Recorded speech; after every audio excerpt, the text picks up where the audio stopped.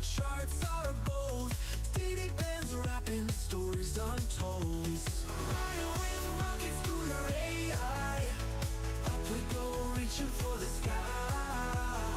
Every trade hold never dies, on the edge as the numbers fly. Checking the charts, midnight glory, heartbeat thumping, another story. Green and red flashing voices loud, future kings standing on their cloud. Flying with rocket scooter AI, up we go reaching for the sky. Every trade home never dies, on the edge as the numbers fly. The pulse ascending, mind on fire, never ending. Trees of gold, endless fight, push on through the endless night.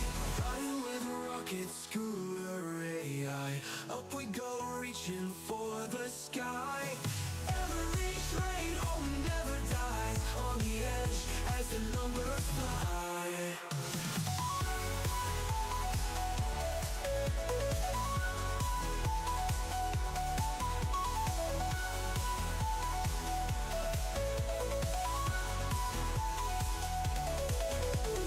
Checking the charts, midnight glory, heartbeat thumping, another story. Green and red flashing voices loud, future kings standing on their cloud. Checking the charts with AI, up we go reaching for the sky. Every train home never dies, on the edge as the numbers fly. Checking the charts, midnight glory. Sanctuary in awe, it's blending. Mind on fire, never ending. Dreams of gold, endless fight. Push on through the endless night. Push on through the endless night. Push on through the endless night.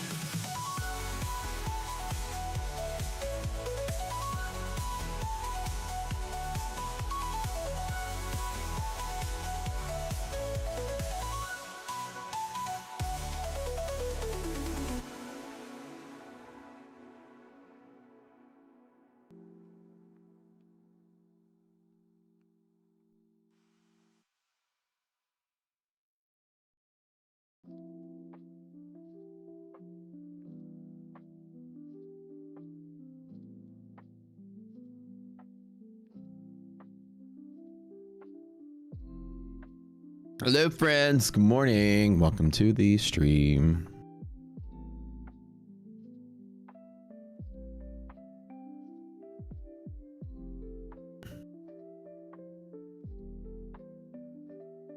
Good morning, Simon Dean Julian, Trading Day, Simon Fraser, and Wall Street, Oscar, Marina Ballerina, Unified. Thank you guys for all sending me your emails yesterday. We'll probably reach out sometime in the coming weeks once everything's more solidified.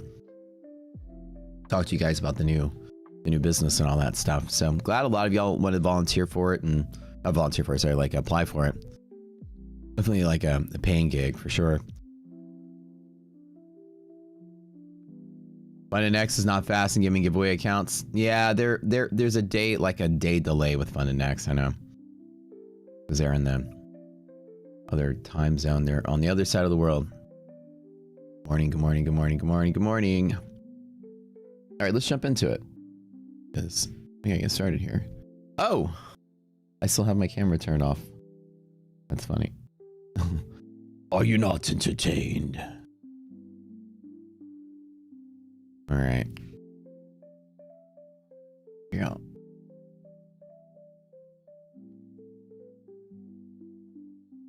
Bum, bum, bum.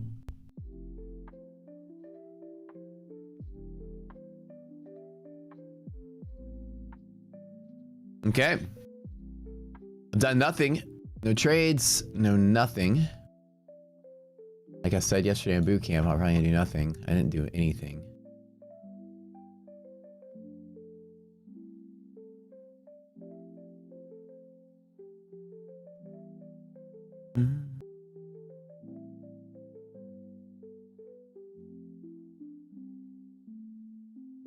Right, and the market has done nothing. Good to see that. All right. Well, I'm starting to get a little more skeptical about this market. I think it's just waiting for the next news event to go to bump. Like, it's going to be something. I don't know what it's going to be. PMIs, PPIs, just something. Oh, 454? That's the same. Wait a minute. Was that? I didn't draw that there. Oh, it's in the same place. That's why. 916. Where do my drawings go? What the heck?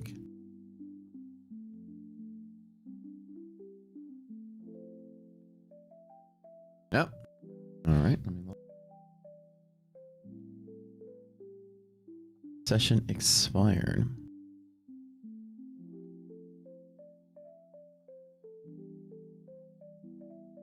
Try this again. All right. Dun, dun, dun, dun, dun. All right.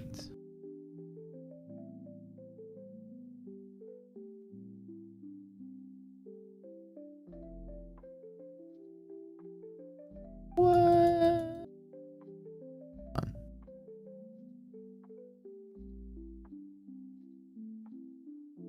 Where's all my drawings?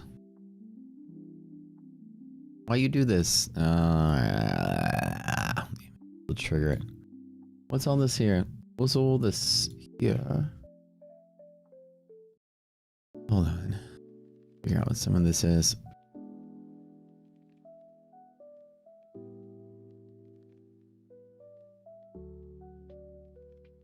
Is this a gap fill here? No. What do I have a line here drawn in that? Oh.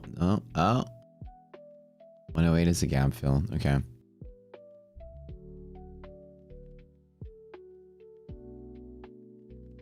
Okay.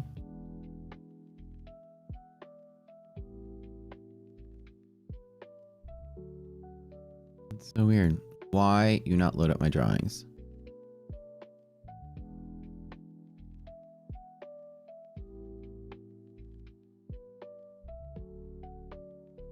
There we are. Okay. But it deleted everything. That's so weird. Okay, whatever. I'll just redraw it. 69, 16. The platform had a little bit of a fart there. Okay. We're good. We're good. We have yellow. We're good. We're good. We're good. We're good. Okay. Now let me draw. I'm prepped here.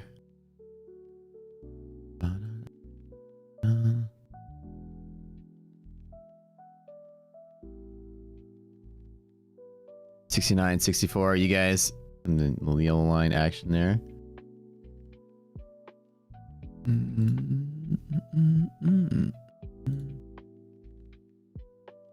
What else we got going on here?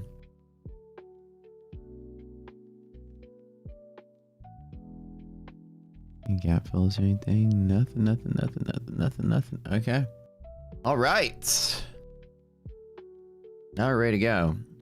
Good morning, friends. Welcome to the stream. TOS daily levels. Somebody in our community takes the levels and converts them to Thinkorswim for. There's a lot of people that that do this stuff in the community. It's so awesome. They convert it to Thinkorswim so people that don't use Thinkorswim can actually grab those levels real quick. All right, we've got some data coming out today. Tuesday. Already feels like it's Friday. Okay, Tuesday. S&P Global Services PMI. Yeah, not a big mover. It's gonna be good. It's gonna be about 50, which is good. Decent data. I don't think the market's gonna move until we start getting closer to the non-farms and stuff. We gotta start guessing what the Fed is gonna do, unless we get some more concrete direction. Why are we typing my fund to futures? What happened? What happened? Oh, because y'all saw that? Y'all are a bunch of freaking like parrots, I feel like. You see it on the screen, you type it. All right, let's do the pre-market giveaway. I didn't even say anything yet. All right. ETF. That's how we start off. ETF first, and we'll do that one. But y'all get smash like button. Get to 200. Everybody, thumbs up button real quick. Do it, do it, do it. Thumbs up button. I'm not gonna do the not spin the wheel. It's with thumbs up.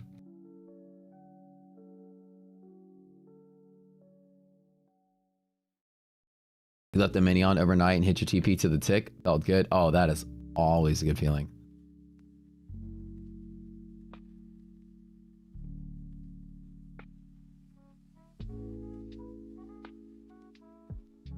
$160. Got thumbs up. Thumbs up higher. More thumbs up.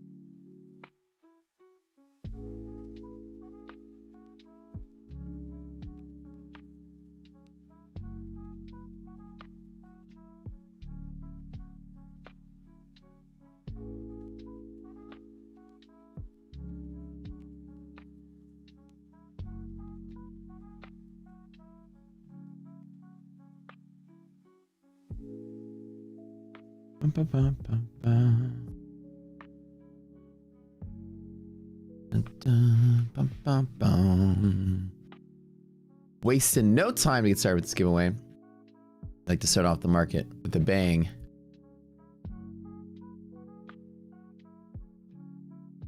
Oh.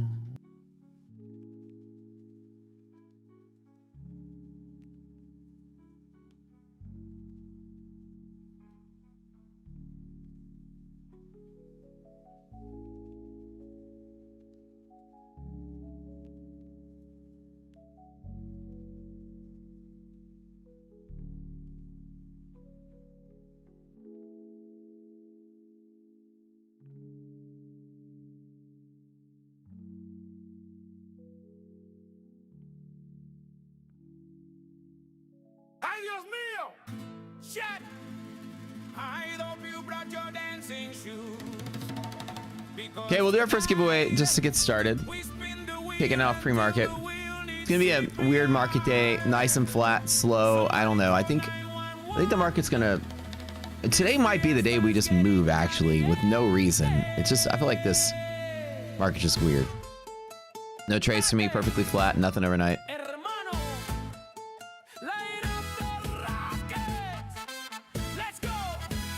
Begin with giveaways, end with giveaways. Good luck.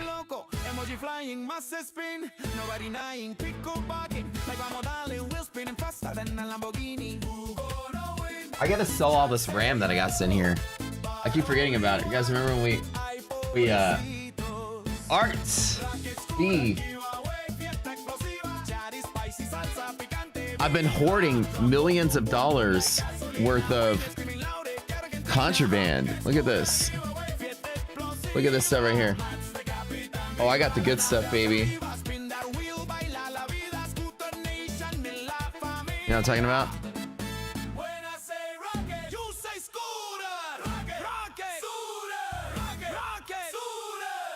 I got the Colombian Pure right here. This stuff ain't even legal in the States. All right, I got the Vengeance, the Dominator Pro Titaniums. Tons of Vengeance Pro Platinum. Oh my God. Look at that. I gotta get this stuff. I gotta contact my channels and get this stuff moved out on the streets.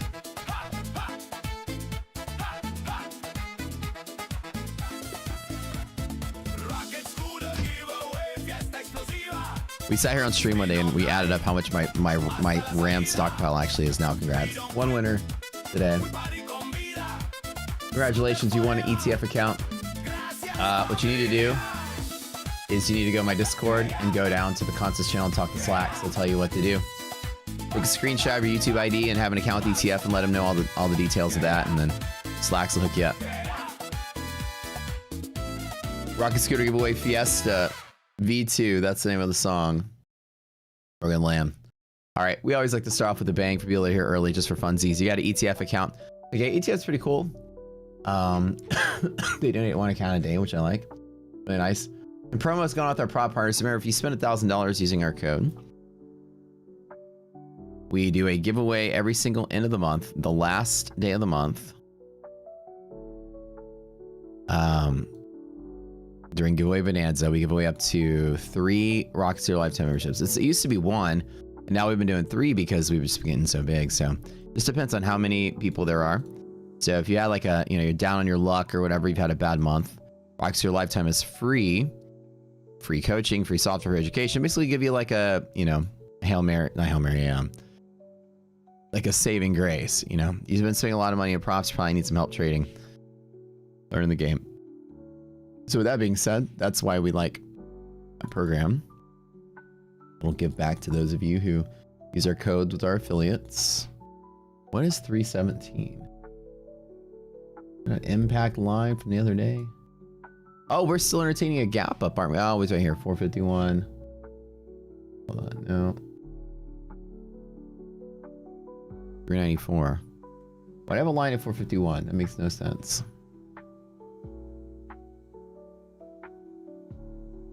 $394.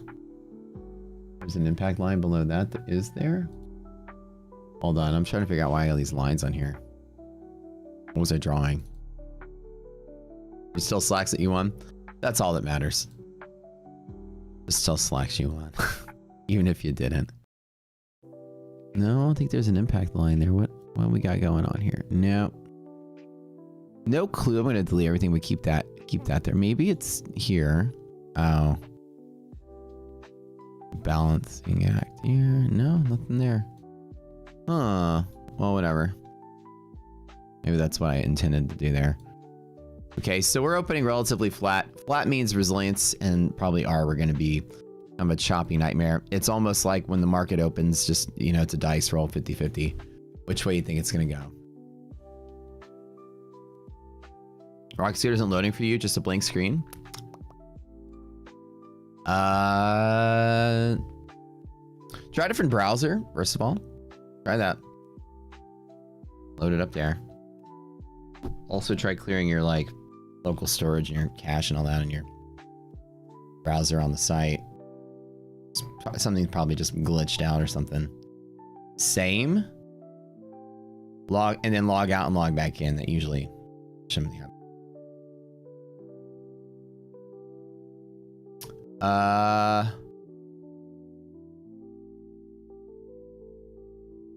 Logging out, logging back in. Yeah, go to the website, log out, log in.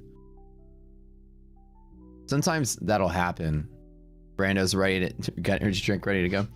Sometimes it happens whenever we push a release to live.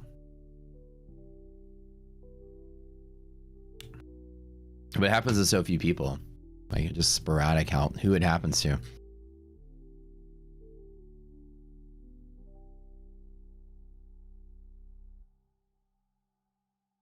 Yeah, clear out all your browser cache and stuff. You probably something's going on there. If that helps.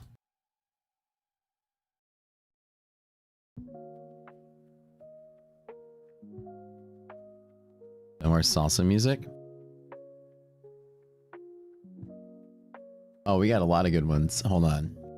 I need to go through and find where they all are. The song finalists. There were some of them last time around. At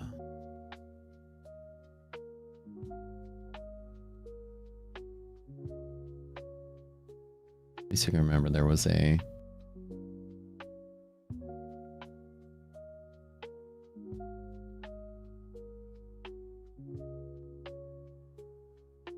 Was here.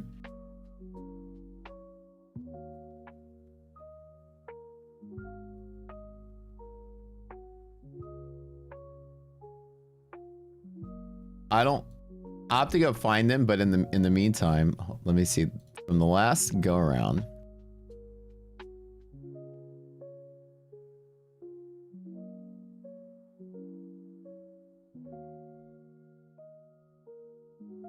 Where are are they? I don't know, but I kind of want to hear this song because it's been a while. It's not salsa, but it's an old fan favorite. Half Gap Boy.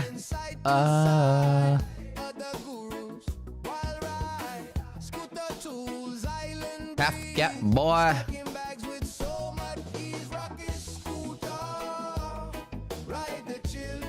Ride the chill flow.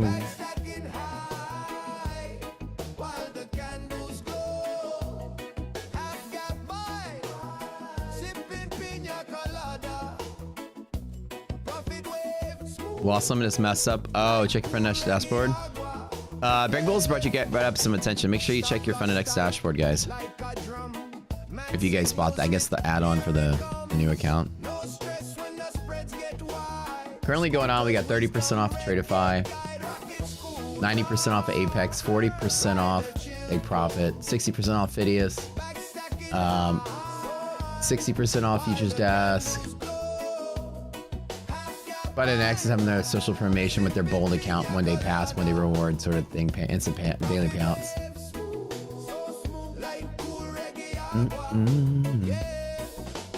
Rapid accounts going on with my abundant features. No announce into that 20% off there.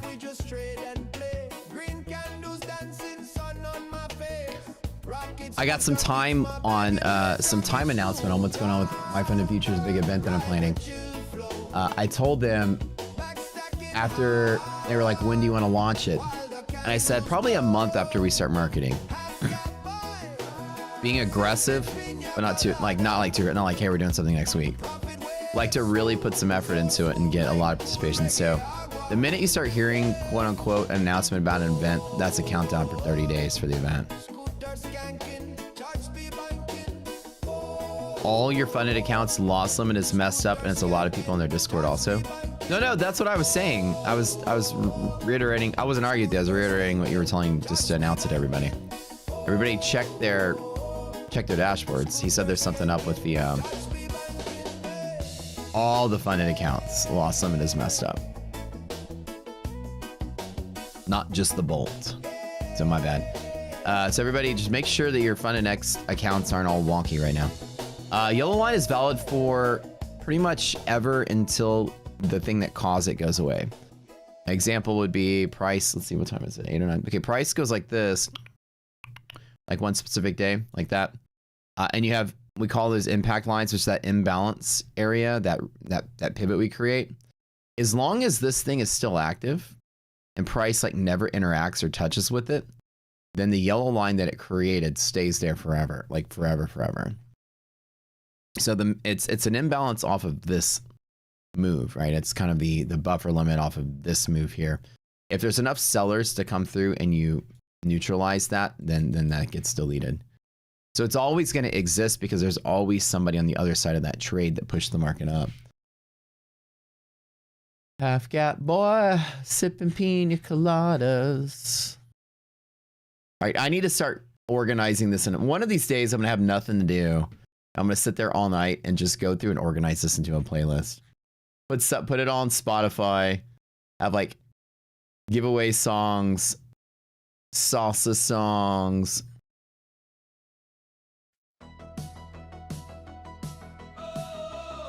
$30 days, you heard me. Not 30 days from now, but 30 days from when they start marketing.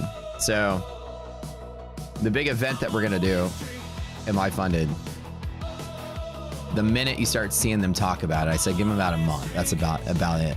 Because are asking when's it going to be. So I thought maybe like a quarter out, but we pushed it faster. So maybe about a month out.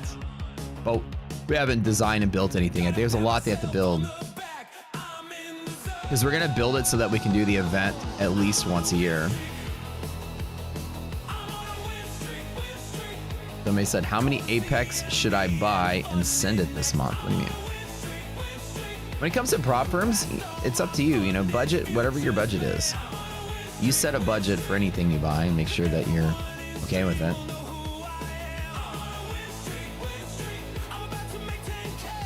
I can't tell you how much you can buy. Anybody here know Apex payout rules? Everybody.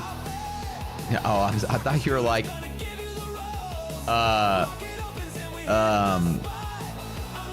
Anybody here recently trade Apex? I haven't traded with them in a while, so I don't know what the rules are anymore.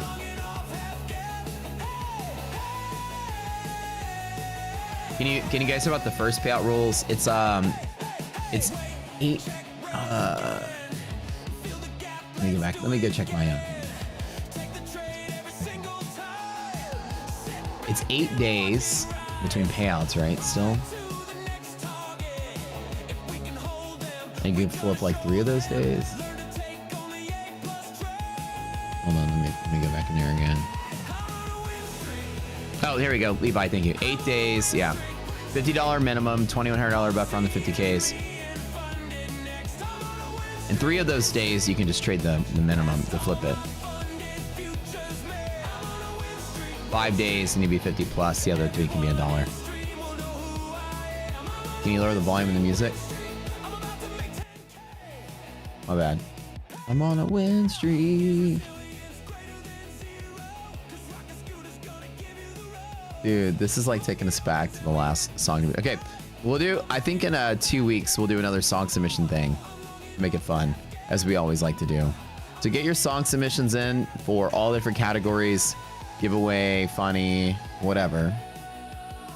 We'll do our twice annual songwriting contest. It's, can't believe that the last one was in August already. It's already been 5 months. Feels like it was just yesterday. Where's MHP today? We don't know. The overnights are here, but the daily's not sure. Okay, guys, we're opening flat. We've got some data coming out today, but it's small data compared to what we got coming out this week. Non-farms, ADP numbers Wednesday, the government numbers Friday, along with the Michigan numbers. Wednesday and Friday are gonna be pretty big news days. Thursday being moderate. Wednesday also has the JOLTS too. So that's going to be huge because this is all leaning into what the Fed is doing. If we show any signs of unemployment, you know, going up, we bet the Fed might turn on the aggressiveness of rate cuts because they're trying to keep the employment situation stable. And, you know, by their definition, cutting rates puts hope in the market and stimulates things. And inflation's not really being a problem, so they can afford to cut rates. And people don't get laid off, right, in that environment. So bad news will probably be good news. And the market's probably waiting for that particular thing. I'm worried that today is going to be a boring day. Maybe we could take half the day off if it's not doing anything. That today we might get like one move in whatever direction, and then it gets back to here and just goofs off for like the next 8 hours. Who freaking knows? But we could get lucky and this market can just take off from here. I don't really know how the play day is going to play out. Usually in flat days, you know, obviously resilience is not to be super trusted as a big leading indicator. We'll see if ARB actually works. It's supposed to be a little more useful in this environment. Flat day doesn't really necessarily mean as much, but it still will have that sensitivity, like as it has that resilience weighing, you know, that weighing algorithm that looks at where you are in the box. Box is really small. We're talking 3 points of gap, the S&P, and roughly 20 points in gap, 30 points in gap in NASDAQ. This is too tight for it to be a strong move in either direction. So we're going to see resilience flip-flop a lot. And so in days like this, normally what I like to do is opportunistically inside of this range, take a play and just flip a coin and then react. Take a play with a small contract size and then react to what happens. Like if everything just kind of just dives the other way, I dive into it as support. If it pops up, then I can take profit. I can win on both sides. Usually flat days are going to be flat without any reason to move. If I err to any particular side, I kind of would like to err to the bull side. However, everything else has been sort of blah. And the NASDAQ and the S&P has been fine. So we go back to looking at some stocks like NVIDIA and everything. They've just been sort of like not picking up a lot of steam during our session. They've had like pre-market ups and, you know, people acquiring them in like the Asia session and stuff. Europe session as well. And then our market just slams down. The question is, you know, what are we going to do today? That's really the big question. Until we get some movement here, you know, the NASDAQ is going to just kind of sit here in limbo. And really just it's that same sort of vibe. NVIDIA is NASDAQ. So we got to really see what's going to happen. With this kind of environment, I'm a little sort of skeptical that we're not back to something like this again. Actually, something like this again. Maybe like, you know, and obviously we're sitting in sort of like a recovery spot and then oscillating at the top. It could be like a day of just chopping before it falls back down. Same thing, like recovery spot, just chilling in the middle. So today really could be just like another day like this, and then tomorrow could be down or up. I kind of don't want to do an opening long today. So in this environment, I think I'm just going to wait it out. We've got a yellow line, 69.64 S&P can create some kind of resistance there. Remember some of these songs you guys made? I know that's not the one I want to listen to. But which one did I like? The customer is always wrong. That was something I said on stream. I was like, I know I'm such a strange businessman. I operate my businesses different than everyone else. I operate my business on a customer is always wrong philosophy. I'm so unafraid of being canceled. Somebody's like, oh, your feelings are hurt. Fuck you, get out of here. Waiter, clean up their table, get them out of here. I'm leaving a bad review. Oh, leave too, bitch. I said something like that. And so somebody wrote a song called The Customer is Always Wrong. Because I was actually talking one day on how, you know, customers on e-businesses are always getting scammed by the customer. E-businesses are always getting scammed by the customers. Some conversation we had, and I was like, yeah, I was like, just leave too, you know. And I was like, I don't care, you know, like. But I told somebody, you know, for the most part, under certain, oh, it was in the context of prop firms. That's what it was. In prop firms, because most of the time you hear online, like somebody's like, this prop firm denied my payout, they scammed me, and the prop firm is like, eh. I would say like about 9 out of 10 of those, it's the customer's fault. I say very rarely is the prop firm just like screwing people over. More often than not, if somebody broke the rules, they know they broke the rules and they're just mad they didn't get their payout. Or they're trying to cheat and the prop firm caught them and they're just salty about it. Most of the time, because I've just been sitting here talking with some of the prop firms about some of the stuff people say online. I usually fight for the trader. And I find out that most of the time, prop firms counter evidence is like, oh yeah, this trader was trying to scam them. Dang. And they're the ones on social media triggering all the tiny influencers out there to be like, this prop firm's a scam, don't use them. You know, all these engagement farmers out there doing that. So I was in the speech, I was like, usually the customer's always wrong. And I was like, I've noticed that in my business too. And then y'all wrote a song about it. So,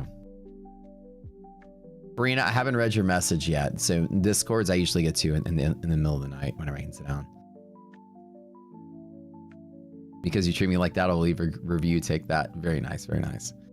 They plan on trading current contracts as opposed to March. What do you mean trading current contracts?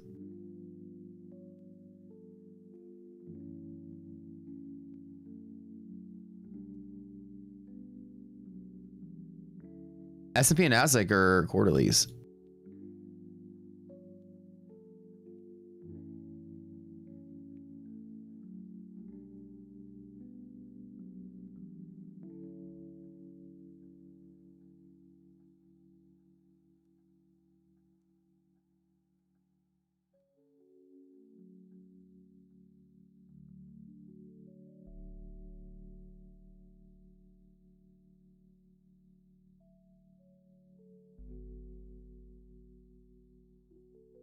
I don't understand your question.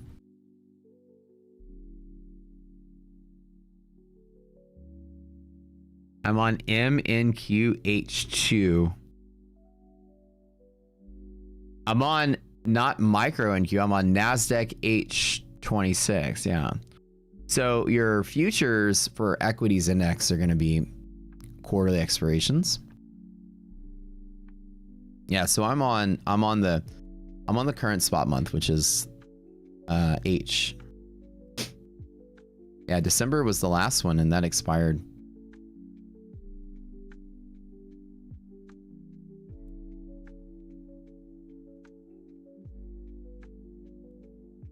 Fabian, my question to you is, what contract are you on? That's my question to you.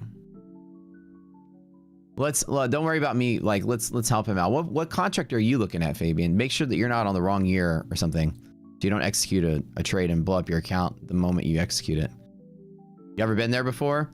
Like you accidentally load up NQZ6 or something and you go to long and it's like order filled and then it's like your account busts like the minute you... Have you done that before? Dude, I've done that so many times. Dude, you buy like a fresh Apex account or something and you blow it up by just pushing the buy button because the bid ask is so big. It's bigger than your MLL. Have y'all done that before? Dude, order liquidated. The minute you push the button, you're like, oh shit, I'm on the wrong contract. Usually say current month. Yeah, so Fabian, you're on MNQH2. So we're on the same contract, buddy. So we're in the same spot. You're good. Our designation is just differently drawn. This is ENQH26. So we're in the same place, bud. I was just making sure you're on the right contract because you're scaring me there for a little bit.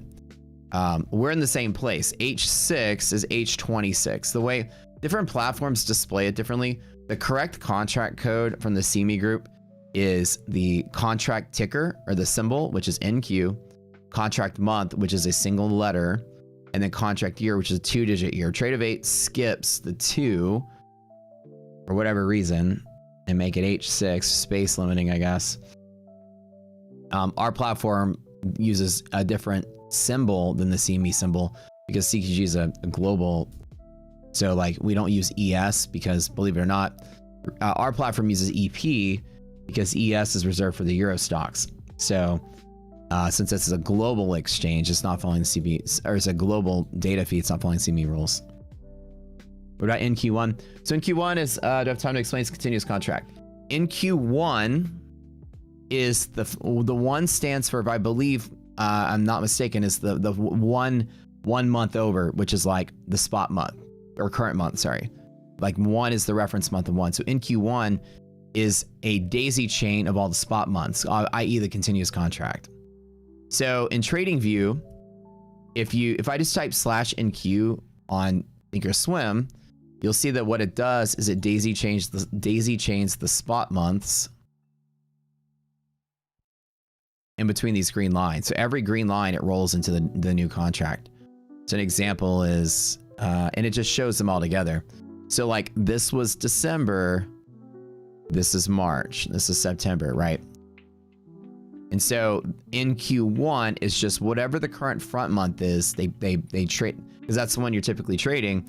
They just chain them together and then they make one giant chart out of all the front months while they're the front month. And that's usually your NQ1 or VX1 or whatever it is that you're doing.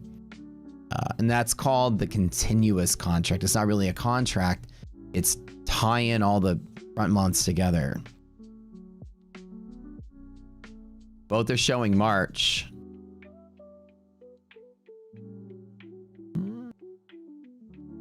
Is there a difference between H2 and H6? Okay, so I'm not on H2. It's just here, it's smaller, so you can't like, look, if I were to make this bigger, you'll be able to see the rest of the text. It's in there, it's just somehow it's crushed. This is H26 too. I'm looking at H26 on my chart. This is, look, March 26, March 26. See what that says? Yeah, we're all in the same place. Montower says M and Q front month for mini. What about micros? Usually M is for micros.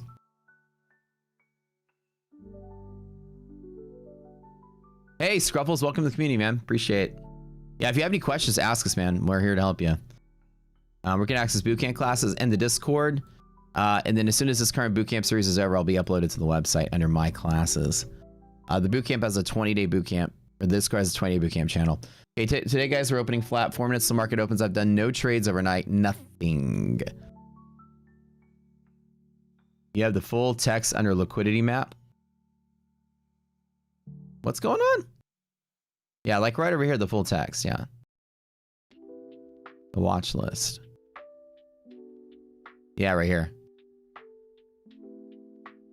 Oh, yeah, thank you. Here they are. Here they are. Yeah, so these are the ones I'm looking at, right? Fabian, we're both, yeah, you're trading H. H is March. We're in the same place, buddy. Just making sure we're all clear here. You're looking at the same contract I am. You can't see this though? Oh, my bad, my bad, my bad. My bad. Oh, normally I have my screenshot there. I haven't made any trades yet though. I got you, bud. Okay. A perfectly flat open S&P.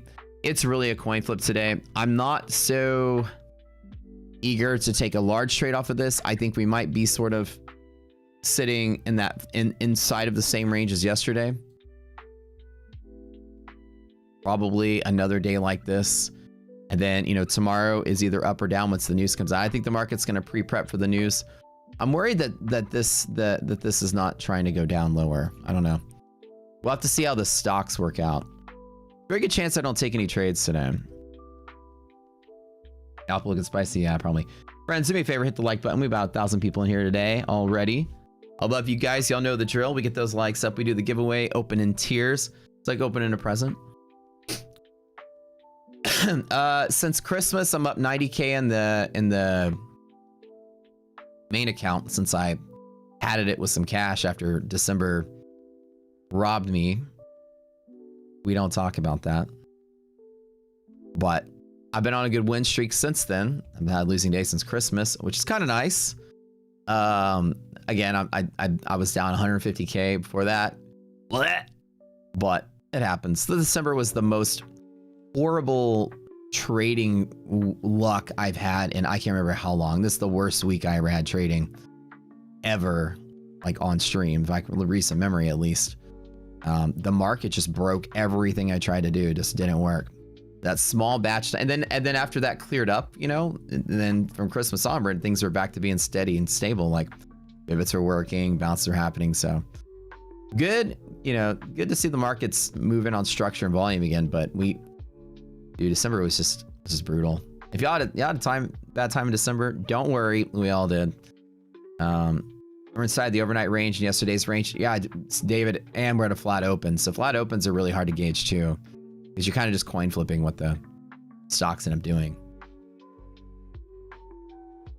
Good morning, wonderful people. What's up, Dom?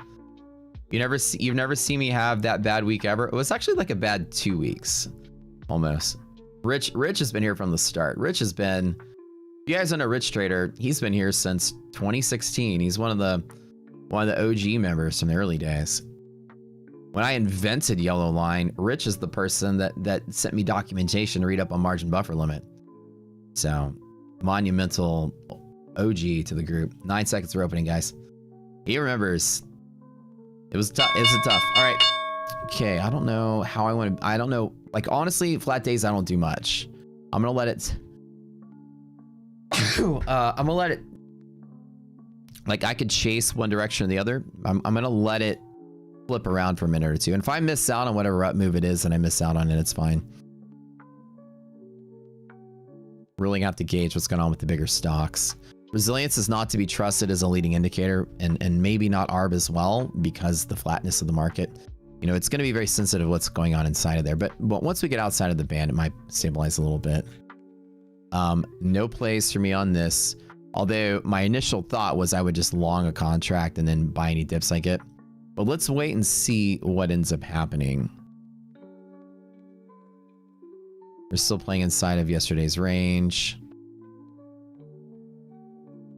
Why does it say NQ resilience over to the right? Oh, SPY over there. And it's totally okay to identify, like if today's a day you're like, I just don't even want to play the market. There's nothing wrong with just choosing to not do anything as well. So this is good. Nice bull, clean setup. But there's nothing but the half gap and basically gambling off the middle here. Got a yellow line in the vicinity. Off of this bump, I can take a long, maybe just to play on it. Right at the open again.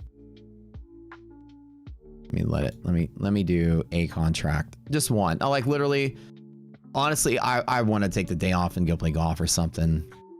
It's kind of like, you know, weird shit market. I'll put enough to where my loss is $1,000 if I'm wrong. $1,000 if I'm right. Just let it ride. If it breaks out in a direction, the upside would be fine. PD ratio is good. That's why I pumped along on this. Resiliences, all that, everything's pretty solid and good. At least the support at the open. You know, big money winner here, $100. Let's go. I don't know if today's a big breakout day. We do have news coming out, but it's not really big news today. We got the bigger news coming out Wednesday, which is going to be JOLTS and the ADP numbers. Today is going to be very, very, very mild. It's the S&P Global Services and PMI and Composite PMI together. Probably not going to do much. This is a flat day. Let's double check. And NASDAQ monthly maps are also kind of like really weird. Like I said, I just put one contract on here, literally just to keep you guys entertained. I honestly, flat days like this, I just give two shits about. I can call it and do nothing. Okay. Nice and bullish there, at least on NASDAQ. Looks good. Let's look at S&P. So this is the long-term outlook. There's one monthly map. There it is. Okay. Yeah, S&P nice and clean too. So nothing looks really bad on the longer haul here. I think that everything's just sort of waiting for some kind of news to happen. All right, let's bump it to 2. Let's be some big dogs here. Worst case scenario, I lose on gap fill, and then I just add here. The only place I have to play here, to be really honest, are like inside of here. Positive res, positive ARB, everything's looking solid here. Not necessarily super leading indicator when you're at flat markets, but something just in case we break out.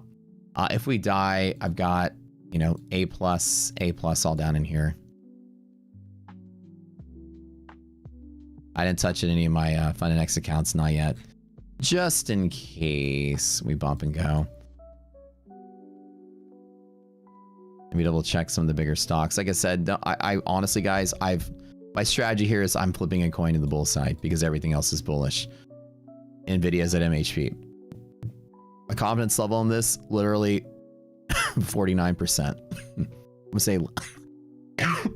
I'm gonna say less than 50%. This is a glorified coin flip with 2 contracts. Literally no strategy to this other than everything is bullish around it. Why? Might as well.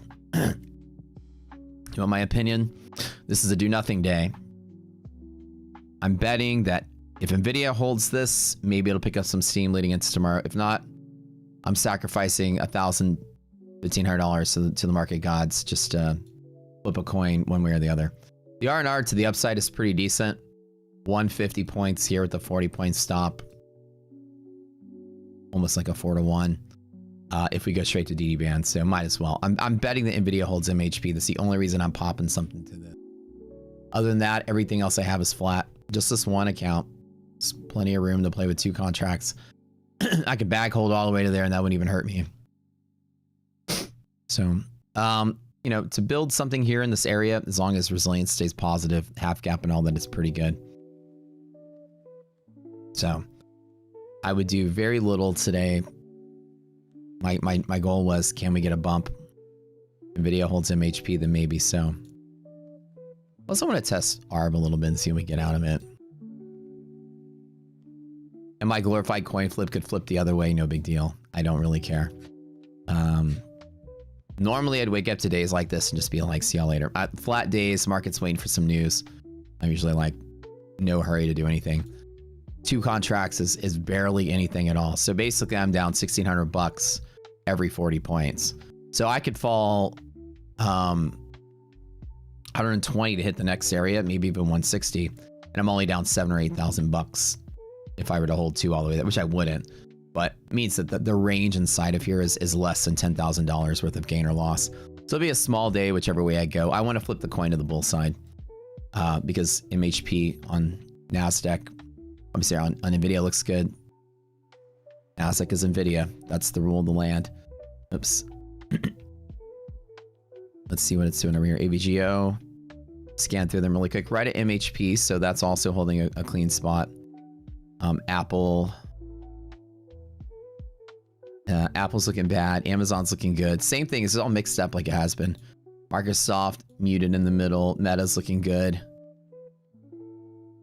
Tesla's at MHP. So we have a lot of stocks sitting at their bounce points, which is good. Now why the hell not? Ready? Bing! Let's go long. All right, whatever. That's it. That's the strategy today, baby. We're flipping coin. We're gonna pick the long side, and that's it. no comp. Like I said, 49% positive. How certain are you? 49%, slightly less than 50%. The house has an edge right here. So no argument or choosing anything other than maybe the stocks will be bullish. Where's my liquidity map in S&P? What the hell? Where it disappeared here? How do you calculate half gap? It's the halfway point between yesterday's close and today's open in equities. What the heck, S&P? A little delayed response from the server there. Let's put SPY on here for now. What on earth is going on with the half gap and SPY? It's like all over the all over the place. On why is half gap? Okay, this is weird. Is this like a something? Is my platform like sort of having a bad day or something? Those half gaps are in the wrong spot. Like, what's up with this? Is this just me or is this you guys? Why is S&P on the left? Man, dude, I'm having a brain fart right now. I don't know. I don't even know. It's the international sign for just take the morning off, man. Do nothing. All right. So those of you just tuning in, I have zero confluence for this. I've got markets choppy. I mean, everything's slightly bullish. I'm only taking the coin flip to the bull side that we gap and go. It's probably a guaranteed loss. I think the market's probably going to be flat, maybe flat to down, with equal likelihood leading into tomorrow's ADP news and jolts. We don't have any news coming today. My only desire to do anything was betting that Nvidia held MHP and Nasdaq is still pulling back. So I'm risking a very, very, very tiny amount, 2 contracts, just to take the trade off of inside of here that we push up higher. And it's probably not going to be. So my answer to what I think is going on is the right thing to do is just to sit out today. The market may not move. Now I do have some A+ setups in case this market decides to die out. It's very possible. If I pull the plug on this, I've got some A+ down in here. I can play off of the MHPs and the gap fills. And Nasdaq has a gap to be filled down here at this area. I think it's that 394 area. Yeah, so this is not a good day with good structure or anything. Yeah, so Nasdaq has its gap right there. It might be, today might just be like another day that sort of plays in this range. Doesn't feel like there's a lot of oomph behind this. But this is a good sign. That's what I was betting on. We'll see. Keeping it so small that I don't care what the loss is. I can think and drop like a rock and I'll be fine. No 20 contracts today, just 2. On a flat day when you're really not convinced it's gonna do something, just keep it light. Is it just me? Okay, yeah. Look at my platform just like hiccuped for a minute there.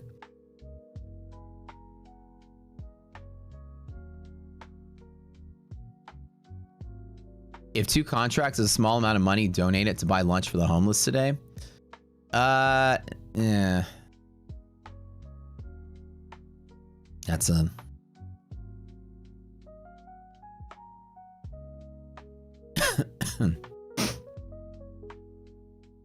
I have a heart for people in need, but I don't have a heart for all people in need. I have a heart for people in need that can help them, that can't help themselves. That's for sure. I don't just hand out money to people that can help themselves and just don't.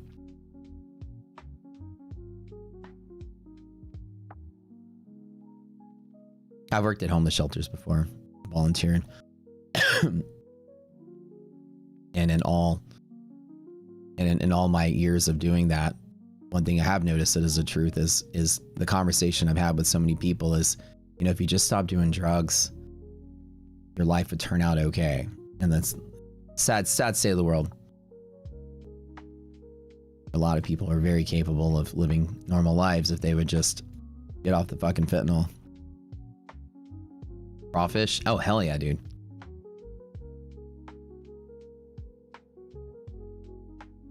Nah, I'm not shorting. Yeah, ARB just flipping around all over the place. But it's flat. Like, flat market's not going to have a... It's not going to have, like, a lot of... Your life would be better if you stop clicking the buy and sell button. We have a lot of extra blankets. We're talking about heading out and going out there. There's an area kind of close to where we used to live where there's like an encampment. So we were going to go out and hand out some extra blankets we got. We were talking about that the other day. Boom, boom, boom, boom. How do you know the market is flat? Anytime the S&P anytime the S&P opens within 10 points of yesterday's close and the Nasdaq opens within 10 points of 40 points of yesterday's close, we call it a flat open. Flat open, your indicator is going to be choppy. It's just sort of like, you got to kind of like pick the lower end of the range and just flip a coin instead of stop. So essentially, like Arb is telling me I've got like 20 points of variance inside of here. I just grabbed 2 contracts, holding it. You had King Crab and Scalp Boil. Ooh, baby. King Crab's a favorite. Monday's highs today? I don't know. Like, that's the thing. I would tell you guys, if I was like some kind of stock guru and you were like paying me for trading advice, I would say this is the day you take off. This is not a day you really care too much about. Tomorrow, the big news is happening. Probably overnight, the big moves are going to happen to pre-place the market for its ADP numbers and jolts. Today might just be a flush day, just many moves both ways. I'm just diddling in the middle here with 2 contracts, keep it small. Just to bet that the market's not bearish. TD ratio is 0.7. Resiliences are both positive. ARBs are both positive. So my thought is let's grab to the long side. And either way, the flat market is not going to be such a leading, like these aren't going to be that leading because the stocks are all opening flat too for the most part. And so anything can happen. It's not going to be trending. That's for sure. It's going to just pop one way or the other. If it does anything at all. Yeah, we also have news in 2 minutes. There's no red folder news today. Today's news is going to be like just boring shit. Tomorrow's the good stuff. Friday's the good stuff. Even Thursday's some moderate good stuff. Like Wednesday is ADP non-farms. Thursday is your unemployment report. Friday is going to be your Michigan numbers and your government numbers. See, look, just 2 contracts. I'm just sitting here on it. I'm not trying to, like I said, what was my strategy today? Flipping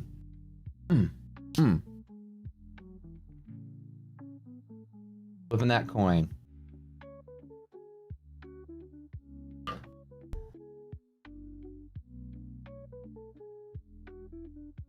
Dirt on my hands from my garden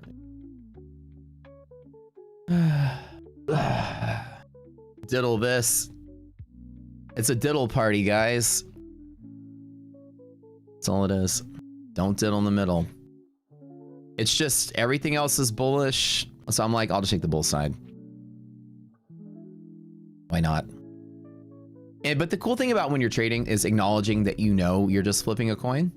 My coin flip is that, well, if NVIDIA holds MHP, then I want to be long. That's literally my strategy because there's no other strong signals nearby to indicate one way or the other. ARB is good. Resilience is good. Everything's looking good, so it might support, but it's a flat market, so it's not really strong enough. We told you guys we want resilience to be at least like 50 to be a strong signal. It's only 7, so it's not strong enough for me to jump in with 10 contracts, but at least it's somewhat decent enough for me to not think that it's fully bearish against me. So my coin flip was, well, if NVIDIA stays bullish, then we're bullish. And as long as NVIDIA stays long up off of 190, then we're probably good for a run to DD band. Like, it's a 4-to-1 trade with 2 contracts. Can make 7-8K if I just hold at the top. NQ seems to lean not even more bearish, but less bullish than the S&P. Yeah, in this environment, it is because it's the tech stocks that are pulling things back. Right? You're 100%. Yeah, but it also means it has more to run than the S&P. If once your tech stocks start taking off, Nvidia and AVGO and stuff, your Nasdaq's the one with all the gain to have. So you wish you can casually talk about $2,000 a day? Hey man, there was a time period in my life when I had $2,000 to my name after bills are paid. You know, I've been there.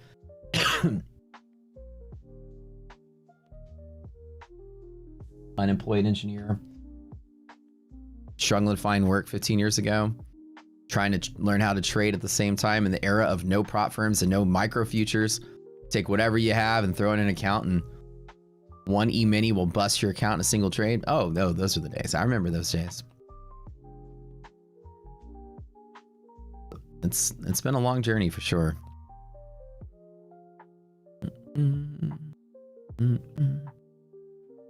After bills are paid, there might have been something left over. Old me living in my 2-bedroom apartment, half a mile away from the plant that I worked at that got laid off in the last financial crisis in 2010. They let me go. And then we had big money there. Are we getting close to highs? I can hold all the way to the top, I feel, but you know, there's big giant spiky candles like that. Let's lock that in. That was a pretty solid. I can hold the rest of the way. I don't really, that's over 100 something points. I'm okay with that. Actually, no, I think I got less than 100. I think I got maybe 60 out of that. So I'll like I said, we're testing the highs from the kind of previous range there. So I might as well just lock it in. Like I said, that's just a coin flip for something small. 2,000 up, 2,000 down. I don't really care. Better than, you know, just rather sit out. Yeah, and Arb was starting to point down also. Yeah, correct. You nailed it. So that's what got me out. Arb was pulling back. So that's what I do. And Arb pulls back, and that's when I take my profit. Dude, I've been having so much fun trading with the new indicator. Oh my God. Been so much fun. Now remember, it's flat though, so it's not really giving me like directional bias that easily, but it's obviously since we've been spiking up, it's been pulling back, so might as well just take the profit. So another thing when you're trading is to acknowledge that you don't have really good odds. Like I acknowledge it fully. This is a coin flip. I believe to the bull side auxiliary, greater market signals, all three are bullish. Nvidia's on top of MHP with the bull long up liquidity map. So Nvidia's bullish. Let me just put something down to bet bullish. I don't have strong signals on the index itself, but at least Nvidia can give us a bump. I can just trade off of that. And so because I know the odds are like 50-50, I'm not jumping in there with 10 or 20 contracts to keep it small. And there's sometimes you're going to say, you know what, I just feel it and I think it's going to go up. And then I just set up my risk and reward. It was either 2,000 if I'm wrong or 2,000 if I'm right or whatever. And I can hold all the way up to upper DD band, but I don't think today's going to be the day that we go up there. But hey, I could be wrong. Do we trust R more than res? So remember, resilience is only to be used at the box itself. Resilience is a tiebreaker at these levels. ARB is an indicator to be used anywhere else, anywhere, including the box. So it's deconstructed resilience designed to work everywhere. That was my big brainstorm. So an example is we were rallying up, and ARB was pulling back. So it tells me that the index is now neutral with the stocks. It doesn't mean it's going to sell off, but it means the index is not just snapping up because it's delayed behind the stocks it's tracking. So it's just a clue to tell me like where to take profit. Again, I don't know how to use it yet because we've just been using it. This is the third day. But anytime it starts pulling back, I definitely don't short to reverse it. But I kind of like don't have that assistance of that arbitrage to also keep boosting it higher to give me more confidence. So I just took the profit there. We tapped highs and it was pulling back. So I was like, I'll take profit. So the idea is it's also going to be subjected to the flat day mechanic of stocks are flat and choppy. So it itself is going to be flat and choppy and probably not as trustworthy as it is on normal days. Resilience is the same effect, right? When markets are flat, when they open flat, that resilience can flip-flop a lot and give you sort of like lagging signals and like hard to use signals because it's not a strong move. We want resilience to be at least 50, and currently it's like 11 in S&P and 4 in NASDAQ. It's not giving us any strong indicator one way or the other. Well, this is good. You know, at least I'm not coin flipping to the bear side like a numbskull. All the data looks bullish. I just leaned like the blind monkey into the bull side of the market. When in doubt, flipping coins, being a bull works in your favor. What percent of the time, guys? Greater market bullish? 70%, maybe. 70% of days. are green when all three of our bullish signals are bullish. When this number is greater than half, when S&P is above its MHP, we get yellow line at S&P as well. Check. When monthly maps are bullish, you looked at earlier, when all three of those signals are bullish, 70% of days are green. So when in doubt, must flip coin.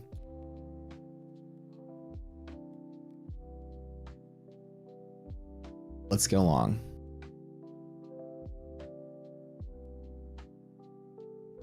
That's it. How to get into the boot camp? Purchase the course in November. Didn't understand it.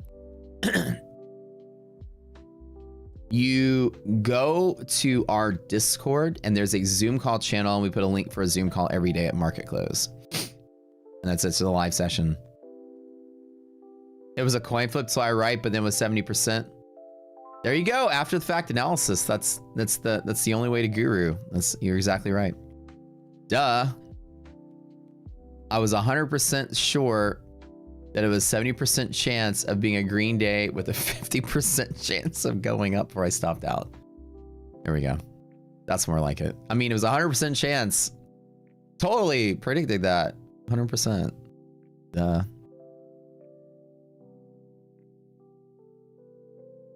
Greater market signal. So in normal, if you go count daily candles in a normal market, you'll notice that more than 50% of the days are green. In a bear market, it's the same thing. In markets that are trending down, half of the candles are also green. So when in doubt, just pick to the long side. In most markets. And stronger bull markets will have 7 out of 10 daily candles are green when our signals are all bullish. So the polarity is like, let me lean to the long side for sure. And then we call it the blind monkey philosophy. It's all apart from the boot camp. The lower indicator is called Darb. It's a deconstructed resilience designed to work everywhere. There you go, slip note. It works 100% of the time. The 70% chance to work out on a flat day. That 50% chance of going down. The math adds up. It's in there somewhere. That's true. The only proper way to guru is to be certain after the fact that you nailed it. You know what I mean?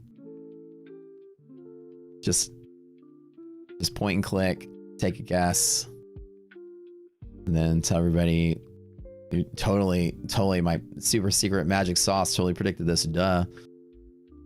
But acknowledging that you really aren't certain and that it can go either way without a strong signal, the strategy is to keep it small. Whether, like, the idea is, the way that I do in these flat markets, when I say coin flip, I'm kind of downplaying it for comedy. But in reality, what I do is I have 2 contracts here, and I have some strong A+ setups here and here, which I would love to be long on. Had the market just tanked down to here, you'd see me, 15 to 20 contracts off of those strong signals. So 2 is like, in case it goes up, I make something. In case it goes down, I draw down a little bit, and I hit it really hard. And even on this liquidity pocket, I can make, if I make, 40 points on 20 contracts, is it $16,000 for 40 points? 8,000 every 10. So the idea is I scrape together 2, hold 2, draw down, hit it hard, make a fortune there. So the idea is playing in the middle. The trick is not to play one direction, it's to play all of it at once. If you're in the middle, the market can go up and you win. It can go down and you lose, or it can go down and then go up as well, right? So the idea is you have that possibility. So there's trade number 1, 1 plus 2, and then you have your stop out here on all of it. So the idea is I've got more of a probability of winning overall by trading. This is actually a 2/3 chance of winning. If the market's just flat and choppy, I might as well play small in the middle for something, hit it hard on the dip because I can survive the drawdown, and then just barely make that at all, and then make a fortune off of that trade. The only way that I lose is if this falls to here and that breaks and that breaks and that breaks, and then I lose a significant amount, 10K or something. The idea being, in flat market days, you don't have to do 15 or 20, but I would personally here hit this one hard. The idea, you guys understand what I'm saying, right? So if you think about it, again, let me repeat. You can go to your profit target and then you made some money. You got it right. Or it goes to your stop loss and you get it wrong. Or what you can do is cut your position down by like 1/5 of what you normally would trade. And therefore your stop loss can go down 5 times as much because your position is 1/5 of the size. So give yourself a wide swing playing from the middle. And then when your stop loss normally is, ignore it, make it bigger, trade smaller. And then on your next A+ pivot where you have your like bigger percentages of winning, hit this one hard. What that ends up happening is that your stop loss is wider. You're just playing inside of the range. You've got a long and then a second long potential that's really big. Make some if it goes up. Make some if it dips and goes up. Only lose if it goes against all of it and you have your bigger stop loss in your smaller positions. So, and then you have a tighter stop loss on the bigger position. So when you have it like this, you actually got 2 chances to win. One that it goes up, one that it falls to second entry and goes up, and then you have 1 chance to lose if you stop out on all of it. So really, it's like very like probabilistic exploit. Don't just say, well, I'm gonna just trade from the middle, and then if I stop and I'm wrong, I'm just done for the day. My trade from the middle is always a 2-part trade. Where's that second entry gonna be? It's always the same thing. And the first entry is just so tiny that I can suffer the drawdown and be totally fine. And if it just happens to go with you, then it works. Does this make sense to you guys? Does that make sense? I was long already today, so the idea is that I'm allowing myself a greater flexibility to not be greedy on the initial trade, to allow me the capital to be able to dig in at the heavier trade where it makes more sense, right? You pick it up, I put out, you smell when I'm stepping in. Now the idea is that I don't have any clear direction of market. So if I feel like I'm guessing, I can say, well, I'm erring to the long side because all my indicators are bullish. Let me just pick a small spot here, and then if it drops, then I'll hit it with the bigger spot. 75% of the time, it works. 70% of the time, it works 100% of the time, but only if top step is down. There you go. First 5 days of using Rock Scooter, you're 5 out of 5 green days and still waiting on AMP to get you your CKG creds. Things are being really smart, so you don't have to. Hey man, today's strategy was just like, but I guess the odds, the flat day mechanic odds were smarter, I guess. But I'm glad you're enjoying yourself. It's a martingale. Pseudo, like quasi martingale-ish. It's dollar cost averaging, but at a place that matters, right? At this initial spot, we call this like the 60%ers. Like it's like basically slightly stronger than a coin flip, as long as resilience is strong enough. And we need it greater than 50 in a flat market, which it's not. So that's why I'm like, okay, this is like 50%er. It's just a coin flip. We don't have the confluence here. But down here, you got like, under the ideal conditions, these are like 90%ers. It's like a 10% chance you break through some of these lines. The market very rarely, seldomly, will clobber through all of that. So the idea is just like you would any kind of betting game, is the higher the odds, the higher the bet. So I have like a B setup. It's not even B plus. And I've got A plus and A plus, and I might as well hit it small and then hit it like big and then really big, like. So I'm just deciding to play every hand. Like I'm in a blackjack table, I walk up and the dealer's got cards already sitting there. They're like, choose which hands you want to play. That'd be kind of nice, right? If blackjack was really like this. And you look at the table and this one has an 8. This one has an 8. And then these two, you got a king sitting there and a jack sitting there. And you're like, I want to play the king and jack. They're like, you can't play the king and jack until you at least buy the 8 as well. And you're like, oh, okay. Very high probability chance of getting a blackjack. Moderate probability of beating the dealer. Okay. And I'll just play all of them. I'll put 2 chips here. I'll put 10 chips here. And then I'll put, as long as nobody gets a blackjack, I'll put 20 chips here because the probability of getting ace is even higher if I didn't get it there or there. So better the hand, bigger the bet. And then, trading is just like poker. The betting philosophies are the same. So flat market, I always trade the same way. As long as all the signs are bullish, I tend to err to the bull side most of the time. Flat markets, I never bet that the market falls. Because markets don't just fall, they're buoyant rather than heavy. So when left alone, markets just float upwards slowly. So I tend to just err my coin flips to the bull side as long as I've got decent enough evidence, and Nvidia was bouncing on HP. That was kind of the decision maker for me to say it. There's probably some substance here. And that was it. Other than that, you know, sometimes your trading decision making is going to be a little messy like that, and do the best you can. My thought this morning was if I wasn't streaming, I'd probably just sit out and do nothing. There's been like no juicy trades for long. Yeah, there really hasn't, right? I haven't been taking huge bets on stream. AKA get in with a little, so if it goes the way you want, you're already in and can have some. Or if it drops to a pivot, you can load in average down entry price. I am liquidity, 100% nailed it. And I don't martingale like the whole way down. I don't trade like that. I'll pick one entry and a second entry usually. If a bunch of them are clustered, maybe three. Like, I'm really paying attention to where my liquidity pockets are and where hedge pressure and DD bands are. These are like a cluster of strong pivots. So with this being said, I might actually stage it out. Pretend I want a position of 20 and I've got, I can bounce at one of these four places. I put in 2 here. Maybe I do 2 more. 2 more. What's that? 6 more, and then 8 there. Like now I can get my 20 contracts that I want to get all through there. So every, like an example is if you think about something, let's just give you some like probabilistic math. Pretend that I got 3 levels that have a 10% chance of breaking, each one of them individually for their own mechanism. The idea of if you break through this one, there's a 10% chance. If you break through this one and this one, when you do and, you multiply the probabilities together. To break this one and this one equals 1%. 10% of 10%.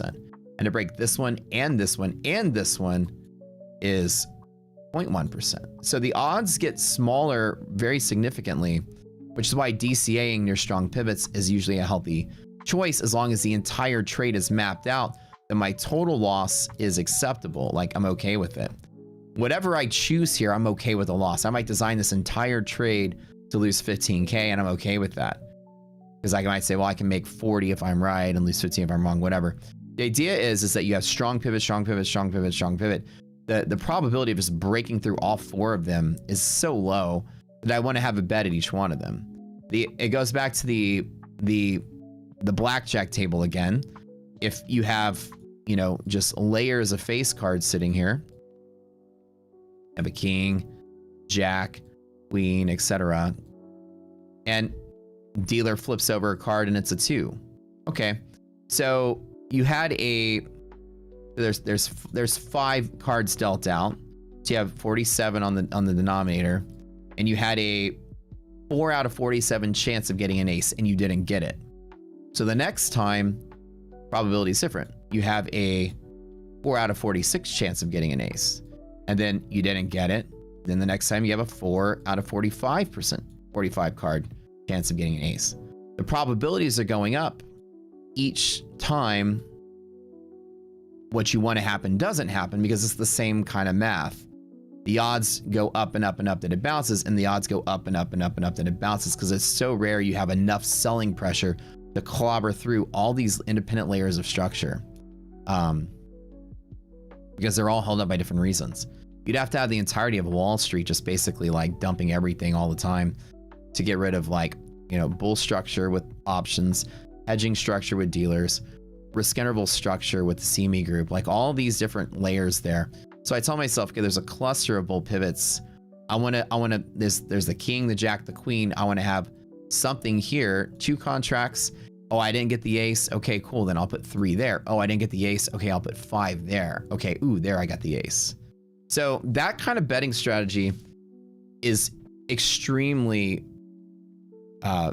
valuable mindset to have, because that's how you play poker and that's how you play any odds-based game, is that the cascading odds, the probability that you don't get an ace and don't get an ace and don't get an ace gets exponentially lower as you get closer to the end of the deck.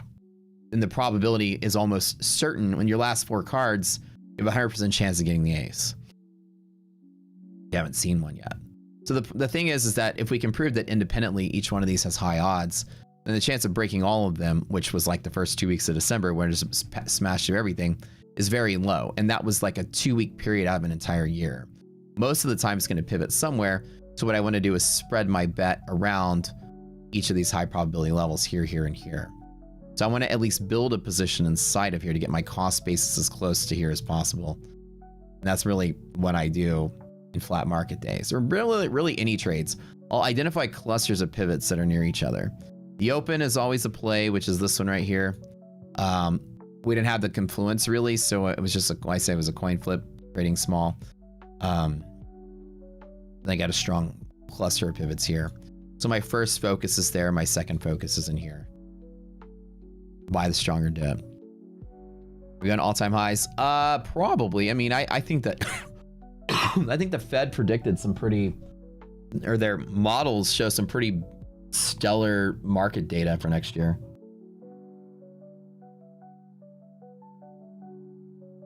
December really fucked your confidence, dude. December was one of those days where all the low probability things just happened.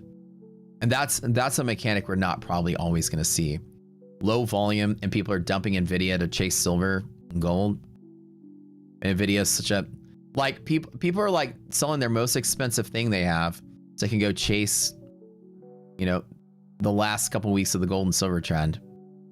And then the Nasdaq just, because no one's buying anything else. Everyone's on vacation. That's a weird mechanic I've never seen in my trading career. And it wouldn't have been that way had gold and silver not been rallying. I guarantee it. Like in hindsight, when I'm studying everything that happened, had we not been in some frenzy for gold and silver, we wouldn't have days where the Nasdaq just had the floor, you know, ripped underneath it and just fell straight down. None of the other stocks were selling except for Nvidia and AVGO, and then silver and gold were rallying. Last minute shuffling so people could window dress their fund and say, oh yeah, we got gold, guys. Look at this.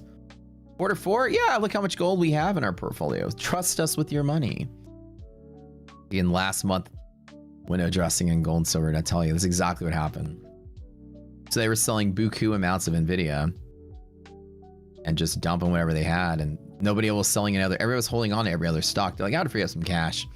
Let me sell some of the tech stock and let's chase gold up. The minute you can put that on a chart and you can see the minute. Watch this. You can easily make this correlation. So I figured this out by studying the chart. Put up a silver chart. It's the last wave, like the dummy wave, like right at the end. This last little wave. Let me go here really quick. Looks like we're still rallying. This is insane. If you go to like the beginning of December, that sort of like consolidating area, right? The last week of November, first week of December. Right? So,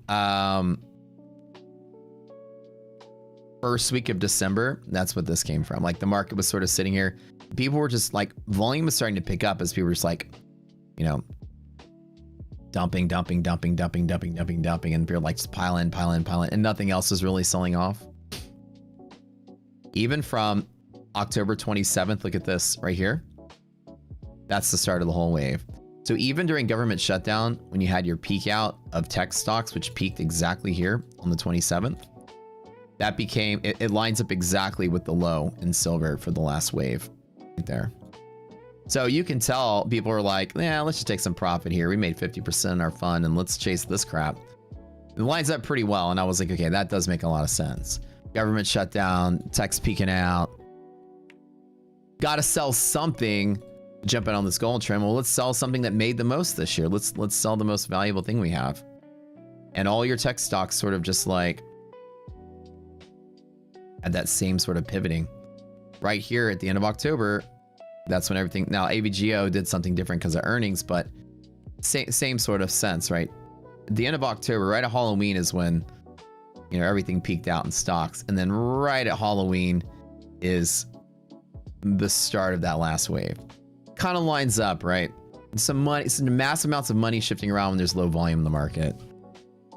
Had we not had that silver gold frenzy, we wouldn't have seen this December week that kicked everyone's ass. where the market was basically going nowhere, but people were dumping large amounts of one or two big stocks so they can chase some trend. And that seems to line up with how I felt the market was moving, because normally when you sell off a market, it sells off in a sense where the market is less liquid and therefore volatile. However, it crashed while liquid. The weirdest thing to ever see. The market, like I say again, you'd have days where the market would just fall and fall and fall and fall, and the VIX was still in a permanent decay that entire month. Like, what the hell, right? It's the weirdest trading month I can ever say I've seen in my career. It's very weird. And it can only be described by that one thing, is that people are doing absolutely nothing but just selling 2 or 3 of the biggest companies in the world to chase some gold trend. Because if people were dumping everything with high volume and creating large waves in the entire index, because they're selling everything, the SPX options would have picked it up and VIX would have rallied up. But in December, we were just trading lower and lower and lower, and VIX was barely moving, and VVIX was low. And VIX just collapsed because not everybody was panic selling everything. So this is just a cool case study into how much market cap weight indexes can be influenced by the 1 or 2 biggest companies in there, and just the floor can fall out of the index because that's how much Nvidia is worth.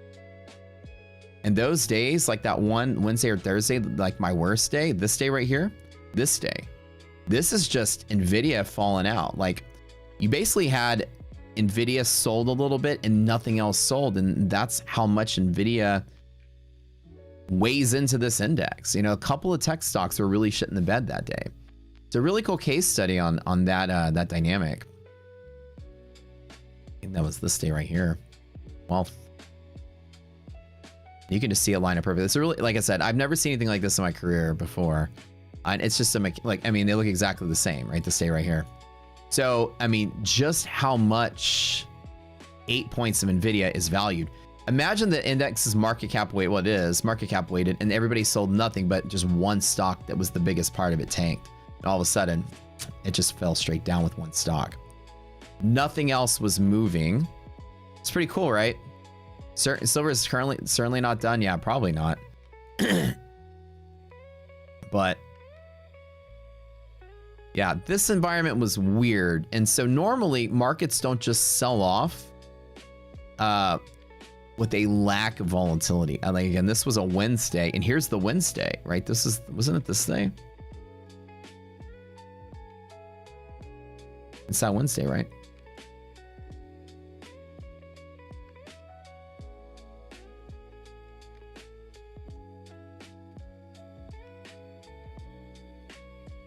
Hold on. Say, was it?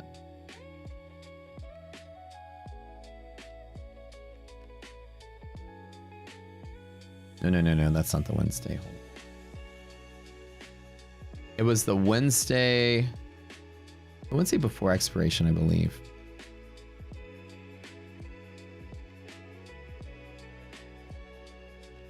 Oh, no, I'm a week ahead. 9, 8, 7. Okay, the 7th. Wednesday before. Let's try to get the dates on here. Oh, this day. Yeah, it was this day right here. This day. That's it. The VIX barely moved. I mean, barely.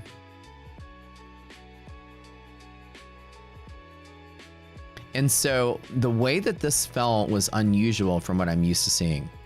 Normally, as volatility picks up, the market moves with bigger sort of V's. That the environment of just Nvidia fell with nothing else moving, the market just, the Nasdaq just fell and fell. This is pure just tracking algorithm, and fell and fell. There was no like reprieve on the downside move. It's just the tracking algorithm doing its thing. There was no deviation, no trading, no volume, no rotation, nothing.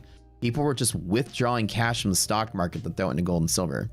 Had you saw rotation, you would see the index sort of like moving around as people are dumping tech stocks to get into oil and gas or getting into energy or something else. But we saw fall, fall, and fall. And that was the worst trading day I had all year. And like I said, I keep studying it because every time I get hit in the face like that, I try to figure out what went wrong. And I look at this and I say, I didn't do anything wrong. other than I didn't understand how thin the market actually was and that people were rotating out of this and into metals. Had they rotated out of this into other stocks, this would have waved down and the volatility would have gone up a little faster. So you're never going to see this again, which makes it a very cool case study. I think I'm going to make a whole video on this. Times when the market is just so sensitive to a bigger part of its weighing, and then that's the one thing that's selling off. The market has no trajectory other than just purely tracking it because the volume's dead. Very cool to think about, like hindsight, right? You're trying to build software for analysis, can help you get an opinion on it. Yeah, what's up, man? What do you got? Trump is talking again. All right, Papa Bear, don't disappoint us. Keep this market bullish. So I took that long trade there, cut out. I'm sitting flat, 2,000 bucks. I feel like a champ. Every bull day having no entry candles, just pure juicing up. Shoot, shocks box, right? So bull day having no entry candles is exactly why I put 2 contracts in as a teaser and allow the majority of my market or my net lick to hit it if it dips. So that's exactly why I have the trading strategy I do, because a lot of times the bull ups at the start of the day don't give you an entry signal. They just take off. So I have something in there just to prep in case that happens. Yeah. Bubble fear in the precious metal rally. Yep, that's it. The flash crash at 1,200 point down. Nasdaq or a different one. Though that was the day where the Nasdaq just, was it 1,200? Yeah, so essentially the Nasdaq is what fell, and it fell without increasing the volatility, and the S&P fell as well without increasing the volatility as much.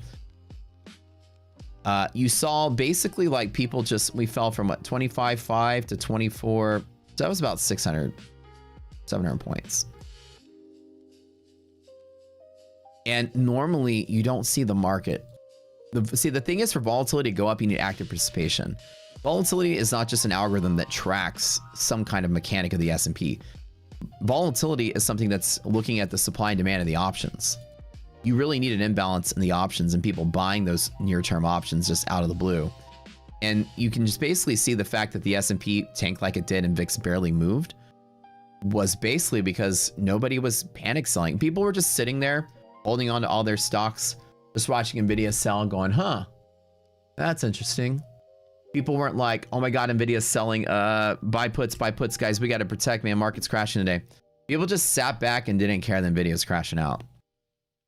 Oh, looks like Nvidia's selling over here and gold is rallying there.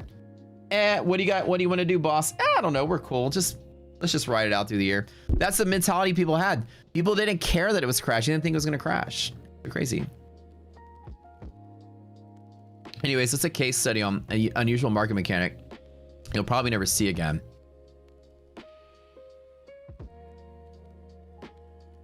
And that's everything to do with well, shit, let's get some gold on our books then, because we're the lazy hedge fund that didn't believe in it. And our customers are like threatening to go take their money out and go invest in Bob's hedge fund down the road because Bob's been in gold all year. Well, boss, let's show our customers that we've got gold on our books. All right. All right, so before we issue our Q4 report, let's buy some gold really quick. That way we can show people that we have 9% of our portfolio invested in gold. Sweet. Let's call it window dressing. And you saw a lot of that. People rushing to get into gold before the end of the year for whatever reasons, or tax reasons, or write-off reasons, or padding their hedge fund reasons. The frenzy at the end of the year was something that I think most people wanted on their books. Yep, look at this, guys. We're in gold. Keep your money here. We got a great strategy for gold for you guys. And they don't know we missed out on most of it, but it looks like we got some now. Trust from our clients ensured. You made money today, but you feel frustration on it holding for longer. You trade half gap QQ to open, but still frustrated in advice. Aaron, how can you feel frustrated when you pushed a button and magically printed some money? That's my real question. How can that make you feel bad at all? You're the easiest job in the world. Think about it like that. Then tell yourself, oh, that doesn't make sense. Then you're all frustrated. That's self-coach on that. You push the button, money landed in your pocket. Most people got to work hard for their money. So just have that same feeling. If you miss out on something, you have to learn how to not feel a certain way about it. I tell myself that's the self-coach I give. I go, shit, man, I missed out on some of this. And I go, no, I pushed a button and in 8 minutes, I made my engineering paycheck on the day that I win. Of course, you can lose the same amount if you're wrong. But the idea is to self-coach out that emotion by saying, man, I got the easiest job in the world. I push a button, money appears. Okay. Well, then I have no reason to be sad that I didn't make a little bit more. And then you go, okay, then that makes sense. It's ridiculous for me to feel that way, so I'm not going to feel that way. And of course, it's not that way when you lose. Obviously, push a button and money erases, and that's a different spectrum of emotions you got to coach out of. But I always tell myself that thing when I miss out on something. You always have that itch of like, man, I'm so mad I didn't get more. But the madness doesn't come from the fact you didn't get more. The madness came from the fact that you lost yesterday and the day before, and what you made today wasn't enough to make up for it. Tell me if I'm right on that, because I know I've been doing this long enough to know the emotions come from. If you were winning every single day and you made 2,000 a day, you wouldn't feel any sort of way about it. It's just extra money. But if you took a big loss yesterday and you cut out of a win today early, then you're going to feel a certain way about it. Somebody said, how'd you know? Okay. I've been through the roller coaster of emotions. I know that feeling. The only reason I'm pissed if I push button and don't make if I push a button and make money and it's not enough to make me happy, it's because I'm still in a deficit from somewhere else. I feel a lack. I feel like I'm missing out because I'm digging out a hole. And that feeling comes from previous losses. It doesn't come from today's lack of gain. I should be a market psychologist, right? I've been through it personally. I know the feeling. So the way that I tell myself is that I pushed a button and made some money, and therefore it's the easiest job in the world. So on the positive spectrum of things, if I make something, I'll tell myself, man, I should have made some more. FOMO, let me jump in here and grab something at the end of this because I feel like I need to make some more.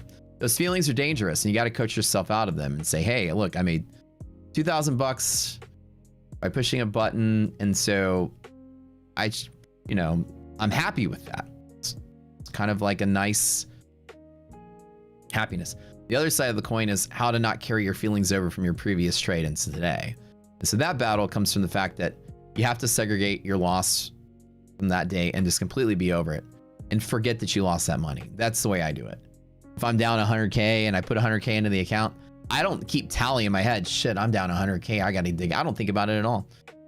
The account is what it is when I start the day, like it's a fresh new account I just started that day. And these are tricks to help you not carry those like emotions into the trades, because it'll make you make extra trades you don't need to make because you still feel like you need to get out of some hole or make up for some loss. I'm not trading every single day like I lost 150K those 2 weeks, which I did. I'm not thinking about it at all. It's not affecting my trade. I could be sitting here saying, shit, I'm still, because I'm only up, what, 90K. I'm still down 60K since December. I'm not sitting here trading like that. Or else that'd make me like, okay, I need to make 60K today. Let me hit this one hard. Finally dig out of the hole. Don't keep tally on your accounting of where your account is or was. Every day, the account should forget about every day before it. And these are ways I help myself with those feelings. Yeah, that's exactly what it was. Oh, there you go. I'm glad I figured it. I'm glad I guessed it. The only reason I guessed it because it's such a common theme that people have that feeling. If you win every day and you push a button and make $2,000, you're gonna be like, I just pushed the button and made money. I just made money. But if you push the button and made money and you still feel a little off, it's because when you zoom out, you're still down and you feel like you're missing out. If you're winning all the time, you never feel like you're missing out. So that spectrum is created by that actual dynamic. Yeah. So the solution is just forget today, forget about everything else. It's a fresh day. Your account doesn't remember anything. You don't remember anything. You're not down. You're not negative. Your goal is not to turn the account to a certain thing. Over time, you hope to make money, but your psychological goal is not to keep tabs of that feeling. The market's going to give you trades. You're going to take them. Whether you made that loss yesterday or not, you would have made the same trade today. Right?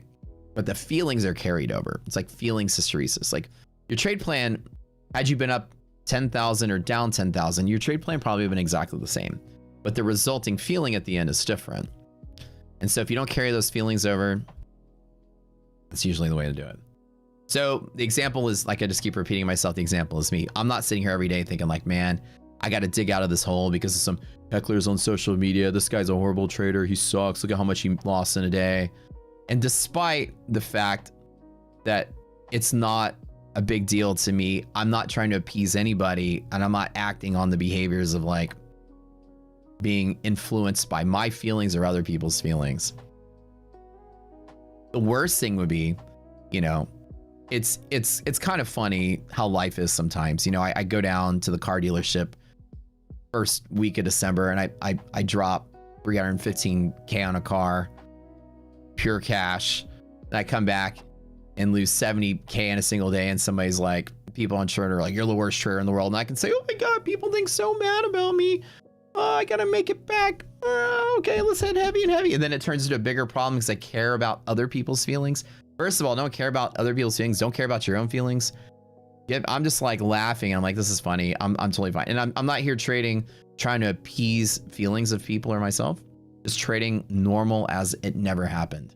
Forget all about it. And that's a trick. Darb is dead. Yeah, it's flat. So this market is pretty flat now. But that's the point, right? So you got to make sure that you're not really letting feelings drive the boat. The way that I see it is that the pressure, even as a streamer, the pressure comes in. Heckling is really funny. That, you know, somebody like made a video or a clip of it, like, look how much Matt lost and he had to put money back in the account. And the first thing I do is laugh and I go, you know, if I made fun of somebody because they lost $20,000, $20,000 was big enough to me to mention. That shows that I would be poor. So people that are making fun of that show that they don't got $75,000 to their name. The other thing is I look at that and I go, man, I'm so happy that I can just push a button and just pull money in from the sidelines. It's a great life I live. And I go, okay, so I don't have to care what other people think. So who gives a fuck? I'll just trade every day like it didn't even happen. And then that mentality allows me to keep my confidence. I'm not frazzled by December. And now I'm on like a 2-week winning streak again. So it's been kind of like, the point is that fuck the world around you, fuck the feelings, fuck other people's feelings, just do your thing. And that's what I kind of tell myself. I'm like, LOL, you know, like, dude, that idiot, the one that challenged me to a trading competition was one that Matt Coors guy's the one that said something about it. Look how much Matt lost. And I'm like, that's a lot of money to you to mention it. I wouldn't, if I was to make fun of something, it's mentionable. It means it's big enough to be newsworthy. That's newsworthy to you if you're broke. That, I mean, I guess that's how it goes. So, so anyways, I coach myself that way by saying it's hilarious. And then I go, oh, the hecklers, they're all broke. That's funny. I bet you any one of them would trade places with me. Let me push a button. I'll push a button tomorrow and this account can say $1 million. I push a button tomorrow and this account can say $10 million. And I go, who cares what other people think? So I could have let those emotions drive the boat and I can continue to trade like, oh my God, I'm in a deficit. I got to appease myself or appease other people. And then I just go like, I coach myself and laugh at the people and I just say, oh, it doesn't even matter. So I'm still 60K in the hole since December. But I'm still, I mean, I made half a million in November. So I'm overall for the year I'm up, right? But I'm not like, oh God, I got to make this back because this and that. I made 2,000, still be in the whole 60 since December. So I'm not letting that drive me to do extra stuff, even though I could have that feeling like, oh man, I should have done more because if I get out of the hole, everyone's going to love me and people are going to be so nice to me online and stop making fun of me. Crying. Yeah, these people are crying tears of poverty. Yeah. So the goal is fuck the feelings, fuck other people's feelings, fuck your own feelings. Just trade every day with the strategy you got. Don't even worry about it. And it's really helpful advice because that's the hardest part, to get rid of that FOMO feeling. Like right now, crap, it's going up. Ah, man, I could have made so much and this could have been the day that I made it all back. Making it all back is famous last words that you should never say. No such thing as making it back. Once it's gone, it's gone. I had that speech in my bootcamp yesterday.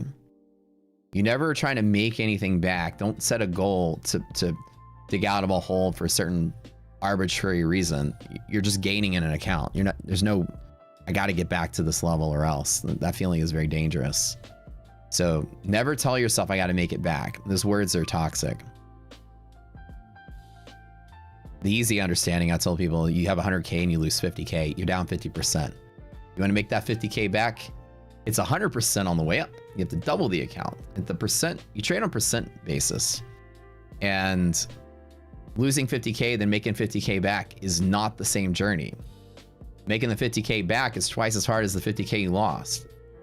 Percent basis. So, you know, you have to leverage twice as hard against the account net lick just to make the same gains back for the same position size. You know, 10 contracts on 100K account is less weighted than 10 contracts on a 50K account. So when you try to tell yourself make it back, it's toxic feelings that lead you down that path of emotions driving the boat. What's up? What? Yo, hey, what's up?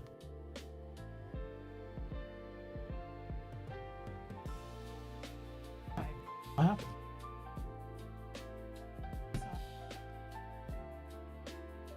Was the butter too hot?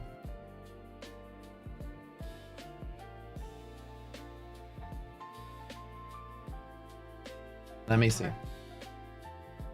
So what happened is, hold on, you put eggs in there? Scrambled your eggs. The butter was too hot. It's hot to the look at this. Oh, poor iDoc, look at this, guys. Eggs Benny. This is Eggception Eggs Benny. The hollandaise sauce also contains scrambled eggs. I know this because I've done this before. Your butter has to be like not that hot or you'll cook your eggs. But it's still, dude, it's still gonna be good though. It's still gonna taste good. I've been there.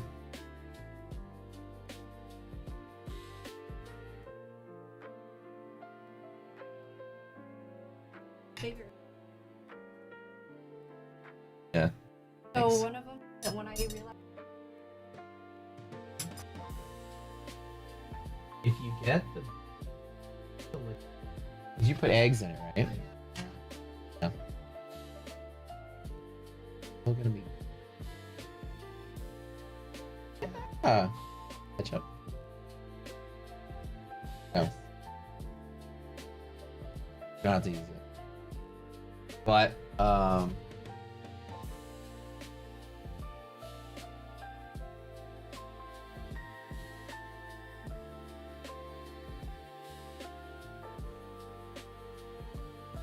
true. Let me tell you a truth. They sell hollandaise sauce packets with emulsifiers in it. It's like a powder packet. You just mix it.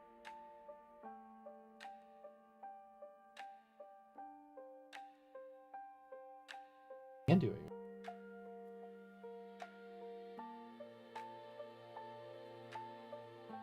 Did yesterday.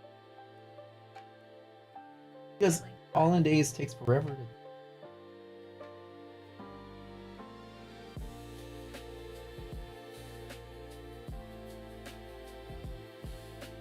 He stirred his lip.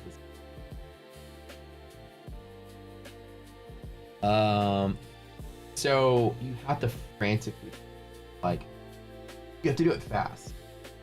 You can't just stir it. Are you like whipping it like? Are you slowly pouring? What order are you pouring? What order are you doing? Yeah.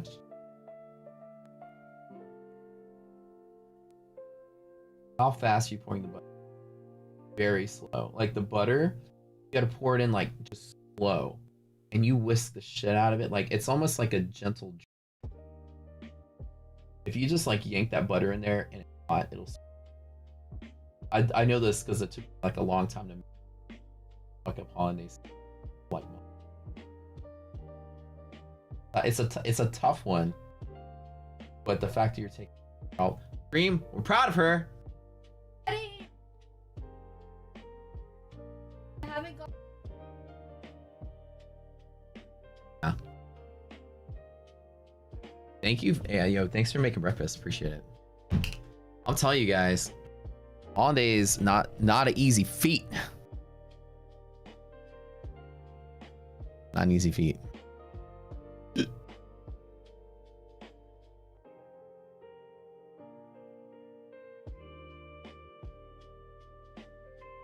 Don't get much better than that. Cylinder having a supportive person make you breakfast in a house that you own. Yeah, it's kind of nice.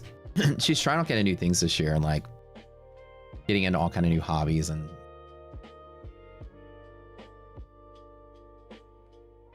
Matt, don't type a lot. Hey, what's up, Bash?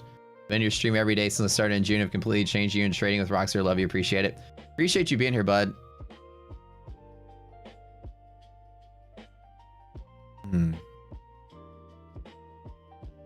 Let's mix some weightlifting in this game.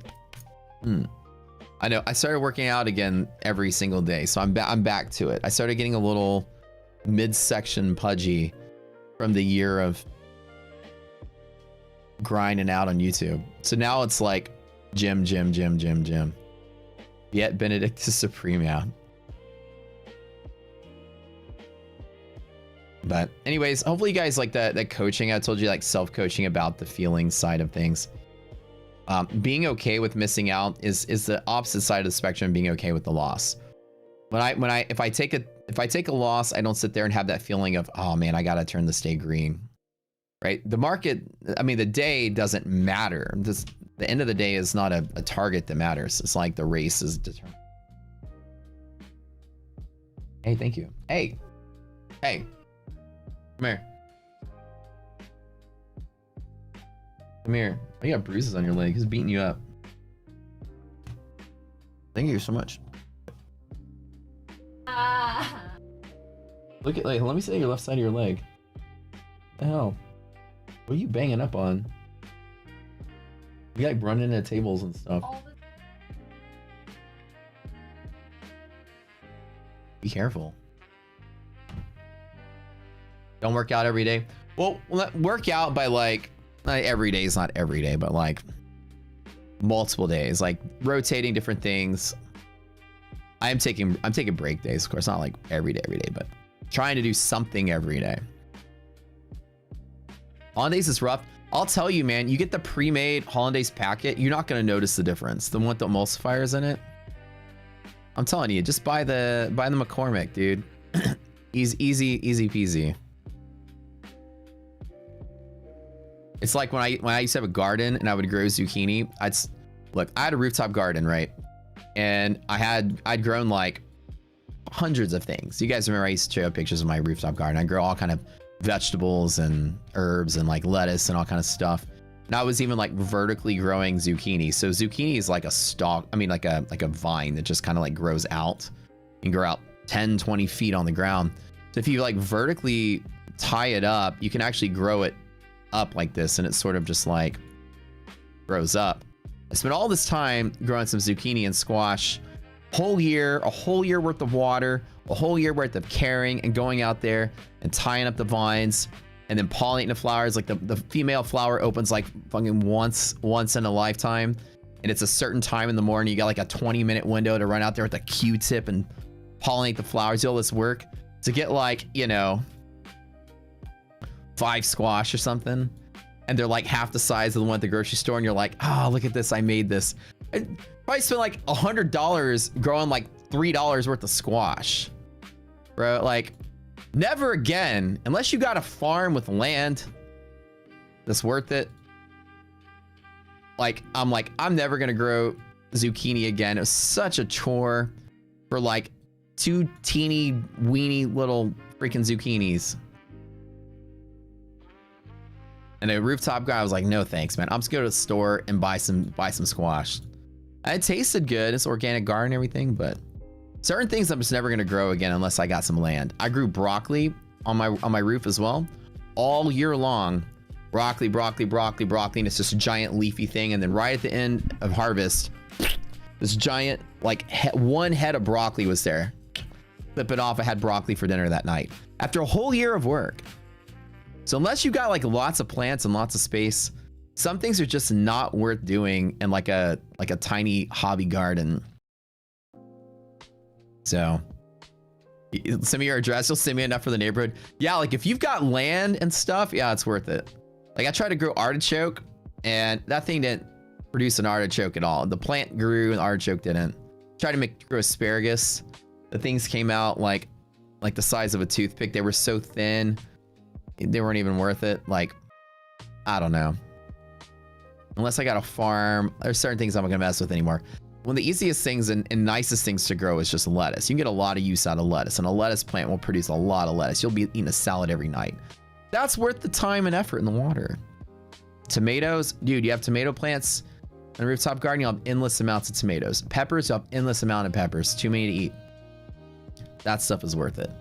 Don't grow broccoli. Don't grow artichoke. If you like okra, an okra plant, you'll have infinite okra. Yeah, don't grow broccoli. Don't grow artichoke. Don't grow asparagus. Don't grow squash. These things are a huge waste of time for just such a little return.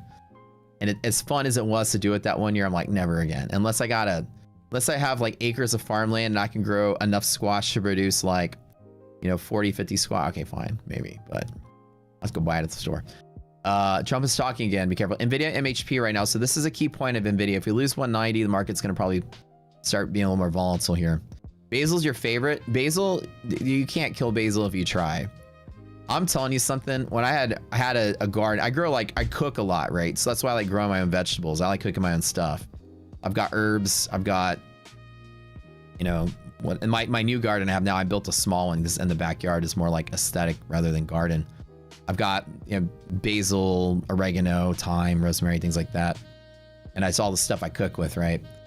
And in Hurricane Harvey back in like 2017, I had a really nice backyard garden. I had okra, tomatoes, I had everything, right? All the good stuff. And Hurricane Harvey comes through and just decimates Houston. There was like pictures of Hurricane Harvey where the stoplight or the traffic lights were underwater. So the water was like 30 feet tall in some places, 20 feet tall.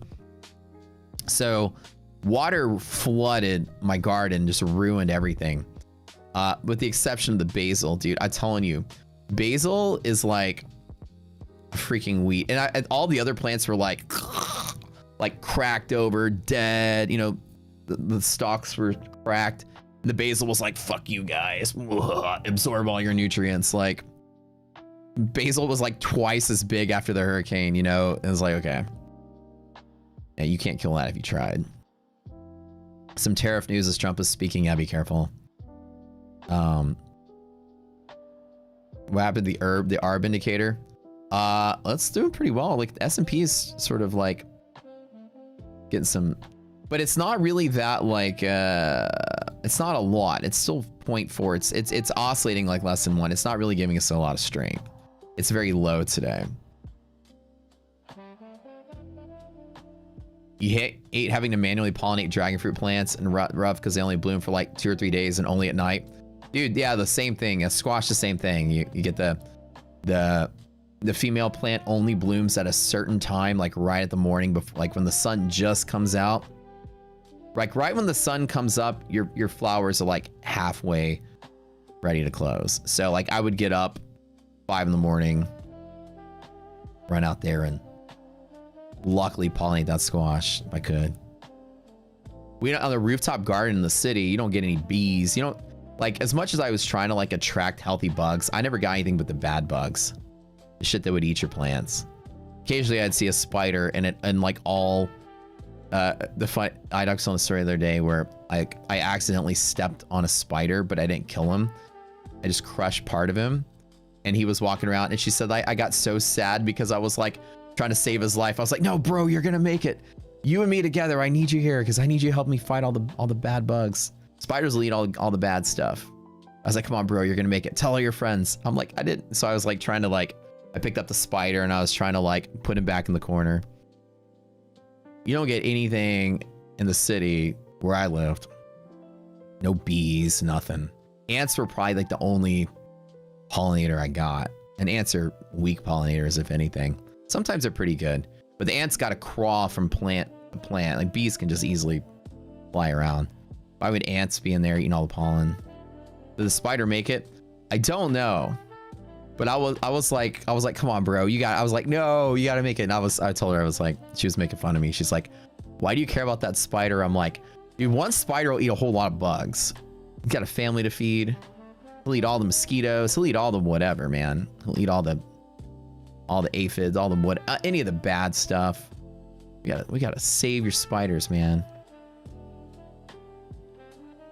But yeah, we didn't get much. So I had to do all the pollinating myself. It's always a pain in the ass. And it was fun to do, but I got too busy for it. And the hurricane ripped everything up. So we're dipping with positive arb. Let's take a look at this. It's only 9, so it's really not enough for me to want to take the stretch on this. But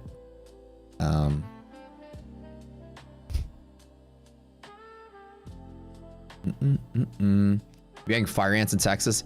So let me tell you, on my rooftop, so I had a 4-story house, and on the roof I had like these planters with all my stuff in it. I didn't have like fixed bed. It was just, I had them all in planters. And the ants had made their way up into my cucumber plant and built a mound inside of my cucumber plant. Like one time I was just sort of like, you know, tilling the dirt around and putting some new dirt. And once I scraped it with my shovel, ants just started piling out of the pot. They had just must have crawled up the concrete and they made a home inside of there. So they were living inside of my cucumber plant. Like the fire ants, like the gigantic ones. Dude. They're nuts. You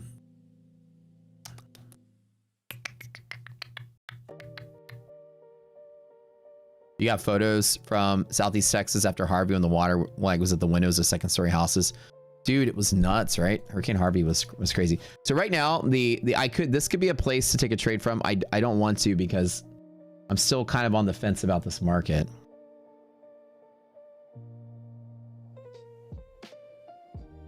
Harvey was ridiculous, man. Like,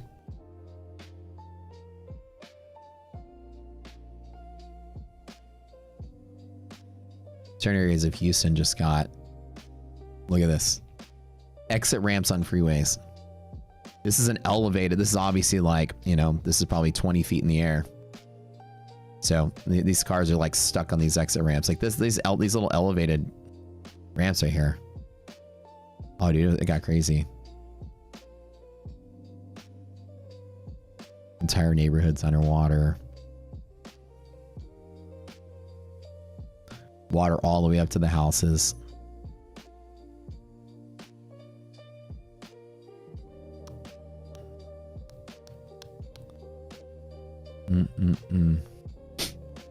That was the one that had the most, I think of all the hurricanes that we've had in Houston, was the one that had the most flooding. What makes me hesitate? The market is, I don't want to do much until tomorrow when the good news, like bigger, like A+ sort of news comes out, right? This is just maybe like a pre-positioning day.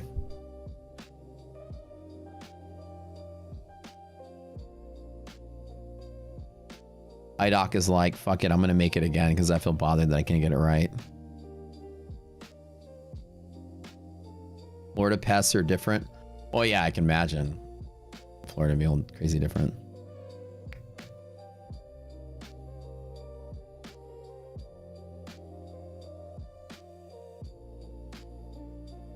Are you home prices are crashing in Houston, Dallas? I wouldn't say crashing. I still see houses in the market in my neighborhood for the same price. Now, again, I have a limited window. I'm looking right now, I'm only looking at commercial properties, but it could be that maybe certain types of homes are losing value, like the master plan homes or something. I don't know. I haven't heard anything about it. You gotta have to give me some article to read or something.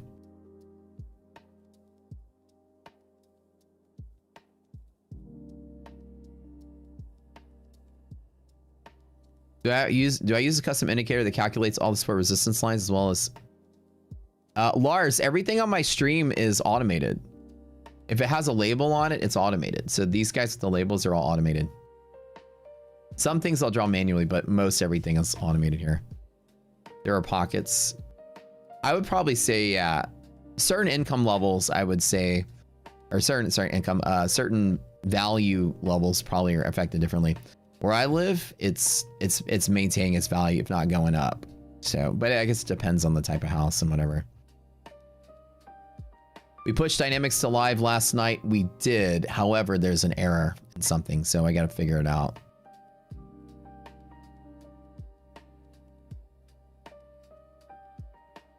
Yeah, same price, but who's buying? I think that that's kind of the thing. People are holding out at the same price. We were buying the house last year, was like trying to look for deals and trying to talk people down, and nobody was budging. Like, people were not desperate. They wanted to sell, but they weren't desperate to sell. It was really hard to negotiate last year.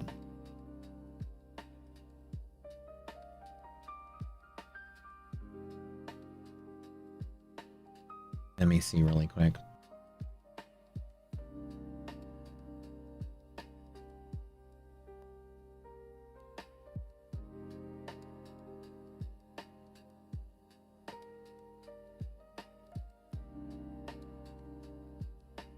Let me look at my neighborhood. The houses in my neighborhood are like...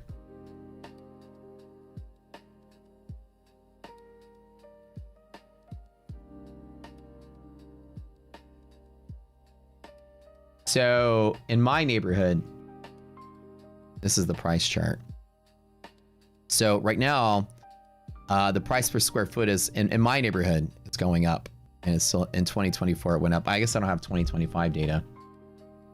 But... I can find some.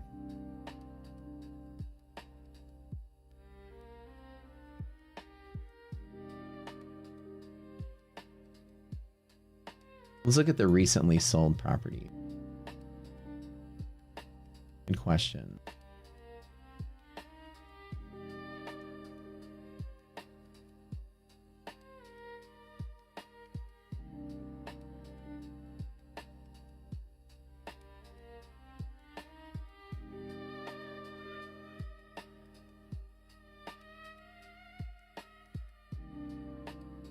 And we just pop up without like fully doxing where I live.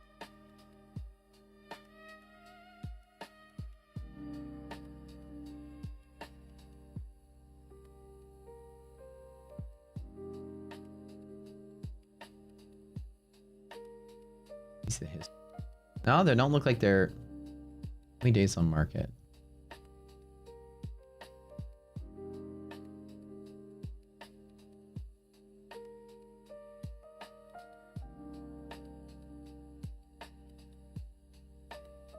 Year built.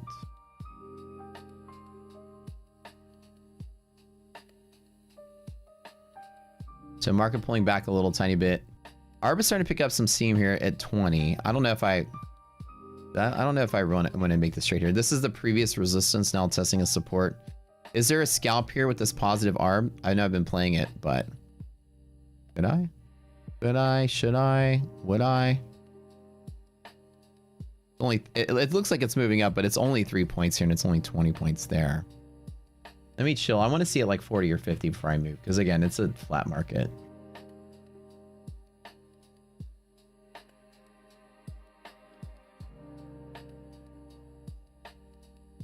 All right.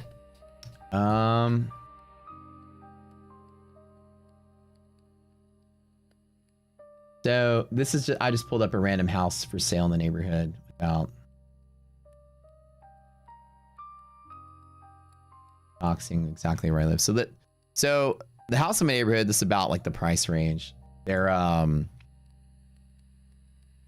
63 days on market. The price hasn't changed at all. So this is elevated. Like this is a little higher than what we got in. Like the houses are $1 million to $1.5 million here. So this is like going up actually. This one, like, or the value, like houses of this type of house were like 1.2 to 1.4 for a while. They seem to still be going up closer to 1.5. That's insane.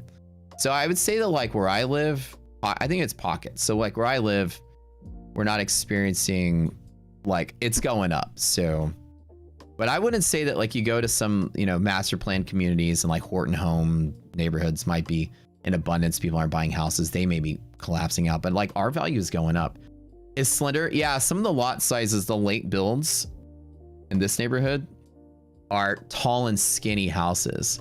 That one's real. I don't know. That's a very uncomfortably skinny house. Let me show you the picture again of this one. It's very not skinny, but like the face itself is like you can see the house is wide this way, but the front of the house, look how skinny that is. That's so funny. Yeah, this is like uncomfortably thin. Who would buy a house like that for $1.5 million? Like, you know what I'm saying? Anyways, that would be like, look how it's a door and a window. That's all you got. Very San Francisco look to it. Yeah, almost like that, right? But I think when you look at the side, if you can see the side right here, this is the actual house. Look at this. The house is really big. It just is really big this way. So I guess you're almost like entering into the side of the house. But yeah, it looks like the plot is very weird shaped. Well, it actually looks great, but this is the width of your house. That's it. That's all you got. Very interesting. All right. Ozempic house, yeah.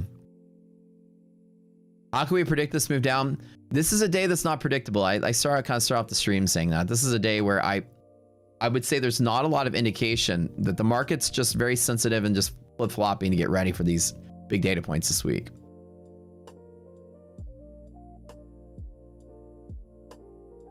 Doctor Who house. It kind of looks like the thing, yeah. In P&L too. Got to measure from the side. Yeah, exactly. But I think home price is probably, it's going to be, you know, pockets of it somewhere. Certainly the market here is good. And trust me, I'm looking for commercial properties right now. It's a premium. There's nobody's like desperate to fill spaces. It's really hard to find a good one, and prices are pretty much sitting at highs for commercial, at least for renting. For leasing, commercial leases. Trying to find our storefront spaces. Ain't getting discounts there. That'd be kind of nice. Tough day to make money today. Yeah, I told people today I'd probably be sitting out if I wasn't on the stream.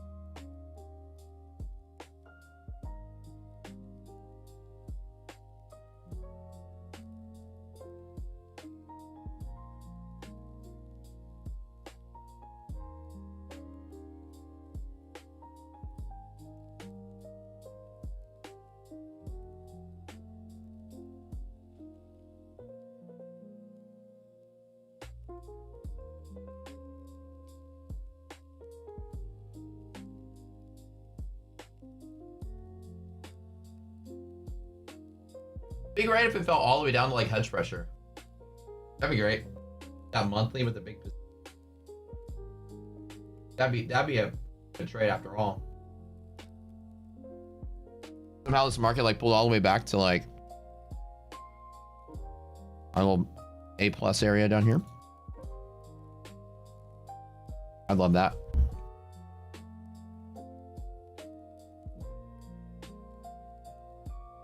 Many towns are doing property valuations to revise the mill rate. The current assessment value is more than double. New tactic for them to get more money for the town. Oh, interesting. Never thought of that. Mike said you got to measure it from the side so that it's longer.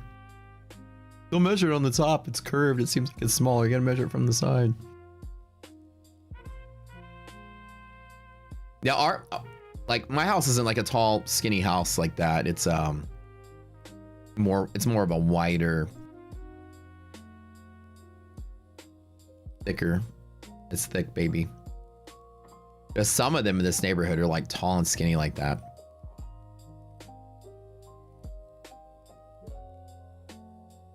I used to live in a tall, skinny house like that. I hated it. Your whole life is just stairs. It was 4 stories. I had to put the extra stuff on the top floor. Too much stairs. Too much stair climbing. It's crazy that it's been a whole year. Dude, I can't imagine it's been yeah, it's like it's been a whole year since I moved. It feels like it was only yesterday. A year just flew by. And nuts. I finally got my Weber grill built. So I went and got, I remember I told you guys I had a Blackstone griddle. Like my first attempt of like, okay, let me try to get into like griddles. I got a Blackstone. And it was nice for the little bit, but I feel like it's just it's like barely 200 bucks, not even that much at Home Depot or wherever I bought it. I've since upgraded what I think to be a more quality griddle, hopefully. The Blackstone didn't feel like, it felt like the surface was not even. I tried to scrape that thing clean. It would miss spaces, like it eventually the metal was not like, you know, preheat annealed or something to like, essentially I feel like the metal was warping under its own heat. So I went and got myself a slate. I don't know if you guys have griddles or whatever, but I went and got me not the 30, I got the 30-inch slate. We got me this bad boy here. So I think it, like, there's a lot more you can do with it, and that's easier cleanup. The grease trap is in the front instead of the back. So what I hate about Blackstone is you can't put it up against a wall because your grease is way back there, and you want to clean out your grease trap while you're cooking. Reach over the hot griddle to get it was silly. So I went and got this. I just built this yesterday. Why not a green egg? Well, green eggs are nice. I don't have a lot of space. I have to make an executive decision. A griddle you can cook more stuff on. Vegetables, potatoes, small things you can grill on a flat top. Pancakes you can make on a flat top. Steak, you can do steaks in your normal stuff. You won't get like grill marks, but I'm not a person that thinks grill marks are any useful at all. I want my steak grilled on a flat surface. That's my style. So I make smash burgers a lot, so the griddle is good for that, but can't make smash burgers on anything else but a flat top. You got to smash it on something. So griddle's like the most versatile of pits. You know, it's also easier to clean. Propane grills with the, you know, with the grill on it. The grease falls. You get grease caking on all your little plate diffusers there, and you gotta like, you're constantly like cleaning, scraping out that grease that just cakes on there. I hated having a propane grill that had to go out there and just clean up. Griddle, and just scrape it clean, throw it out. It's like easier to maintain, easier to stuff. You can cook more stuff on. It was like, when you get one option, might as well. Well, Weber is 100 times better than the Blackstone. Good, because like the Weber griddle like the surface is a different. Yeah,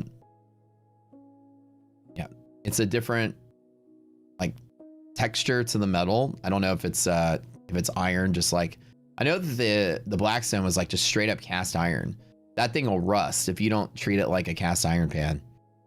So you had to really like just.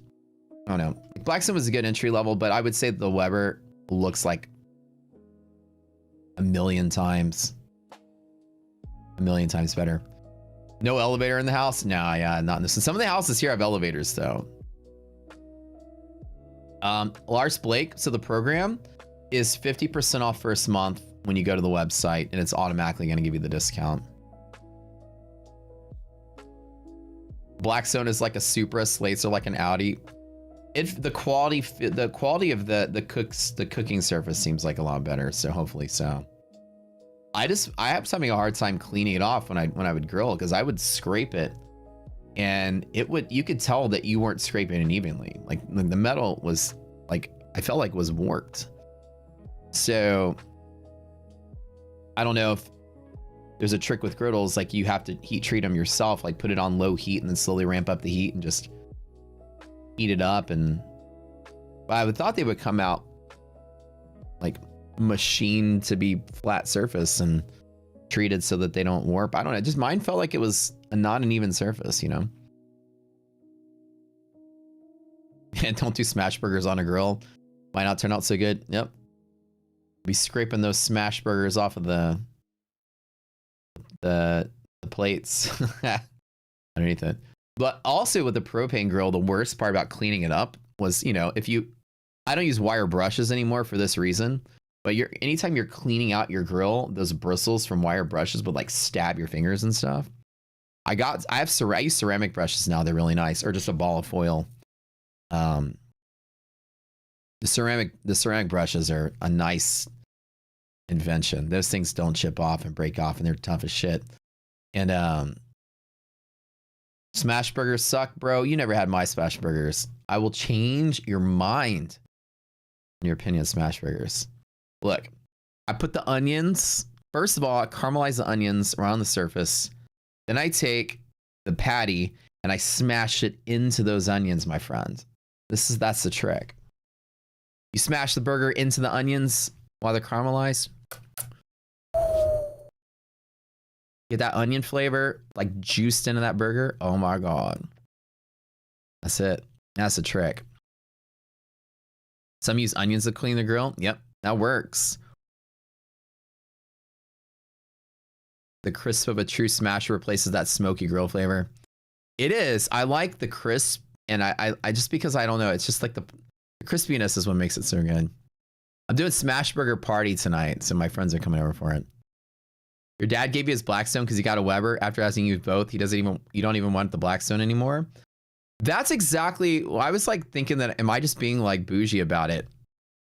But is the Weber really that much better? I saw in a store and I looked at it, I was like, oh man, this is perfect. I got all the attachments too. I'm such a freaking grill master over here.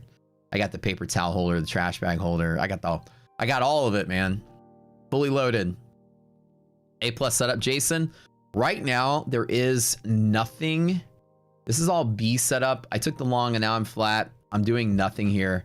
A+ setups for S&P and NASDAQ are in different spots. NASDAQ is closer to where your liquidity pocket is. S&P is kind of like really far. There's nothing here, and it's probably a very low probability we actually make it that low. S&P has monthly hedge pressure, which is probably the one A+ setup I can probably see. If this dives to here, I'll take the long off of that. So that'll equate to like NASDAQ being close to here. Other than that, this is, like I said, this is just was a coin flip to the upside, and markets reject and come back down. No play from here. That's the White Castle method. But they put the onions on top of it though. They grill the onions in the burger at White Castle. I've never had a White Castle. They don't have them in my city, so I've only seen the frozen ones. What does it seem like to me, a pullback or buy another massive sell-off rejection? Today, nothing. Like I would say that it probably still maintains the path. Slightly up from here. And we were leading into ADP numbers and non-farm government numbers for non-farms on Friday. So Wednesday's ADP and JOLTS. These are going to be some big market movers, I think. Trading today is kind of a silly thing. I would say that today's a day to take it light.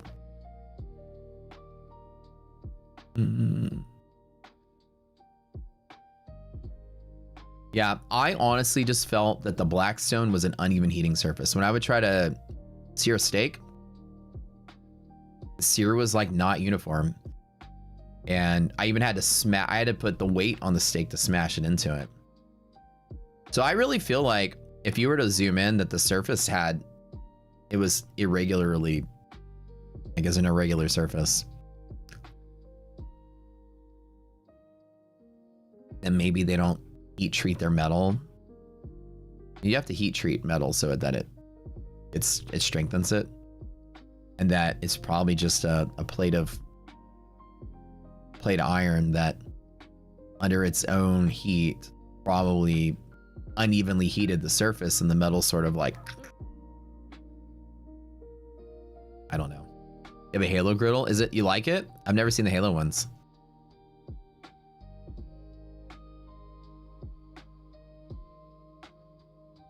They overnighted you your wheel on the Weber? Oh, that's nice, dude. I used to have a Weber, like your classic Weber pit. Just the bowl. The charcoal pit. I had that a long time ago. Good old Quaz. Old Faithful, man.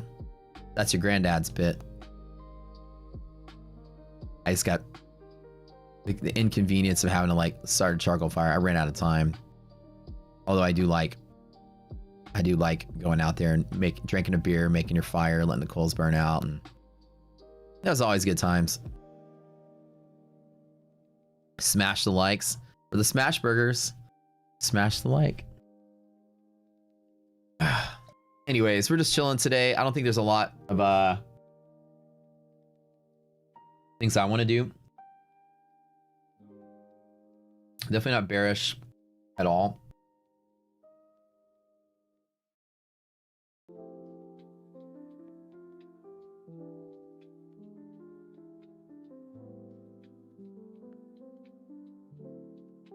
The Halo.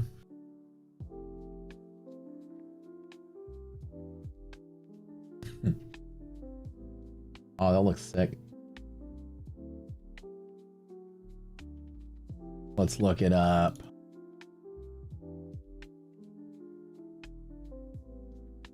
I mean, it's cool looking. I dig it, man. I like it.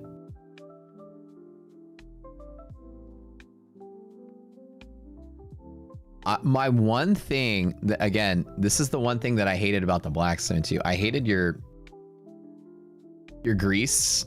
When you're cleaning it, you're scraping everything out the back. And if your trap fills up, you got to go behind your grill and pull that thing out. But the thing is that normally you're cleaning your grill when it's hot. So, and I have mine pushed almost up against a wall. So I need a front. I need the front trap. Yeah, that looks cool though. It looks definitely better than the Blackstone. Higher quality.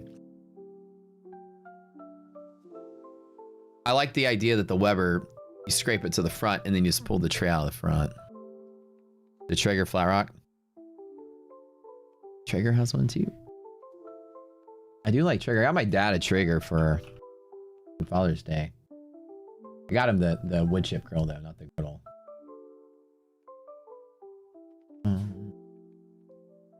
Traegers are good. Traeger Flat Rock. Let's go. Let's check it out.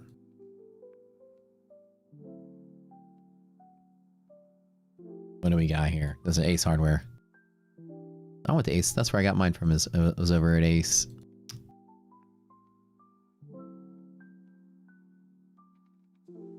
Not bad. Not bad.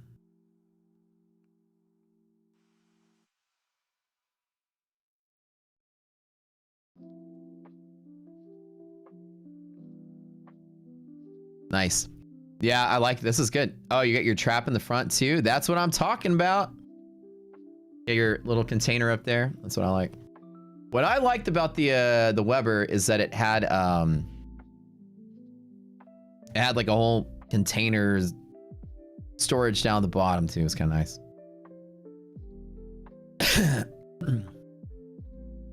Ace is the place where helpful hardware works. I've been Ace Hardware in a long time. In the years of Amazon, I don't really buy a lot of stuff from stores. When in Ace Hardware, I was like shopping around. I was like, man, I love this place. It's been a while since I walked into some big box retail store.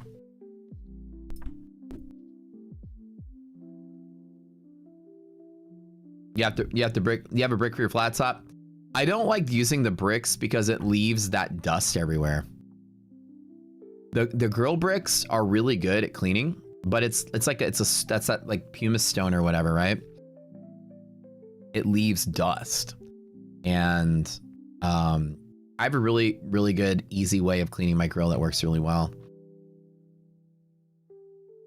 I just turn it on really hot and then I put this I get a bucket of ice and I just throw the ice on there. Scrape it clean.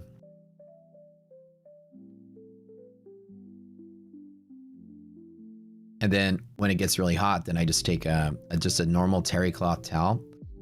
And then I have a bunch of black towels and I just wipe the rest of it off.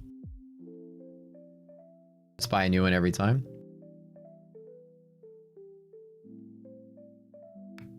You smell like the mysterious flavors of a garden supply section. All of those pesticides and poisons. Hmm.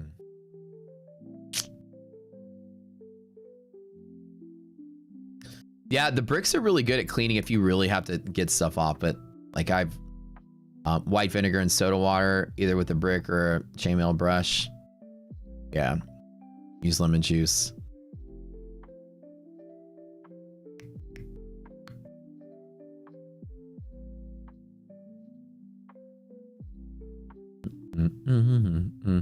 Yo, we got a bunch of grill masters in the house. Love it. So this is it. This is the only trade I made today. I didn't touch the Fundex accounts. Nothing. I just threw the 2 contracts at this. None of our indicators gave us strong signals either direction. Negative 38 on Nasdaq resilience kind of is one downside.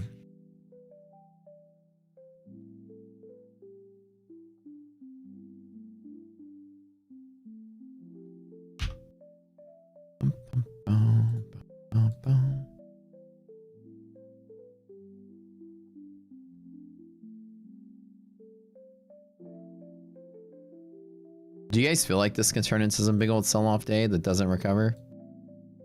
Or do you think we're going back up? Just sort of like, just dies out? Or we hang on? Okay, an update, please. I'm pretty much done for now. There's no good setups. I took the long, got out of the way, now I'm just chilling. Promo, what's the promo code for the site, Lars? There is not one. You just sign up as is. The promo code is already built in. It's there in case you had an affiliate code or something that someone else gave you. Just use the site code. Basically, just go to checkout. It should give you the right price at checkout. Think you should rotate in the range till tomorrow? Think so, yeah. Nvidia, Google, Tesla pivots might. So Nvidia filled its gap and broke MHP. Google got, oh yeah, you're right. We do have MHP at Google. Tesla, what do we got? Nothing on Tesla yet. So we got some bounce potentials down in here. Okay, so Nvidia gap fill, that's one thing. ABGO just sitting flat. Apple, nothing. Amazon, nothing. Microsoft, maybe MHP break Microsoft. Meta bounce points. Yeah, there's some potential here. Do we want to? It's good.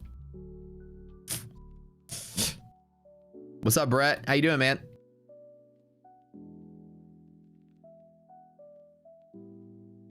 Did you miss a step? Heather, 2 things. Number 1, make sure you've bought your data from your broker. Double check with them that you've paid for your data. That's activated. Check with your broker. Number 2 is make sure you type the tickers in right. The ticker list is here. On this table at the bottom, open this little chevron, get the table, and your tickers are listed here. You have to type in the full string of text. You have to show up.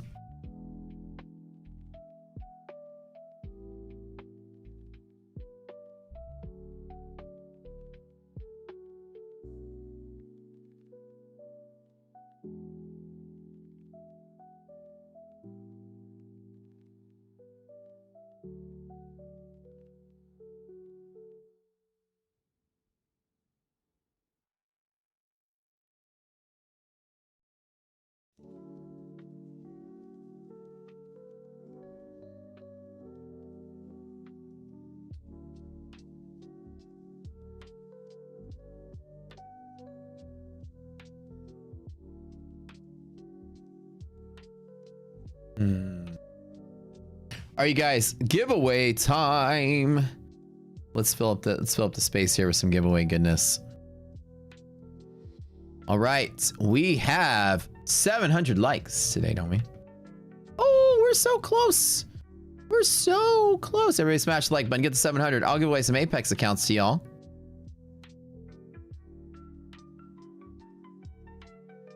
What is a tick? It is a blood-sucking insect. They're horrible, don't get them.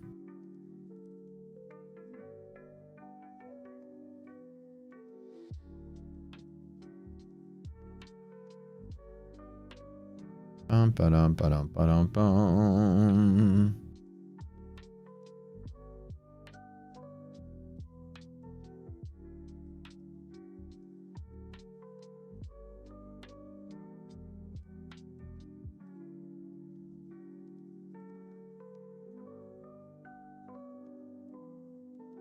That like button, guys. Got that 700.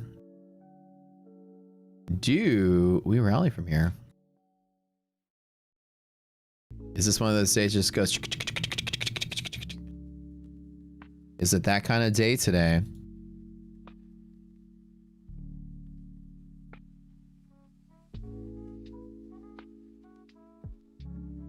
Maybe a little upside to there.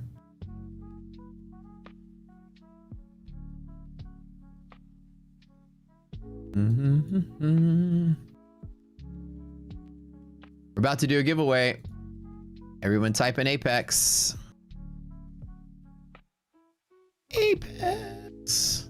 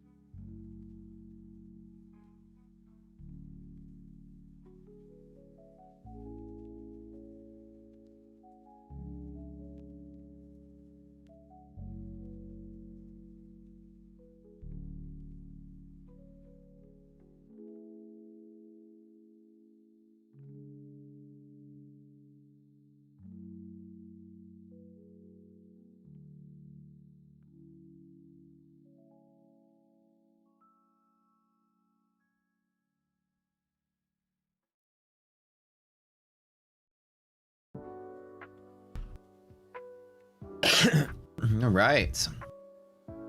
Bull day it is. Looking pretty solid here. Upside, upside.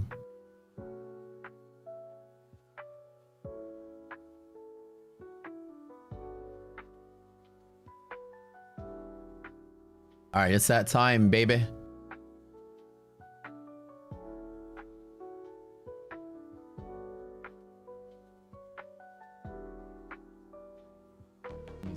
Songs from our last songwriting contest. Type in Apex.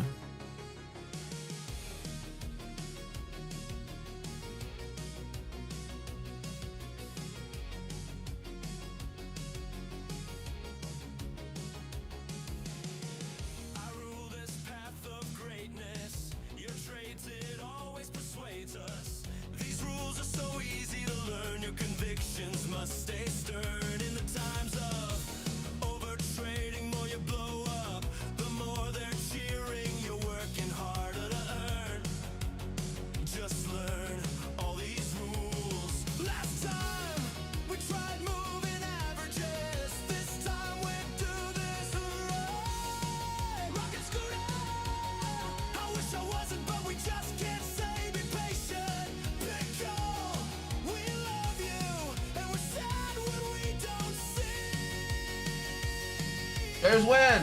Type something in chat.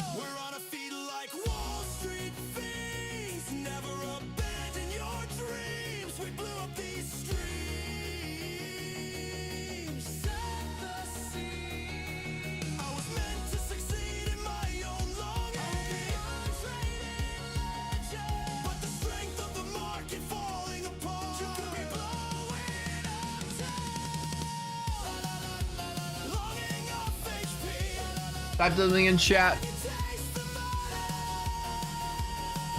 Ba-dum.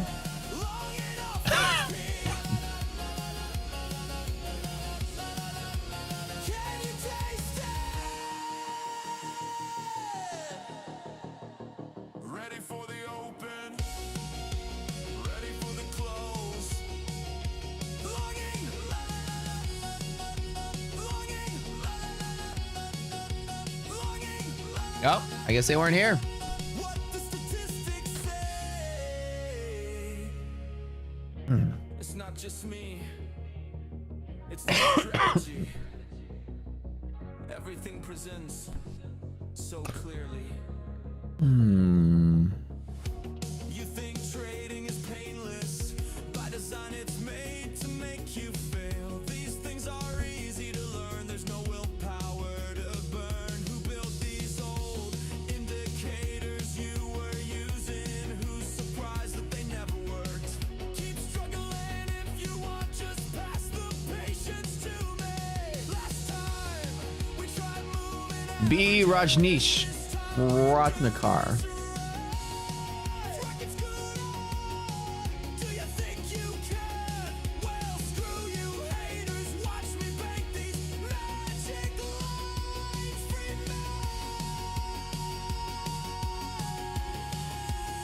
We're on a feed like Wall Street fiends. Never abandon your dreams. We can build this account. We will build everything. And then lose the suffering.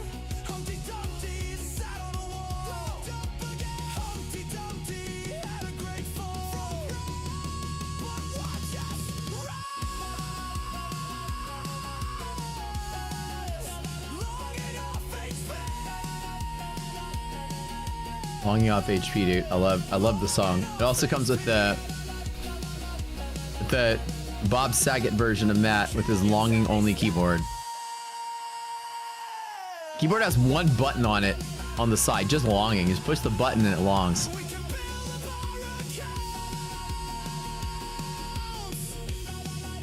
and then take a payout.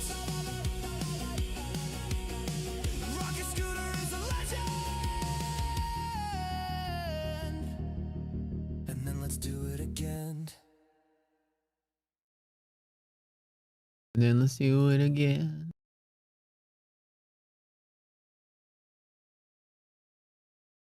All right, JSH, congratulations, man. 2 of you guys will do 3 today.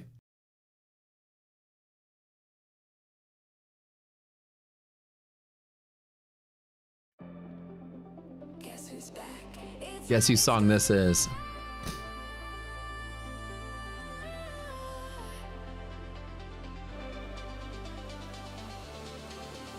Rena made an absolute banger.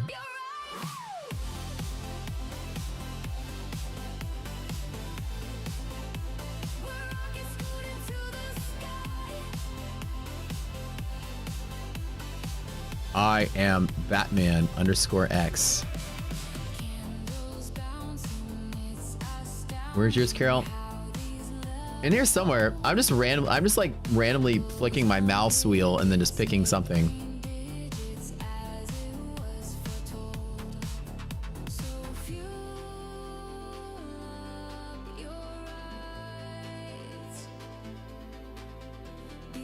I need to organize all the songs. Is that 3 of you guys? All right, congrats. 3 of you guys with Apex giveaway. I'll get Apex account size of any size. Congrats. Giveaway over. You must go to... Go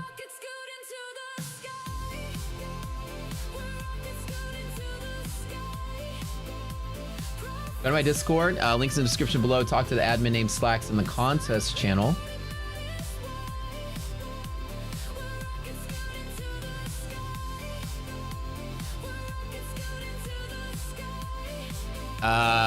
Send a message to Slacks. With Apex, we got to get the codes from these guys, so it might be a day or 2 delay on that.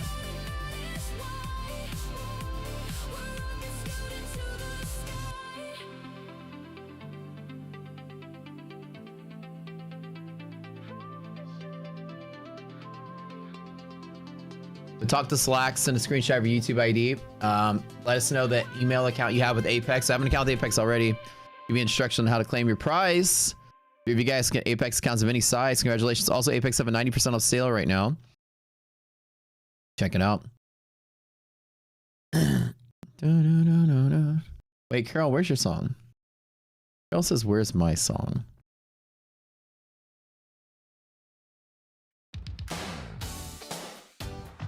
God, this takes me back, guys.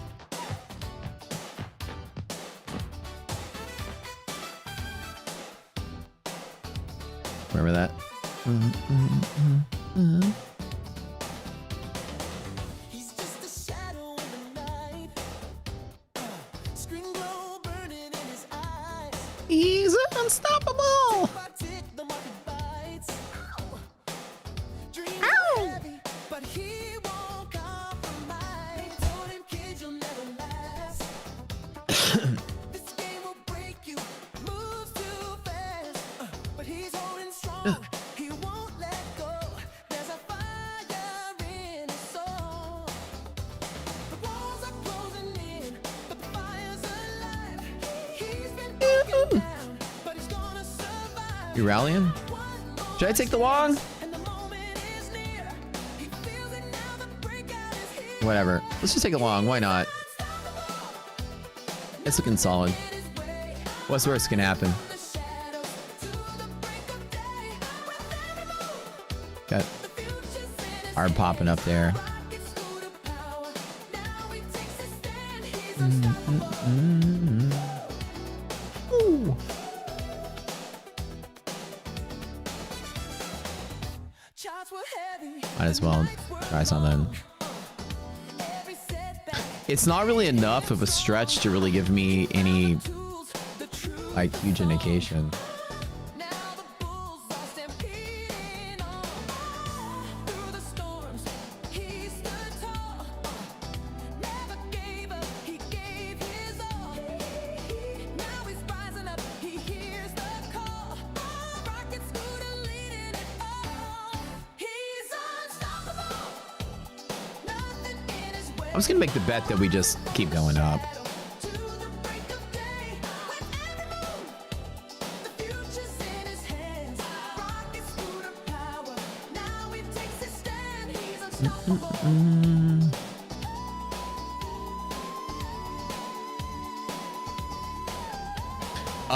Is there a deal on Funded Stage if you don't buy the add-in? I think so, yeah. You have to buy the add-ins to get the rules. Every setback fuels the flames. The grind was hard, the dream was real. Now he's got the strength, the power. He's unstoppable. Whatever, dude. Man, all these like 2 contracts. Maybe we'll roll up to DD Band. I don't know. Whatever. Rising from the shadows to the break of day. With every move, We'll see. the future's in his hands. Rocket scooter power, now he takes his stand. He's Yeah, it's like a higher low. I mean, that's what I'm saying. It feels like an uptrend now. He's unstoppable. Unstoppable. Pigeon says, what do you think the secret is behind this channel, or is Matt just goated? What is the secret behind this channel? Why did we grow so fast? That's a good question.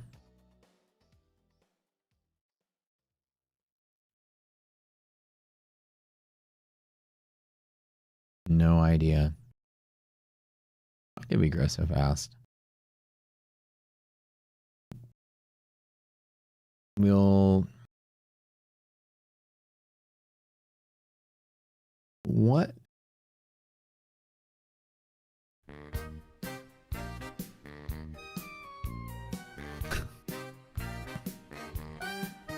Baby short, dee doo doo doo doo. It's certainly the music, right? Baby short, spirals doo doo. I like how after time, AI started just drawing me this way.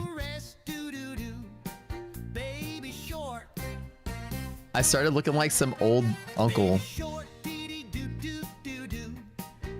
Baby short, spirals doo doo doo doo. Markets cook you rest doo doo doo. Eat blue chew. Eat blue chew.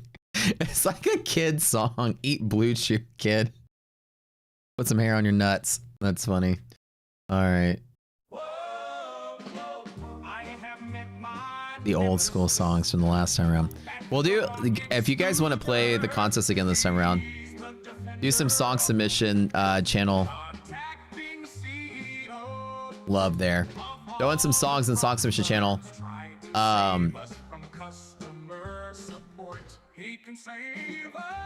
We'll be doing maybe like in a couple weeks. Into January, we'll start up a new one.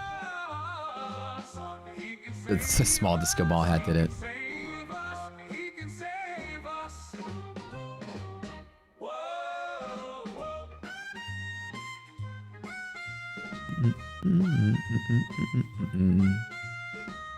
What are you guys writing about? Mine is short. No, I just grabbed. It looked like it was uptrending, and I just grabbed something just to. Darb popped, and I was like, let me just take along on it.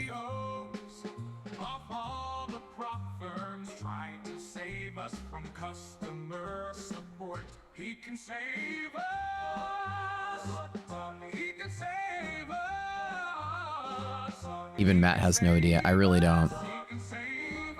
I don't know what the secret is. There a secret here? Remember that like an algo that trades for you? At some point, maybe. I can automate a big portion of what I do. Hasn't been top of my priority list, but some things I should try to automate. What are qualifications for the account manager position? Nothing. To be available.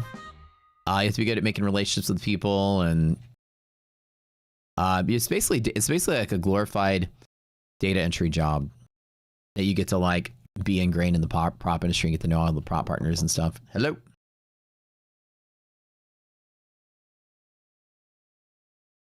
What happened? Let me see. 5 minutes. But it's thicker, better, and it's wide. Good. Yes, please.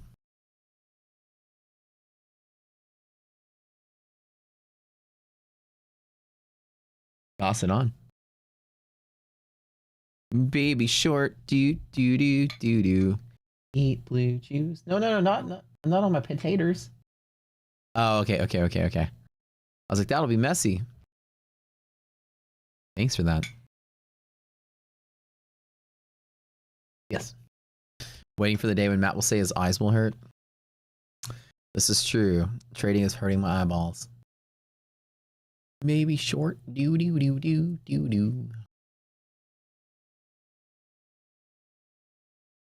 Chat, I fixed it. It looks really good. Thank you so much.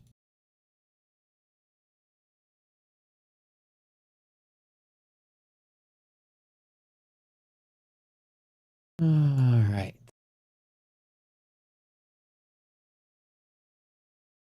That was a good song. Man, these are like, this is taking me back, guys.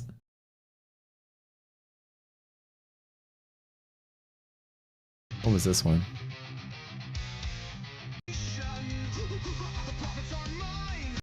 Oh, that was not. He's a futures trader for 20. Wait, no, which one I'm looking for? Oh, here we go.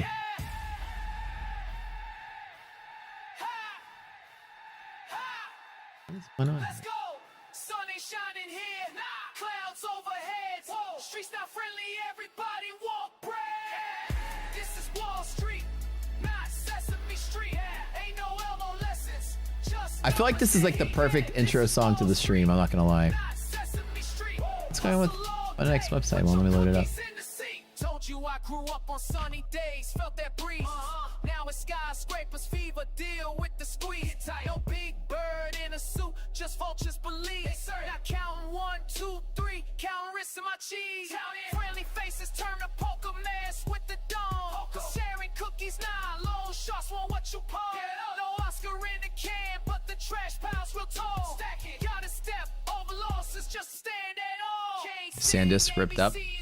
25% today? Dang. Did you say she whisked for 5 minutes and when she showed you, she just said, ah?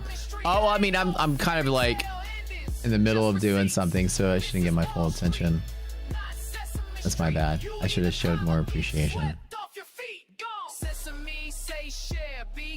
we go.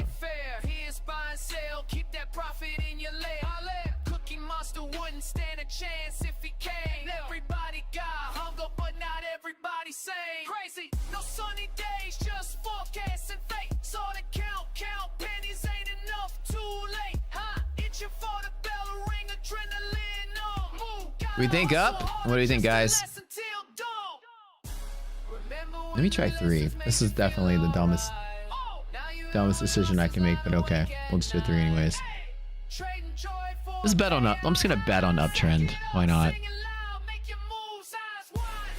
All we need is a candle to survive 710 and then we're good. Although we are below yellow today. Can we get a bump on this?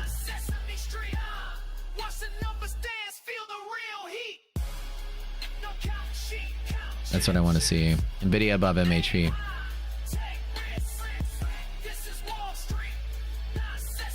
Yeah, remember flat markets, you know, your resilience indicators are like gonna be really choppy, so you're not gonna get a lot of leading indication action out of this. That's the thing.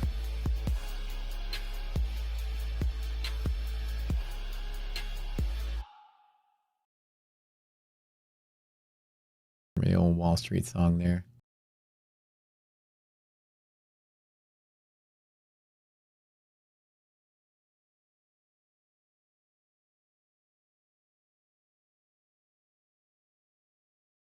I'm on a win streak, win streak.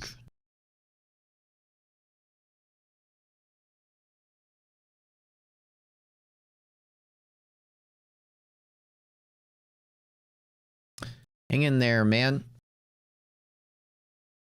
I don't think we're going to get a trend today, but hopefully so. We're going to trade Apex? Probably soon. I'll give it a shot. I was going to take profit next. Some people are telling me I do take profit. That's kind of like what they wanted to see.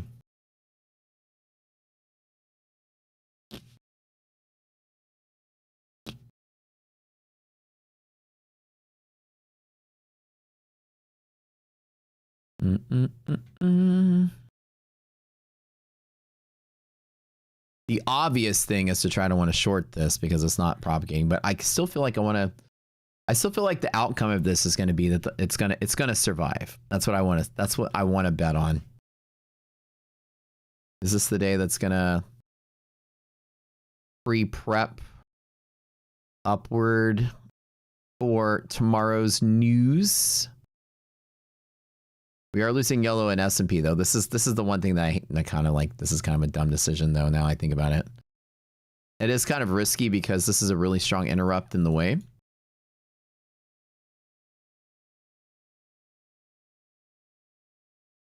Come on, people. Come on, traders. Y'all know y'all want to buy Nvidia. Y'all love that stock. It's worth so much.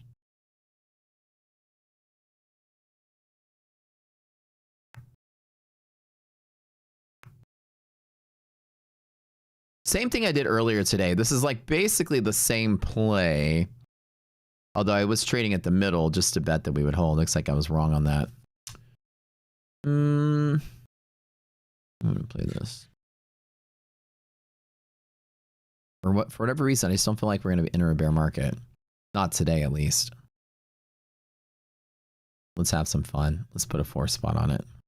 And I'll just trade if we start losing like inside of here. I'll actually trade this a little heavier. That's what I want to see. Is this the opportunity that I get? Yo, chat's live. Vibe chat's chilling. You won't let it go. Show me your gun. Let it go, bro. Show me your gun. Same. I remember that one. Hold on, which one is this one? In the halls of rocket scooter man stands tall, wand in hand. Oh, this is like the Disney Wizard Trader spell book. Strips the fear from shaky hands. Stop a trade gone rogue. Disney song.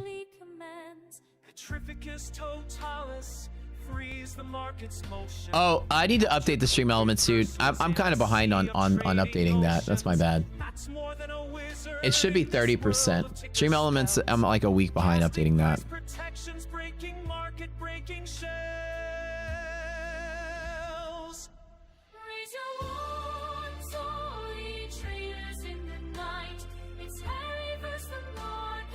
The AI is like so creative, man.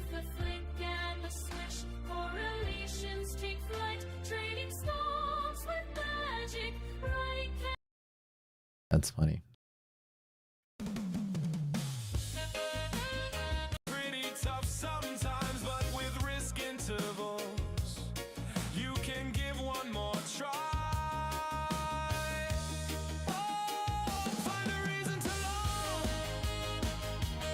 Come on, give us those green boner candle. Let's go.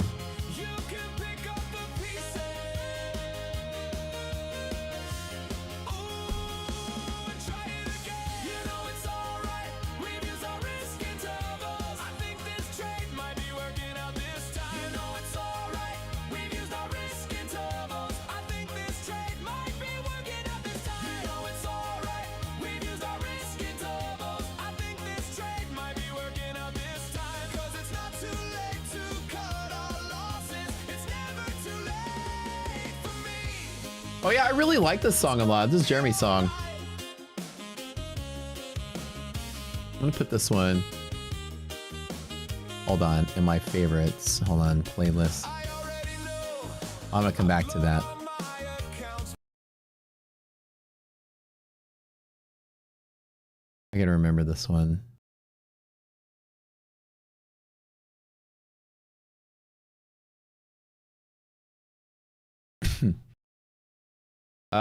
Wait, where was it here? I like that. That was one of my favorite ones.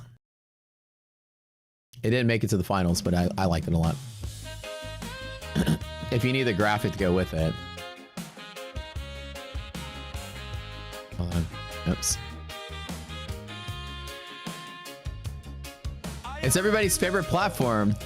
Ruckagloop Skewer.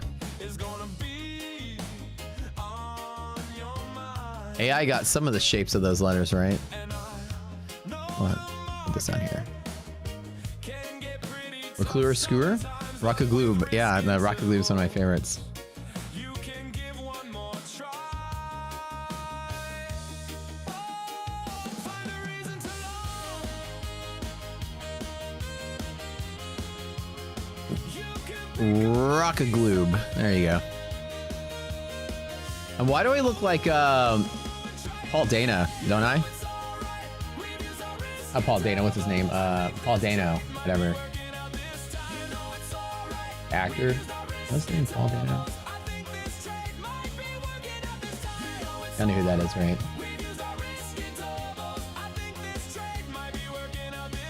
I have the same, like the lips, dude. It's like, there we go. Hold on, put it side by side. Right? Half Colin Farrell, half Paul Dano, because he does this like. It's exactly the same. But then with like Colin Farrell eyebrows, I guess. Ruckagloop Skewer. That's one of my favorites. But not this time. This time resilience seems to be a little different. And when I look at all the comments, I know this time it could be the right trade. That very Roaring Kitty, right? That's probably why, because this reminds me of him with his headband on, because he was Roaring Kitty. That's right. Forgot about that.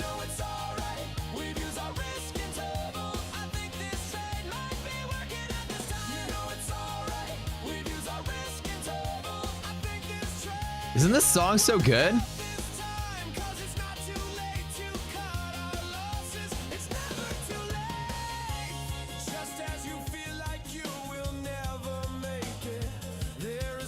The Y-File stream?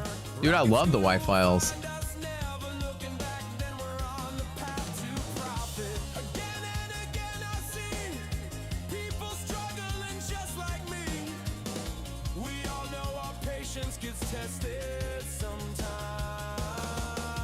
He's kind of run out of material though, so he's stretching these days. But he's got some good stuff. Once you cover every conspiracy, you start to run out of stuff to cover. How's the tenacity? Are you liking that? Somebody keeps talking about it. The new thing.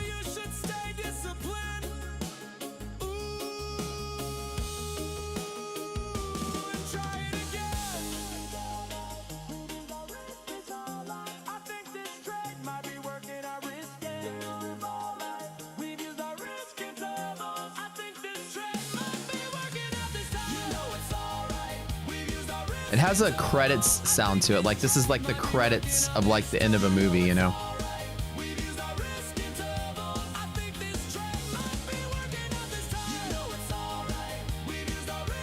Or the Legends of Mib? Okay.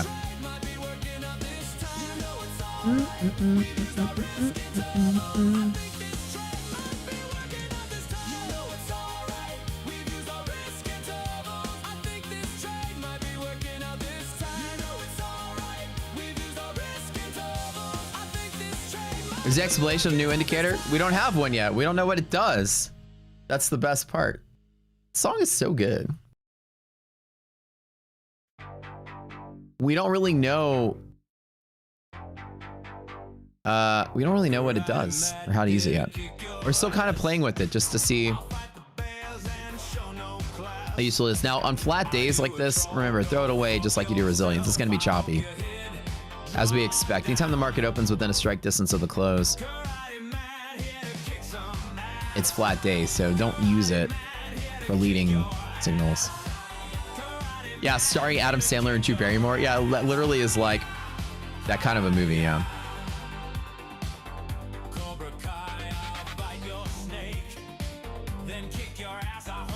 Lars, I don't have anything on anybody else's platform yet. We're trying to get our stuff on the Ninja, though. That's our next step.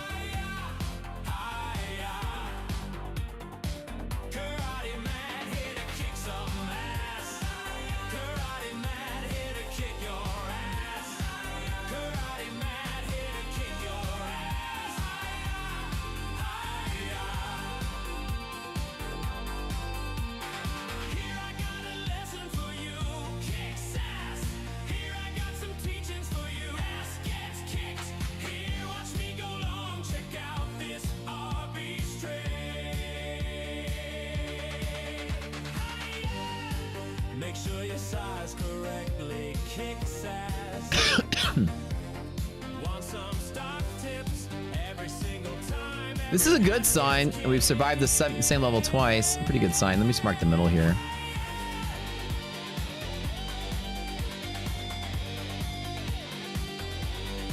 $708. The clear yellow line on S&P is good.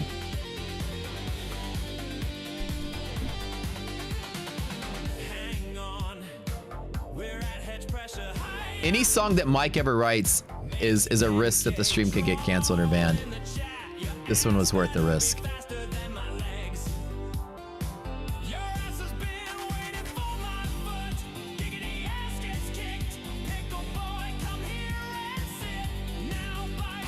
Oh, we were up and now we're down.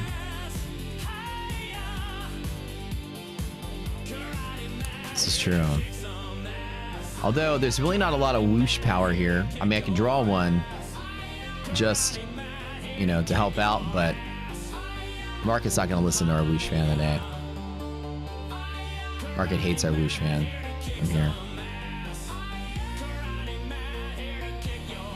Or the Legend of Mib. Oh yeah, do we have the actual Legend of Mib song?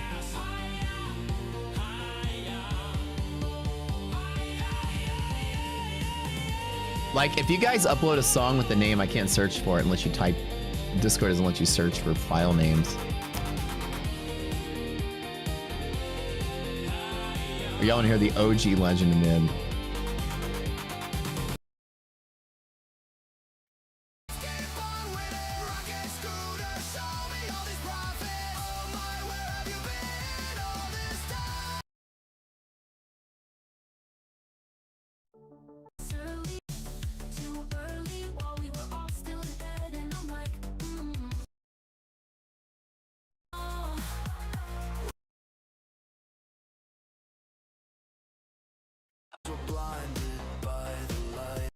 Oh, wait, hold on.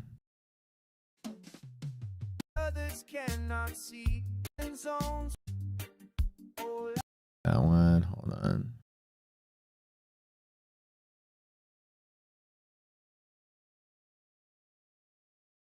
Whip it out, check my tiny P&L. Yeah, it's small, but I wear it well. Got features in my pocket. Oh, that's a funny one. Which one of these?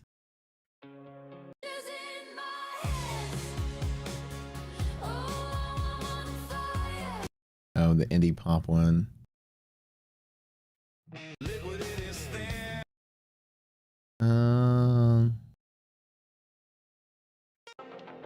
Could rise to profit with the top insight and managing Yo, it's hard to imagine this was from 6 months ago.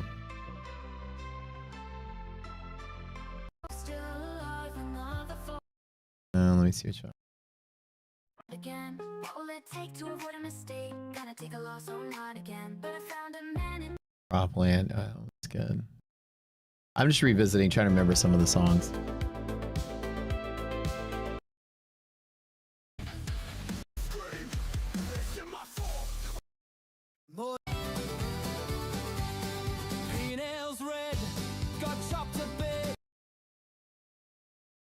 Some of the songs, dude. Trading and turning. I forgot about some of these.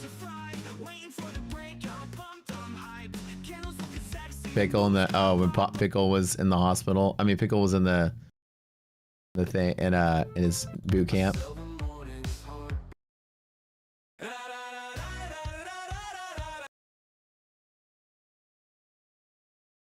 So that was the end of the submissions. These are all the new submissions since then.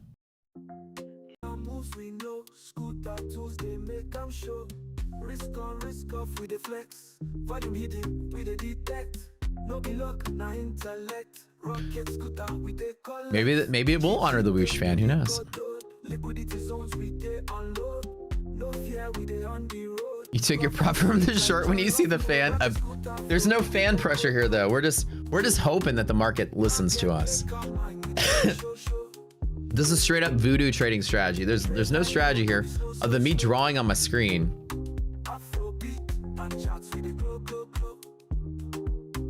It's like I have the magic pen that when I draw it, maybe the market does it. We're just hoping. There's no whoosh pressure here at all. But we'll see. New hourly candle incoming. Yep. Oh yeah, we flip over in about 1 minute, don't we? Edge pressure stronger than fan pressure. Yeah, the fan pressure is, you know, from EST trades, always whoosh fans. Edge pressure is one of the contributors to a whoosh. We don't really have any real reason other than Nvidia's edge pressure. That's where we're bouncing between right now. Bouncing off of. Like, I'm happy. I mean, we're getting higher lows, which is good. It makes me happy that the trade's going green, but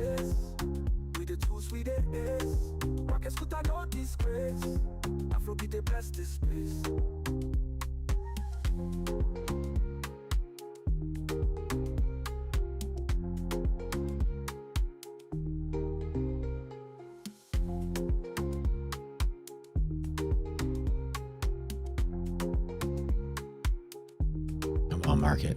Push it up. Push.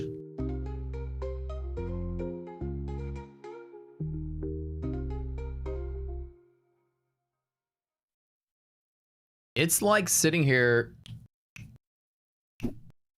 it's gonna make a decision. That decision's probably gonna be down knowing my luck. Boot camp is this one's about to finish and we're gonna take like a month or so break before another boot camp. Liquidity thinks he might get a gap here. Might get a lift here. All right. I hope we do.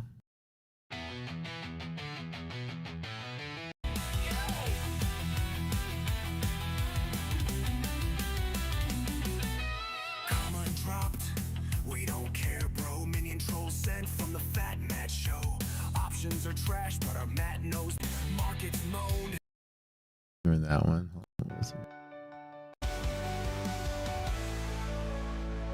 Trading futures on my lunch break buzz. Crackers and cheese and a plastic fuzz.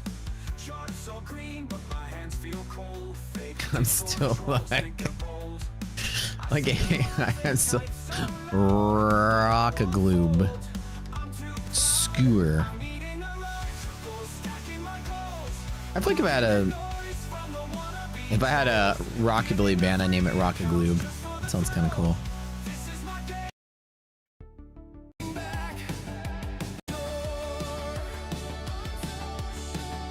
So yeah, you guys write some songs. We'll do another little songwriting contest. It's that time of the year again. Just submit a song, you Suno, whatever. Write anything related to Rocket Scooter, related to trading, related to whatever.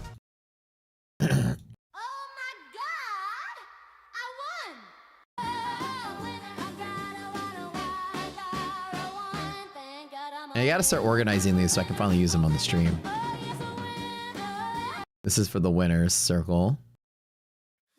At the bell, a seed is sown.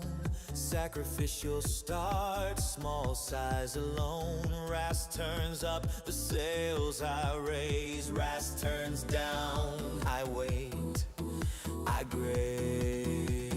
Strike big size at the right place.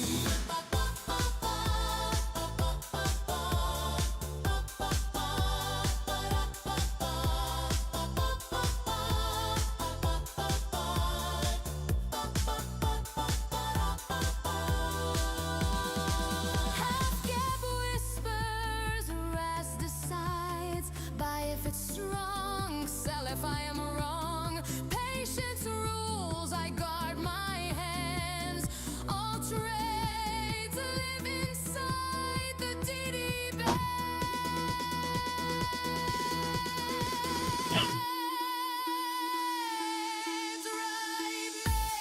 Right direction, right place. Align them all, that's perfection.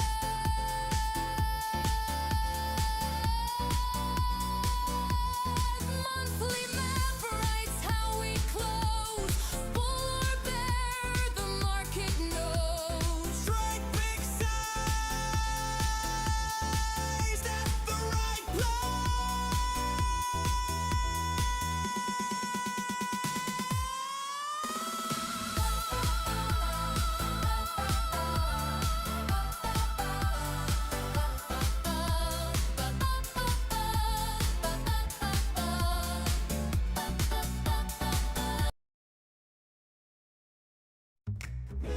The rocket took me away. You ride my scooter through the trading frame.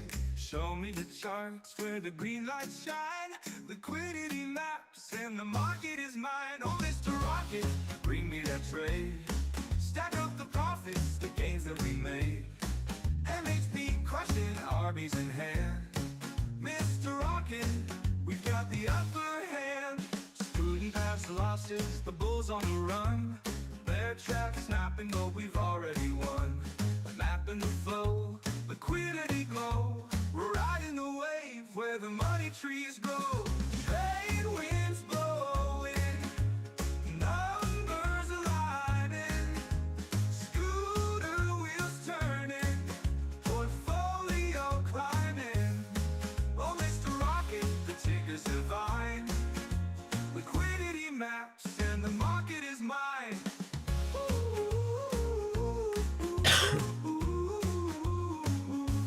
Oh, Mr. Rocket, bring me that trade. Stack up the profits, the gains that we made. MHP crush it, Arby's in hand. Mr. Rocket, we've got the upper hand. Student pass losses, the bulls on the run. Bear trap snapping, but we've already won. Mapping the flow, liquidity glow. We're riding the wave where the money trees grow. Trade winds blowing, numbers are riding. Scooter wheels turning, portfolio climbing. Oh, Mr. Rocket, the ticker's divine. Let's crush it again, one trade at a time. Oh, Mr. Rocket, zoom me away. All right. Keep me trading at the break of day. Can we break through this 708 levels? Level. With your guidance, I'm a market man. Yeah, I don't think bear science in this market. Oh, Mr. Rocket, zoom me away. Keep me trading at the break of day. Oh, Mr. Rocket, you're my golden plan. With your guidance, I'm a market man.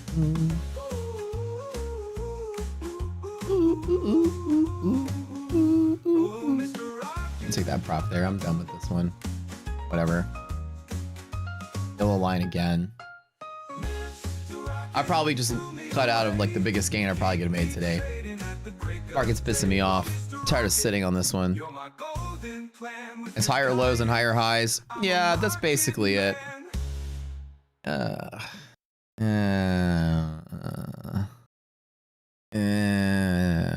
You know what I'm saying? I'm like the biggest fan of it.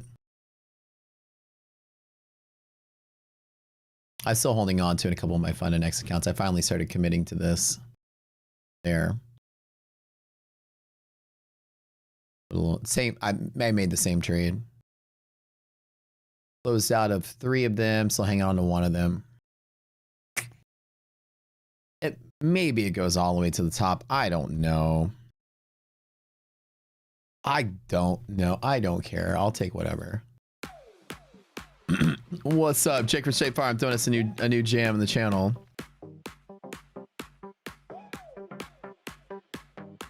Think it's going up? All right, we'll see.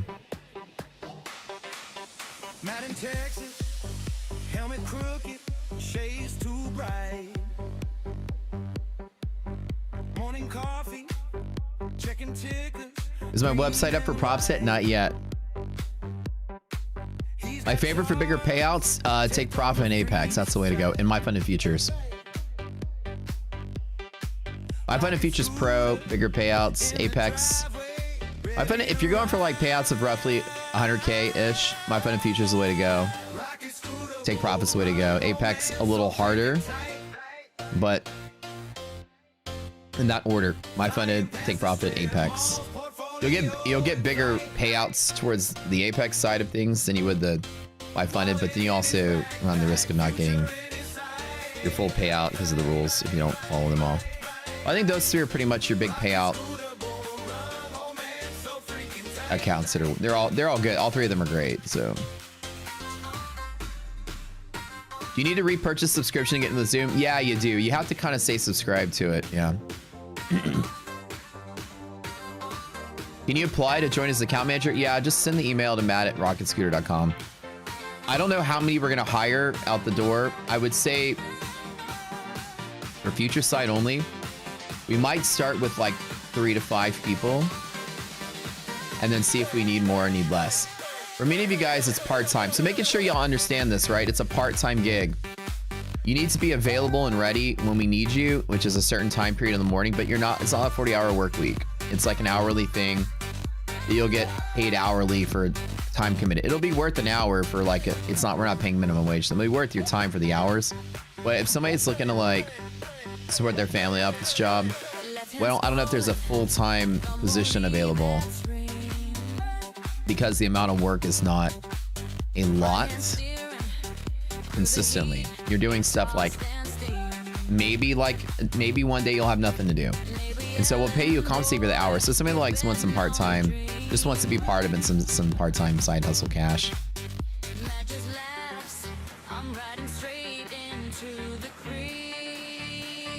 Yeah, Farina, no, you don't need to send an email. We got you. We'll call people if time comes. The idea is like part of it will be essentially just be married to the prop firms that you're working with and know everything about them, the rule changes, the new stuff coming out, the giveaways, the plan, rule, like anything. You're the go-to for that prop firm. We ask you need to know. And then you're gonna keep us up to date with changing the prop firm, and then just update the site with the changes. So one thing that we're doing that's kind of neat, you know, like your credit score. You ever go to your credit report and you'll see like your credit score does this. You can scan left and right. This is like January. This is like March. This is April, and this is June. And like as you click each button, it talks about the score change. You click this one, it can say, oh, it was low because you were late on a payment. You click this one, it's like you lowered your credit utilization, so it went up. So basically, we're gonna do the same thing on our site. You'll be able to see the history of the score change of a prop firm. Oh, this prop firm added DLL. Oh, this prop got $50 more expensive. Oh, this prop added an extra day to trading. And we'll be able to see the history of the score changes from the inception of the website. So as prop firms are starting to like changing their plans left and right, we'll be able to have a way to see if they're getting better or worse over time. If you see a prop firm that's doing this and this and this and this, what we'll like to call the top step route, jokes aside, you'll know that something's up if they keep changing their rules and the score is deteriorating. You know what I'm saying? So hopefully that is something that's going to be helpful. So anytime there's a rule change, your job will be to go in there and create a new event with that prop firm, and you'll modify the rule that changed. then the AI and everything will start to like read the score and then print out that sort of credit report sort of thing where it says this is the score change and these are the plain English text reasons why the score went up or down. Pretty cool, right? So that was my idea. Essentially, it's a credit report in a way for prop firms, and it keeps track of the score based on all the parameters that factor into the score. Score can go up, score can go down. Do you need to purchase all tools to get the Discord, or repurchase 20 days properly to get into the Zoom? 20 days get you to the Zoom. All tools get you the software and the Zoom together. I like that song, Jagus. That's a dope song. So let's do end of January. We'll do another songwriting contest. Everybody submit songs to the channel. Song submission, and you can enter the contest. I think the finalists all get prop accounts, and the winners get like really good prizes. Another day, another troll in Matt's chat. Bruh, grab your Bruh. popcorn. Matt's live trading charts up, doing his part. And here comes the troll like, bro, you're faking every chart. Typing 90 miles an hour from his basement lair, saying Matt caused inflation and the crash. I swear, your bills are fake, Matt. You hacked the CME. Bro, Matt can't even get a latte without spilling the tea. Trolls dropping You're subscribed to the 20-day course. If you don't have access to Discord, you need to go to the website. Go to our website, go to the My Communities, and then click the claim button. It'll give you access to the Discord. You're done for the day, Aaron?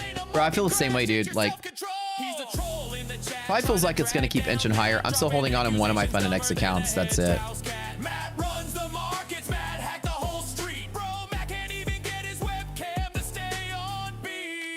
You guys here, right here. I barely started playing this. My Fun and X now finally started. I grabbed like on this dip on this area here, the same trade I made here. So the one that's negative is the only one I'm still trading on.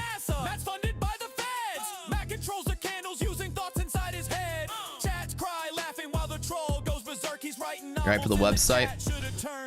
I am too. The problem is every time I meet with my dev team, I get like 5 more ideas.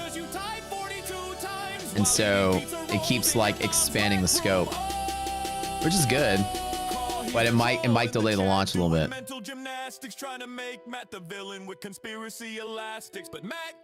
Yeah, nobody out there is doing anything to this degree of this complexity. And so as a prop firm shopper yourself, it's going to be like the most comprehensive tool for buying a prop firm. It'll be so educational and informational to the user. The troll log's off. I control the candles with the thoughts inside my head. Be back tomorrow. Yeah. This song is pretty funny. Yeah, Matt, the See Me supervillain. That's Simon made that one. That's so funny. Here's another one of Brad. This is by far one of my favorite graphics of all the graphics, because it kind of has like this sort of like,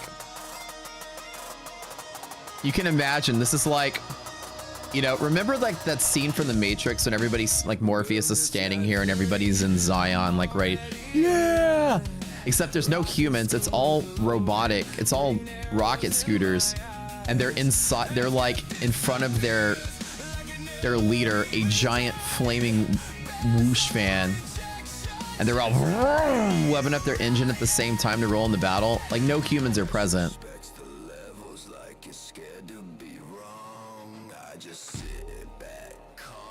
We will ride, or we will die together.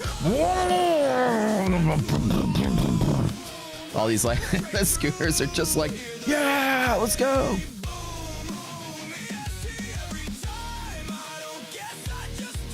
You hate that Zion scene?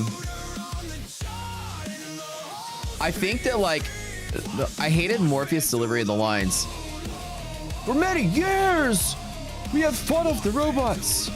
For many years. And they're just like, it lacked that sort of,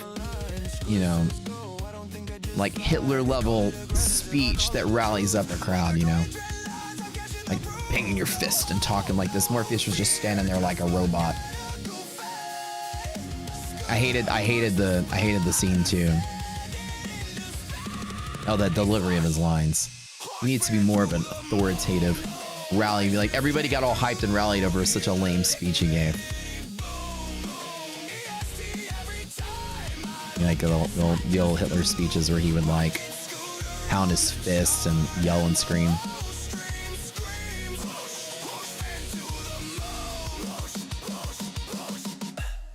They said, slow down, you'll blow it. I said, watch this whoosh fan explode it. And that woman Yo was with was pretty gross. They all look so sweaty all the time. That's the one thing that always was weird about Zion. Everybody just looks so sweaty. Like they're just walking around drenched in sweat. Whoosh fan, dude. You clicked and it said no communities are found. It's probably because your subscription was canceled, Rainier. Make sure you're subscribed. If you go to my purchases, it should show that it's been canceled. So that usually happens when you just cancel it. What was he yelling and screaming about? Nothing, dude. Hitler is a fucking meth head. He was always cranked up on drugs. Like he's a fucking weirdo. Have you seen some of the videos of him sitting there like tweaking, like just sitting there?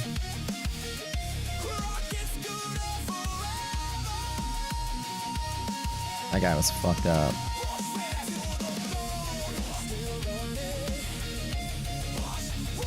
Yeah, the one at the Olympics. Dude, like I've known some meth heads in my life, and I know I've never seen people tweak to that degree. Yeah. You just sitting there like rocking back and forth, just like staring off to the side, like fingers twitching like this. Like the guy was on copious amounts of everything. Like super hardcore tweaking. That guy had a fucked up brain. Oh, the Christmas song. I'm dreaming of MHP.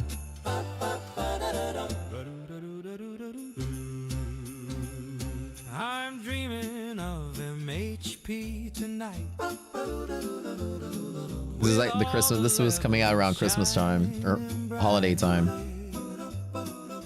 Where every candle's slow and steady, futures traders feel so ready to catch. Yeah, apart from my last spin and next account, I'm pretty much done for the day. I'm just gonna ride it to the top, DBN. I probably could ride my main account to the top too, but with gamma pivots on their laps. The VIX is cozy, calm December, low vol days we all remember, where price just taps the bands and snaps. I'm watching that midnight market. Evan just got an email from Top Step. You're getting bumped up to live.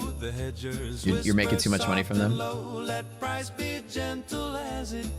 Oh yeah, that's always a good thing. Candles dance becomes the show. So here we go.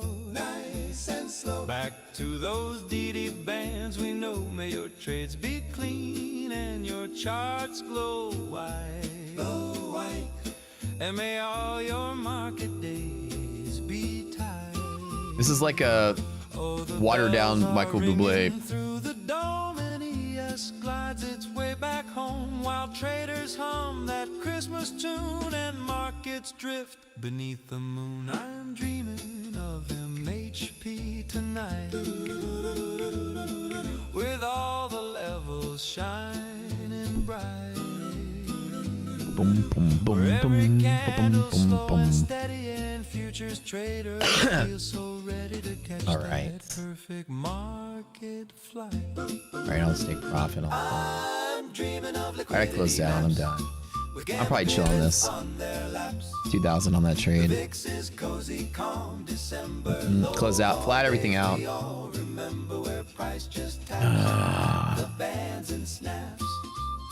I'm Oh, watching just that that. midnight market glow as 7, like Christmas snow. 84, 89, 98. Oh, almost 10 G's. Oh. Oh. I didn't think I did that much. So here we go. Nice and slow. Bunch of base hit wins. May your trades be clean and A warning? Oh, you get a warning you might be placed in the focus trader program. You put in, they only let you have one 50K combine? Is that a bad thing? What is the whole point of that? Is it because you're churning accounts really quick? I haven't been in Top Step in a while to know what all that is about. Why would they limit? You're either winning too much or you're churning and burning the martingale style strategy and they're trying to stop you from milking them.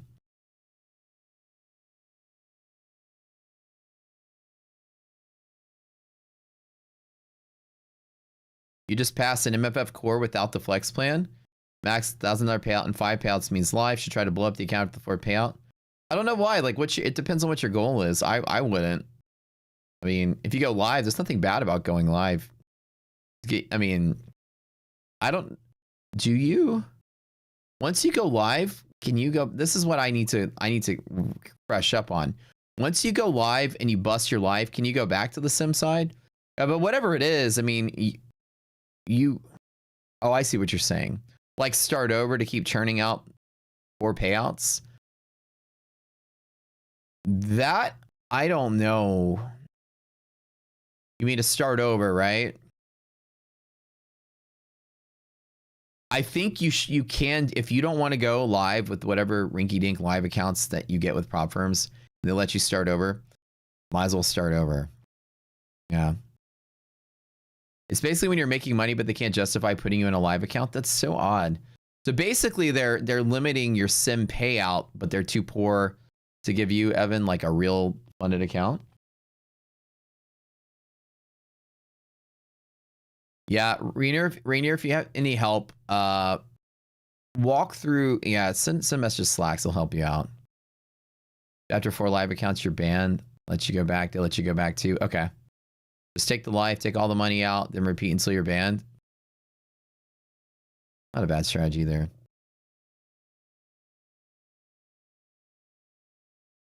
If you trade like a menace on live, they'll ban you from all the evals in the funded accounts. Oh, well, that's good to know. This is the kind of information we're going to need to collect when we start doing our website. Yeah, I got to head over, guys. MyFunded TV, thanks for tuning in, y'all. I'll be live on MyFunded TV as always in this afternoon. Market spinning in chaotic haze. Rocket scooter blast through the maze. Volume prediction shows the way. Leave the doubt and the fray. Liquidity map paints the scene. Hidden nodes like ghosts unseen. Reverse engineer to see the light. Illuminate the darkest night. Rocket scooter has got the key. Pull back curtains, let me see where institutions hide. Doubt can't live where you reside.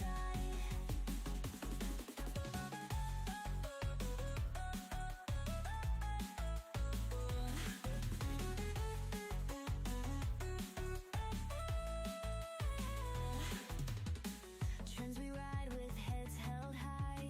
Resilience makes the weak Do you think that fly. Future volume crystal clear. Rocket scooter leads no fear. No more guesswork, no more loss. Seeing past the others cross.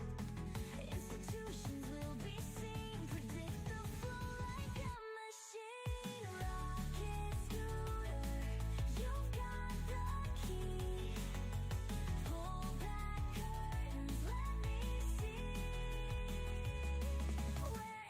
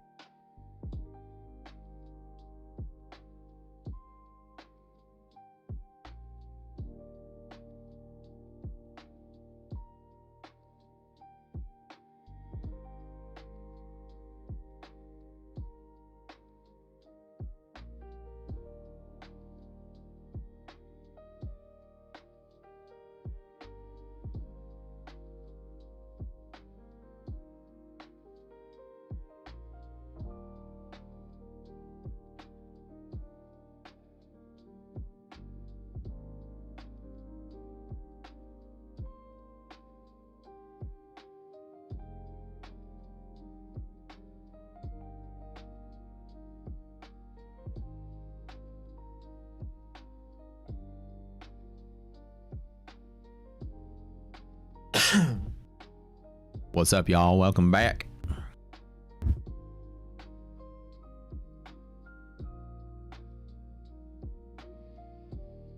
Bull market, baby. The S&P think we're gonna rally up a second leg or what? What do y'all think?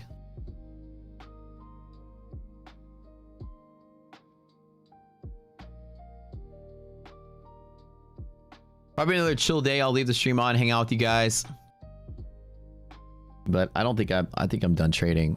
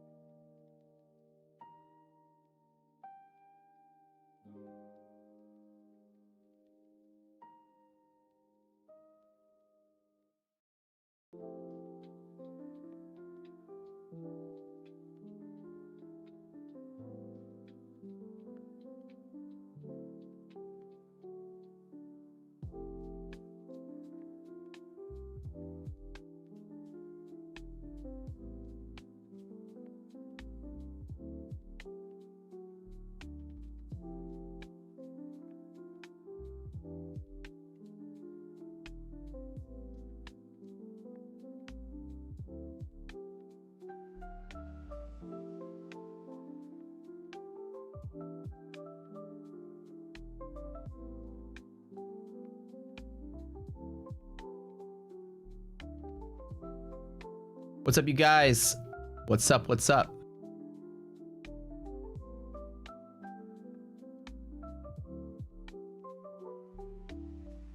If you have a 50K rapid account with $2,000 max drawdown, what would you say your maximum loss will be? So I can't tell you what you should do. The way I trade, and I trade more aggressively because I'm more willing to spend money and blow up faster than the average trader. I have a 3 trades to blow up, 2 trades per day philosophy.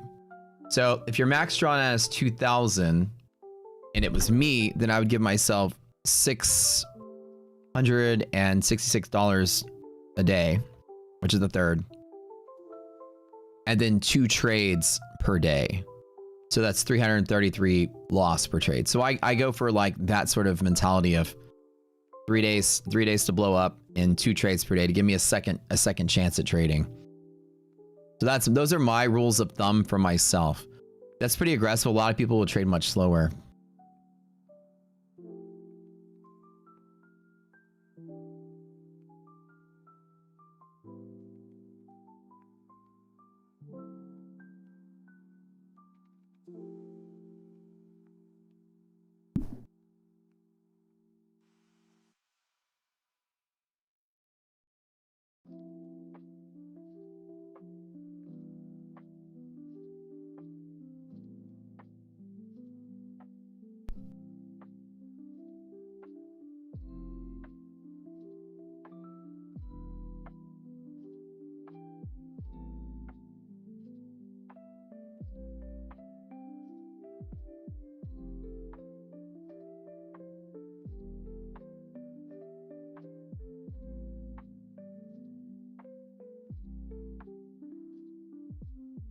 How am I feeling today? Oh, pretty good today, actually. Very good today, actually. Very good day.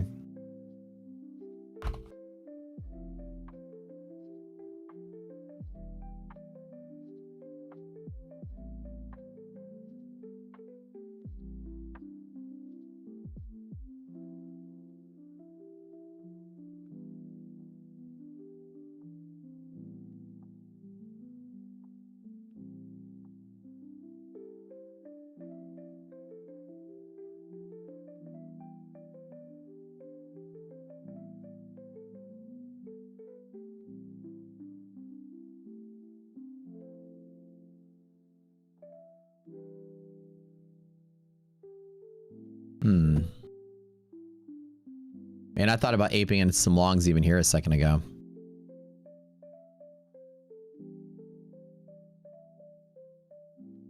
What's up? What's up?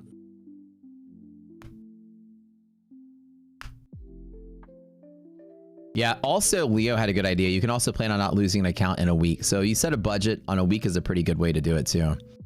You basically size up such that like your failure rate that you can set your limit of how much you're willing to lose. So like an example is you have a budget. You want to spend X dollars per month. That's really the way people do it. Or I tell people to do it. Whatever your budget is for a month, then you can plan those numbers to yourself. An example, if you have, I'll make up a number, $10,000 a month. I'm making something up. Let's actually just make it $1,000. $1,000 in a month, an account that you can buy is $50. Okay. So that's 20 accounts you can buy per month. Now you can say, well, I want to trade one account. I want to trade 2 accounts at once. I want to trade 5 accounts at once. Pick something like what you want to do. If you say you want to trade 5 accounts at a time of the 20 you can buy per month, then 4 weeks per month is you need to make those 5 accounts last all week. Okay. And that keeps you under your $1,000 budget. 5 accounts per week. If you failed all 5 accounts in the first week and all 5 the second week and all 5 the third week and all 5 the fourth week and didn't win anything, you're down the $1,000 that you budgeted. So now your 5 accounts throughout the week, you can choose to trade them individually or lumped together. If they're lumped together, you got to stretch it out. So your MLL, if they're lumped together, MLL divided by 5 days is equal to your MLL loss limit. And I give myself 1/2 of that for daily loss limit or per trade loss limit. So that way I can, there's no DLL, I give myself 1/2 of that per trade loss limit so I can make 2 trades per day. If you don't trade them together, you can stretch them out even longer. Then you need another rule of thumb. You have 5 accounts, but you only trade like 1 to 2 each day. You can rotate them in faster and allow yourself to trade more aggressively to make it, to stagger it out because you have more time. So you're essentially calculating how often you fail or how much you want to budget. And then you set your failure rate such that you don't fail too much and go over budget. And that's the way to do it. For me, I don't like copy trading. So the math is pretty simple for me there. Every account I own, I'm trying to trade at a different time. So I make it like each account doesn't get traded every day, sort of thing. Prop firms or modern bucket shops, change your mind? Yeah. Some of them are.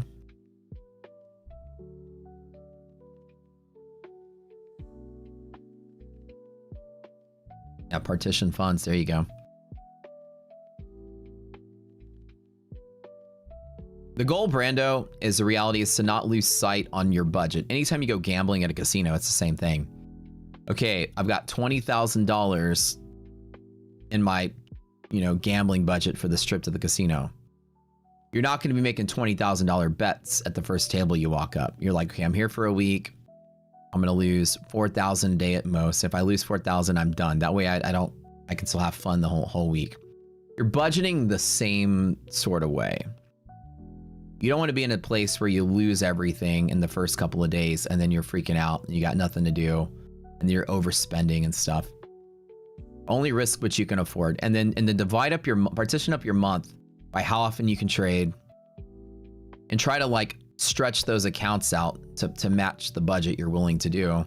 That way you can trade in like a comfortable emotional setting. You're not overspending, which can freak you out and make you trade worse. You're not sitting there bored with nothing to do, losing your skills. You're practicing just as much as you need to, setting it that way. That's the best way to do it. Dun, dun. You copy trade will make you lose a payout? I don't think so. On FFF, I don't know their rules, not sure.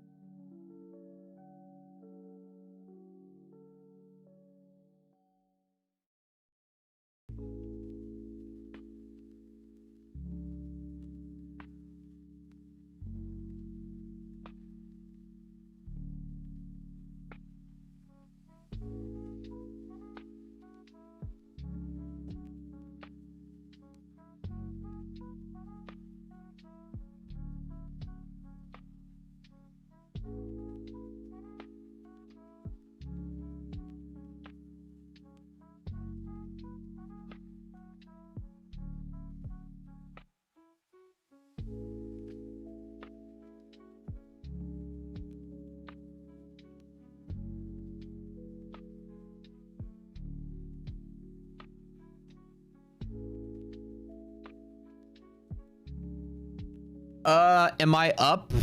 No, because remember I was down a little bit and I padded the account with some cash. So after I re-padded it tonight, it was at 95 and then now it's in 180. It's 186 now. Overall, I'm still down a little bit. Like 50K. But since Christmas, I'm up 91.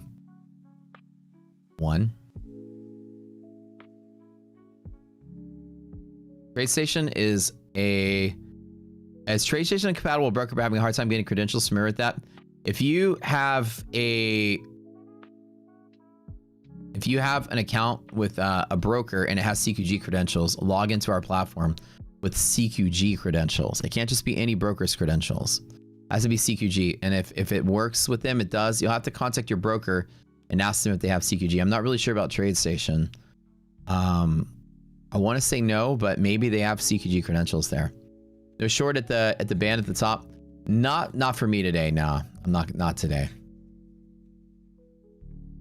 Ratio's good. You know, ARB is flat. Nothing's questionable here.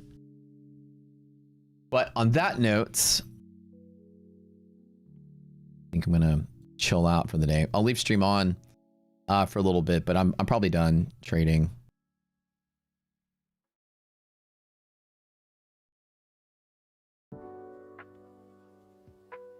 Remember that.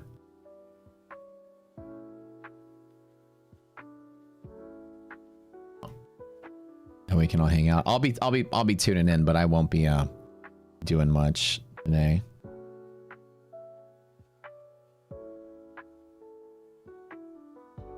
We can watch Rockagloop Skewer.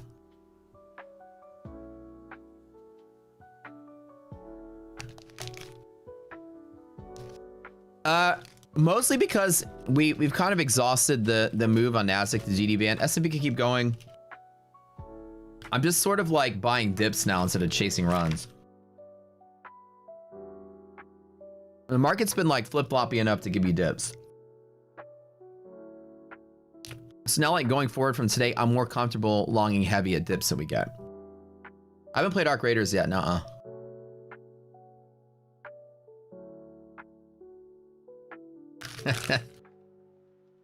That's funny about Surfy Matt.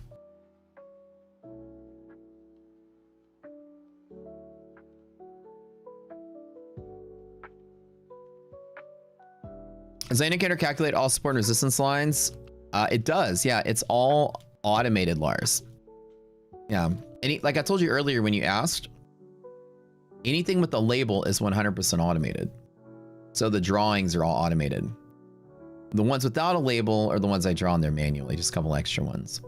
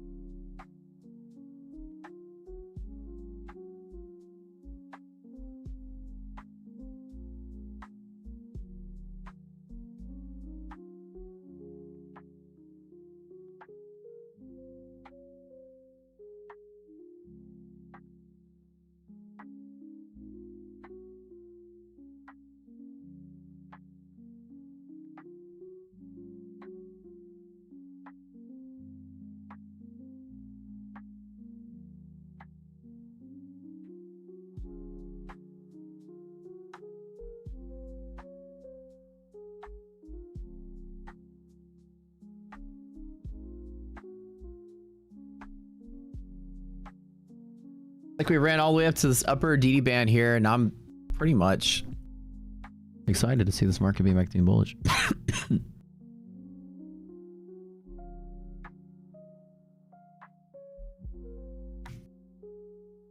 Please check monthly maps. Okay, hold on, give me a second. Where's the new streamers? I'll make the announcement this week. I'm not calling the short. I have to go slightly above DD band. I don't know if I want to short this, to be honest. This is really strong. And that's just NASDAQ as well. I mean, S&P's barely made it. I think S&P wants to hit that 7,000 today.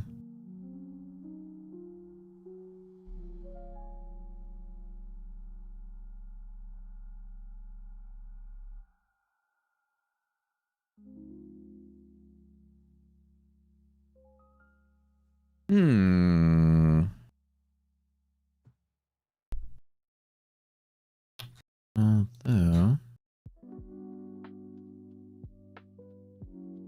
indicators are all flat, so there's not a lot of info to come from that.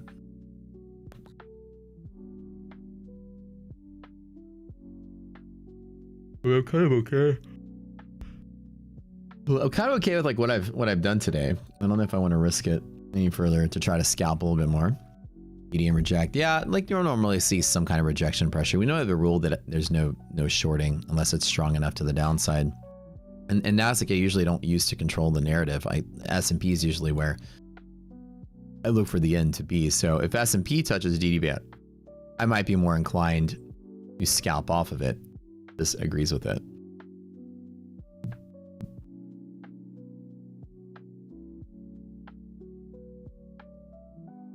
Are we doing on likes? Ooh! 850 likes. Let's giveaway.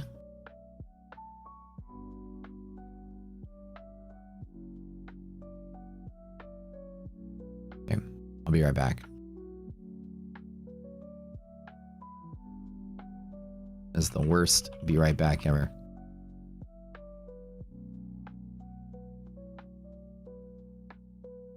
right, I'll be back. I'll hang tight.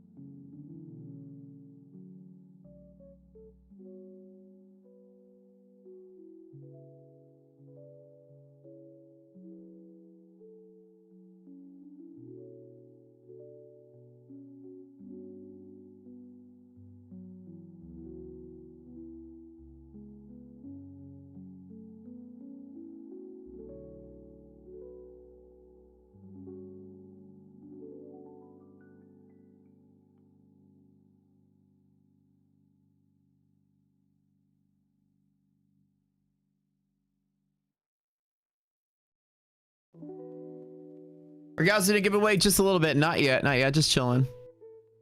No giveaways just yet. I was on the phone for a minute.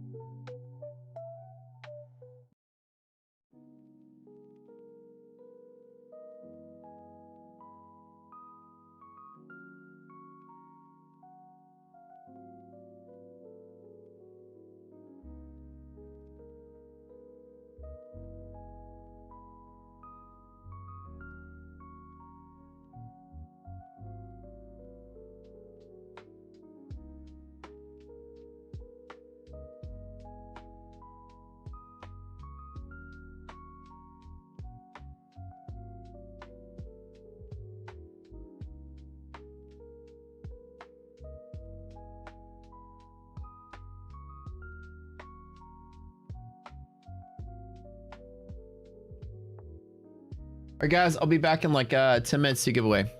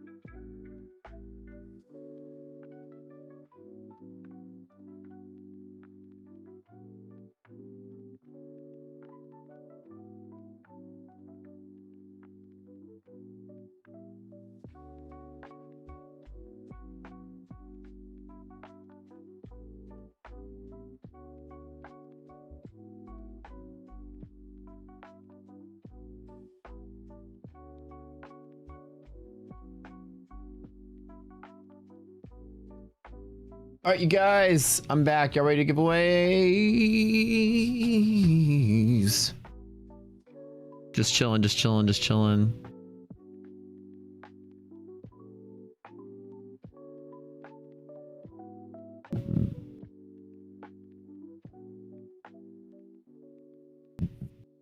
Just a nice little run up today.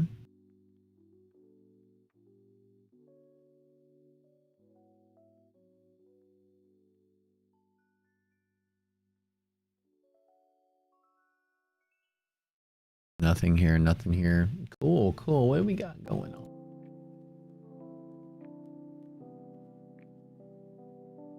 That's a little My Fun of Futures.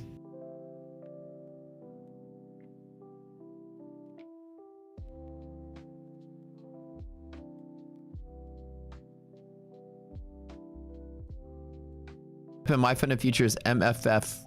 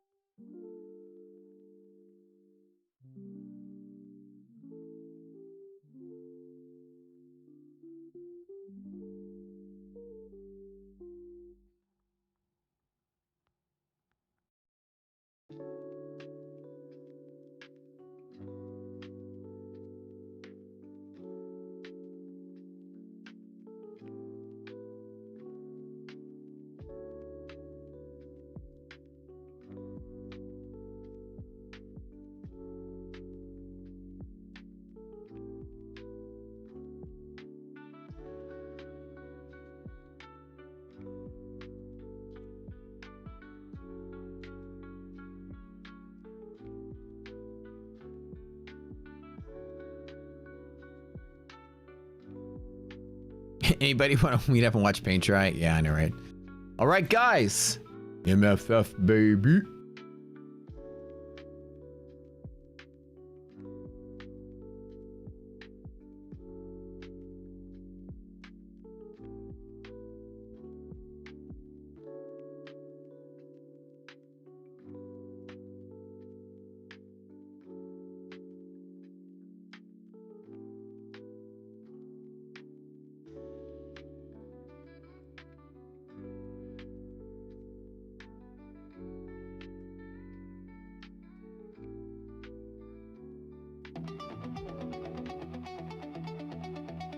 Right, spin the wheel for the first one. Go out, give away some of these new rapid plans. Infinite Futures, 20% off of those.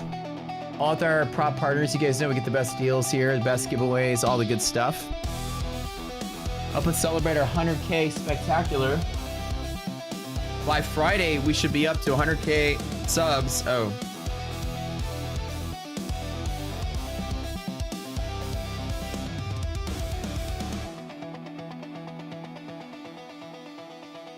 Late night charts on the screen, I'm floating. Candles hum, soft like the ocean. Liquidity waves keep rolling in slow. Price tapping levels like ready, let's go. Hedge pressure glowing under my feet. DD bands breathe like they're keeping the beat. Brazilian shifting like winds in the night. Guiding the rhythm of every flight. Every signal feels like a spark. Every setup ignites the arc. Got that scooter groove in my veins. Ride the flow, don't fight the waves. Cause I just can't get enough. No, I just can't get enough of that rocket scooter. Henry. Charts rising like it's heaven above. I just can't get enough. No matter how smooth or rough. When the market starts to move, man, I just can't get enough. Congrats, Henry. EST rhythm hits every single time. Little bell chime when the levels align.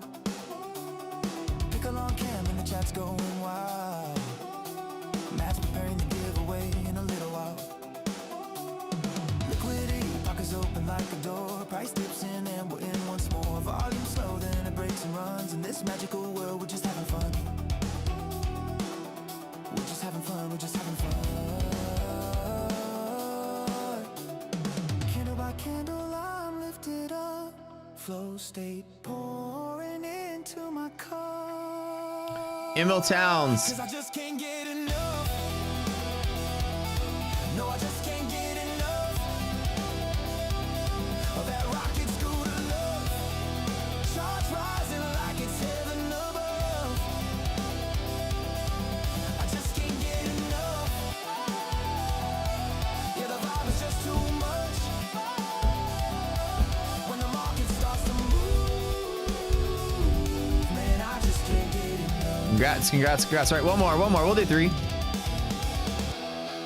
Watching paint dry, I know, gosh, as much as like more than anything is like the itch to press the short button. I know I'm feeling it, right? Fade this back down. Oh boy, I'm not gonna do it. This could be the middle of the move. This is a nice, strong move today. No indication this is turning around, so I'm not at all trying to fade this. Mario, congrats. Emil, congrats. Henry, congrats. No, I just can't get enough. With the scooter Here, got some my funded accounts going on here. man, it's never Ooh, I got too some. much.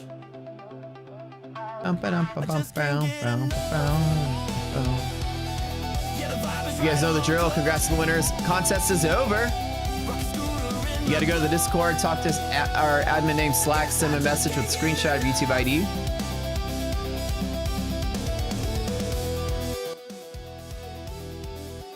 Let them know the email address that you have with My Fun and Futures. Make an account over there. We'll send you all the information that you need to get your contest account. Congrats, congrats, congrats. Low res, a negative NQ. It's not low enough, dude. Flat market, you're still going to have that choppiness. You need it above or below 50, really.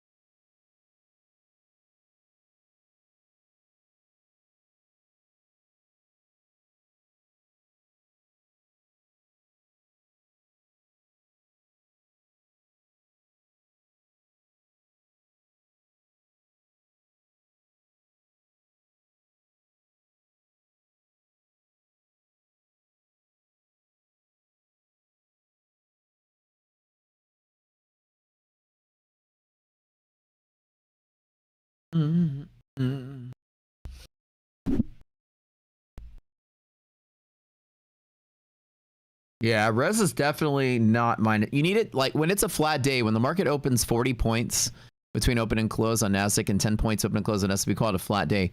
When it's a flat day, you want to see resilience moving like to get direction. Like just because it's slightly negative on a flat day could be the difference between like one or two stocks. It's not a lot. Resilience, to really showcase like its desire to like move around on a flat day, you really need to see it plus or minus like more than 50. Yeah. I'm full porting my personal account right now. Let's go. Full port, baby. Let's go. All in long, you know, all in short, you know it. You need to go back to work. LOL, have a good day, man. Peace.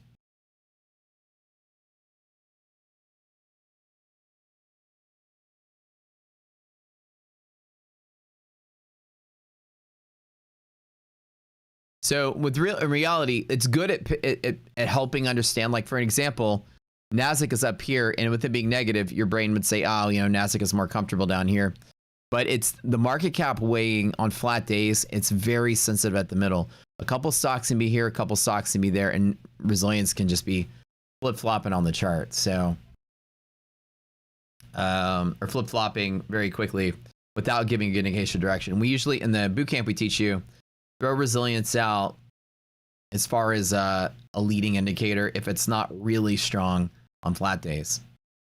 It's good at helping find that polarity. And like in ARB will be like the same sort of thing. Right now it's literally sitting at 0, which is the crazy part. Like the market is, when it's at 0, it's completely tracking the underlying like to a T. Explain the ARB. All right. Okay. Quick tutorial. ARB indicator.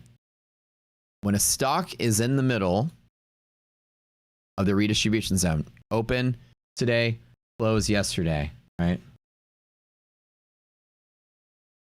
And so when a stock is at the middle, if a stock moves to here, then ARB will calculate how much further it needs to go to fill the gap.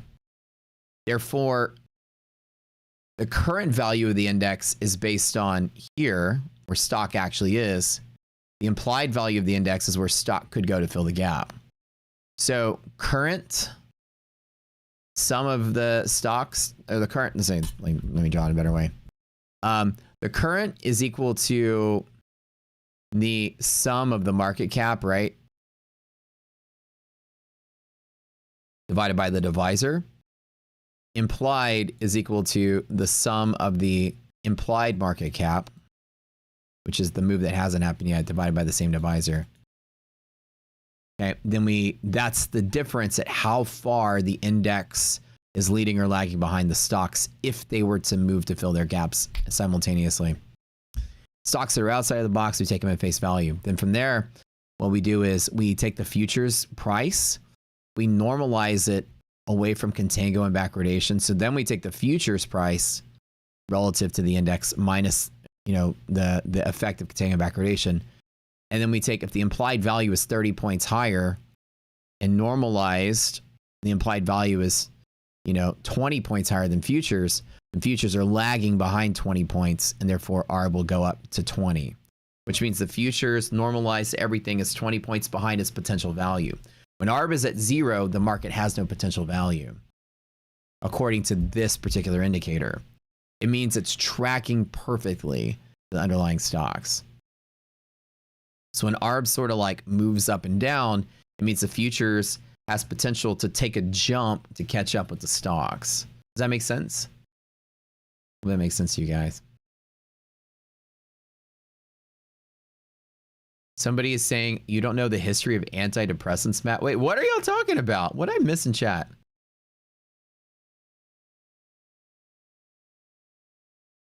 What on earth are y'all talking about? Antidepressants? Wait, what's going on?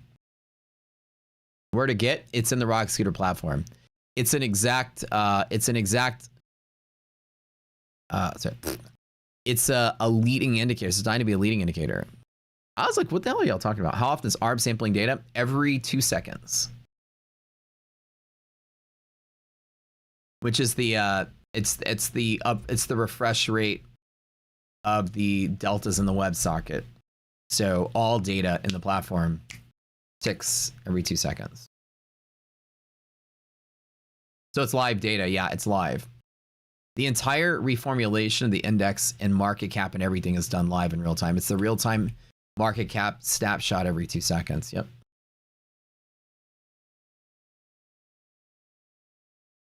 Some of these indicators like ARB and resilience, I literally like hand you guys the framework of how it's made. It's kind of cool. It's like one of the things that I've made that is, I just have been so proud of it that it's not, you know, I don't say I can't tell you how it works. I love sharing how it works. That way you guys can be like, holy hell, that's cool. Would it be a leading indicator then? Yeah, so it's a leading indicator of a potential move that hasn't happened yet. So the stocks, the theory is if a stock is sitting above its half gap, then the market's raising off the equilibrium point to look for sellers, and therefore the next batch of sellers is at the gap fill. So anytime a stock moves slightly off the balance point, we assume it's going to go the whole way. And ARB calculates that instantaneous gap fill across the board and then adjusts the index by the amount that would happen if every stock were to fill its gap. And so it's looking at potential moves that haven't happened yet. ARB high is the potential for the index to go up to catch up with the stocks.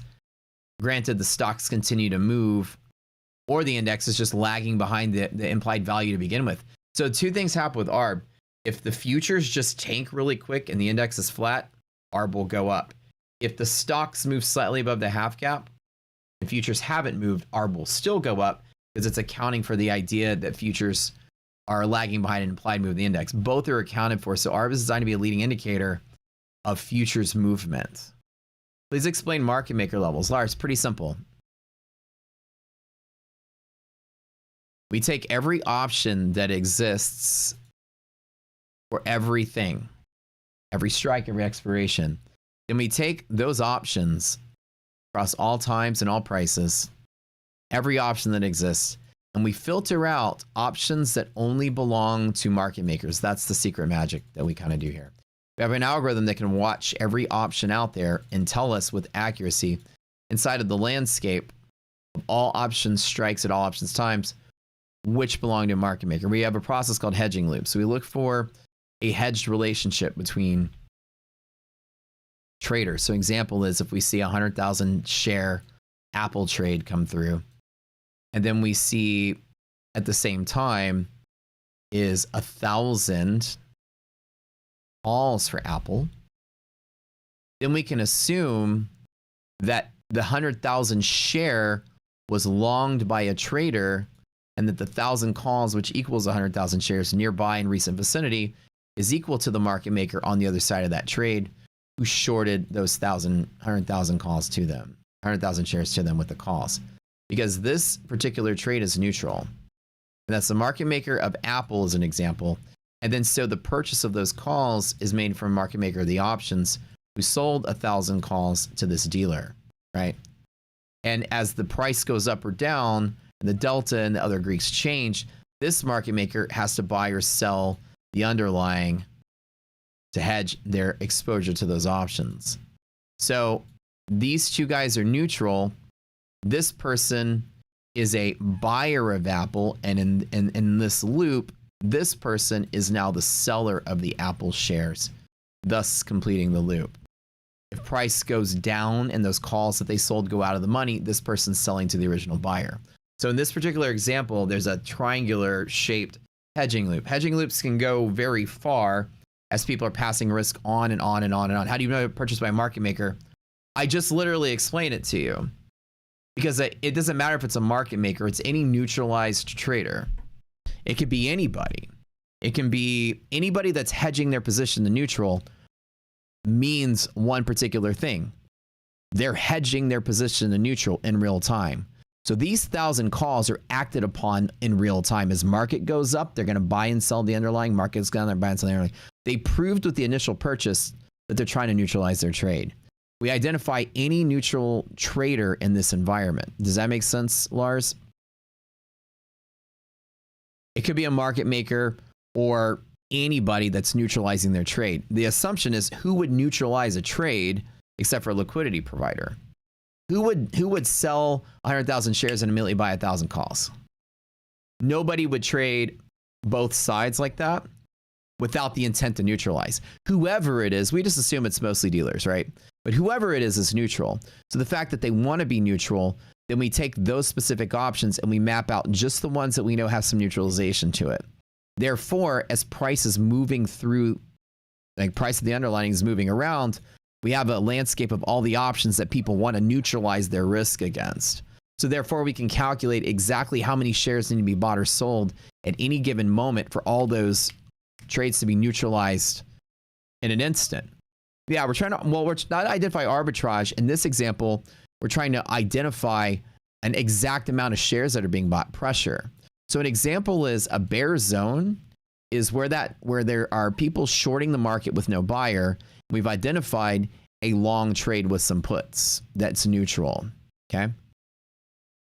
Bull zones are where there are a lot of long trades with no sellers, bulls with no bears. And there's short trades with calls that also neutralize to go with it. We assume this is market maker, and this is an actual speculative trader, a bull. So a bull zone is when there's more people long than short as traders, and a short zone is more people that are long against the house, which is in the middle. Bulls without bears, bears without bulls. And we can find that polarity and draw a line in the sand where the market is tilted one way or the other. Now, what happens here is that clearly when calls are being hedged, right? The seller of those calls is buying or selling the underlying. The relationship between how much buying and selling they're doing is like delta and gamma and theta and other hedging, right? And so the underlying stock or whatever it is by the dealers of the option, this market maker's option, or whoever sold the option to this guy, is out buying and selling the other underlying, and you can calculate exactly the amount. If you assume how much, if you assume your options correctly or by all neutralized traders, then anytime price moves from A to B over a specific amount of time, you have a price change over time, you have all the data you need to calculate flow of how much orders are going to come through to re-neutralize those trades.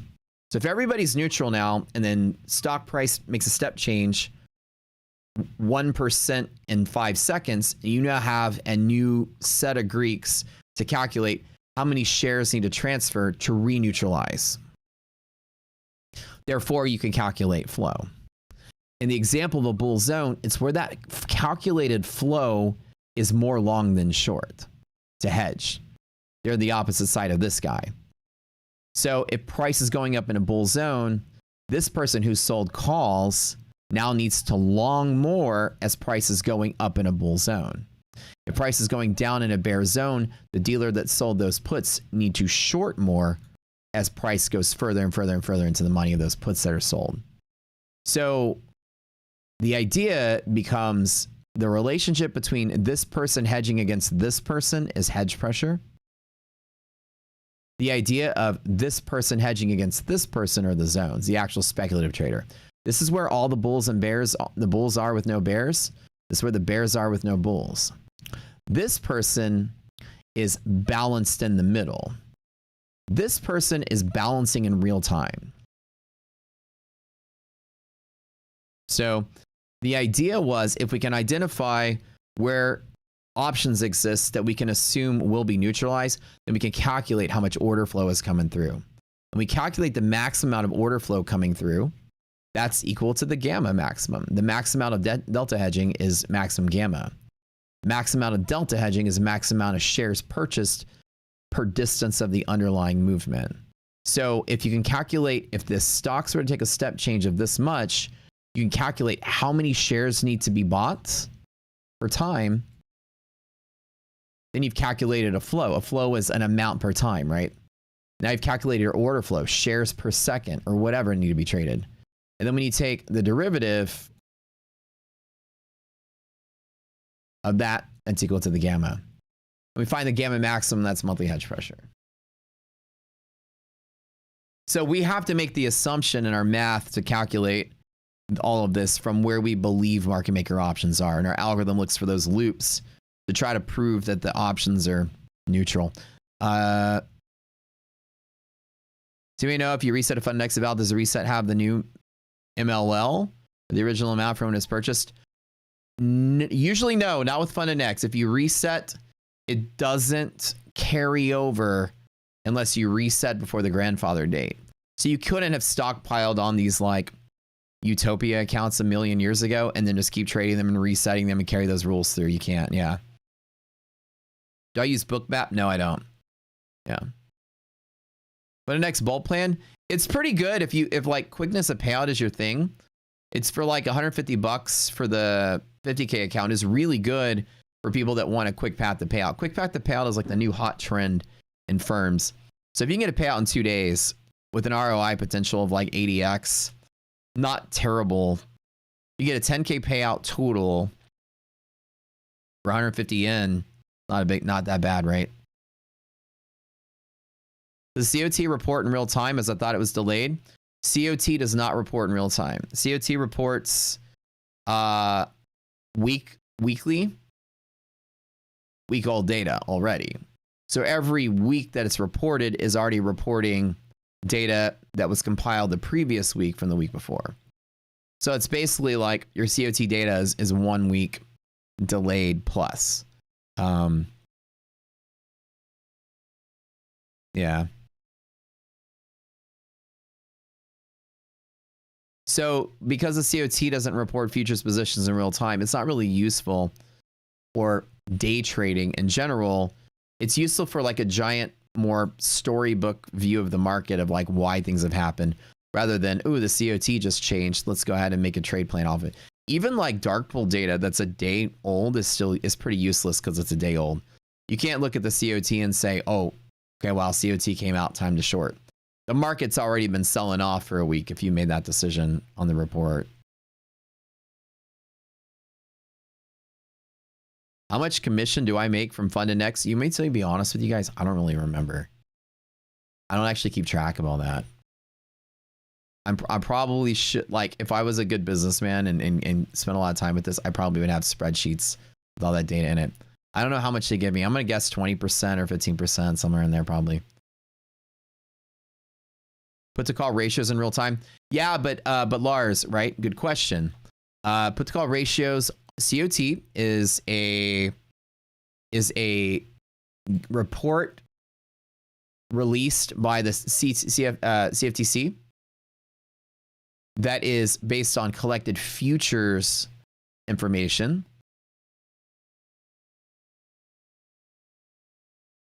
collected once a week by reportable entities, and not everybody's required to report. Put to call ratio is an opera thing. It's a whole different spectrum. It's not a government agency. It's a data company that collects reportable data from equities options holders once a day at the end of the day. So opera collects data once a day. Yeah. So you had 2 different agencies doing 2 different things at that time. Good questions though, yeah. So options are going to update more frequently. Options, Opera sends out a report once a day of the landscape of the options. COT spits out a report of the landscape of futures once a week. Yeah. Good questions.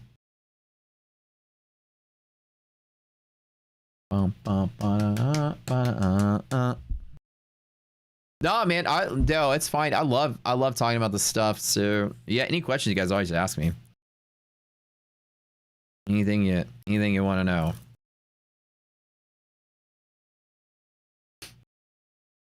Yeah, good questions. Good questions. If good trading is boring, does that mean since I'm extremely boring, you should be a successful trader? Hey, the math checks out. There. Be good to see if ARB indicator is good on closing direction. Be good. I've had that same thought the other day. At MOC, could we like scrape out a big like ARB just pops up really quick, and futures are like sitting there, and I can chase that dip in futures or something. Yeah, I thought about that too. Yeah. Can we get it from the past? Unfortunately, hold on. We could technically recalculate historical ARB because it's based on stock price data and outstanding shares or outstanding float. which we don't have history of that saved though.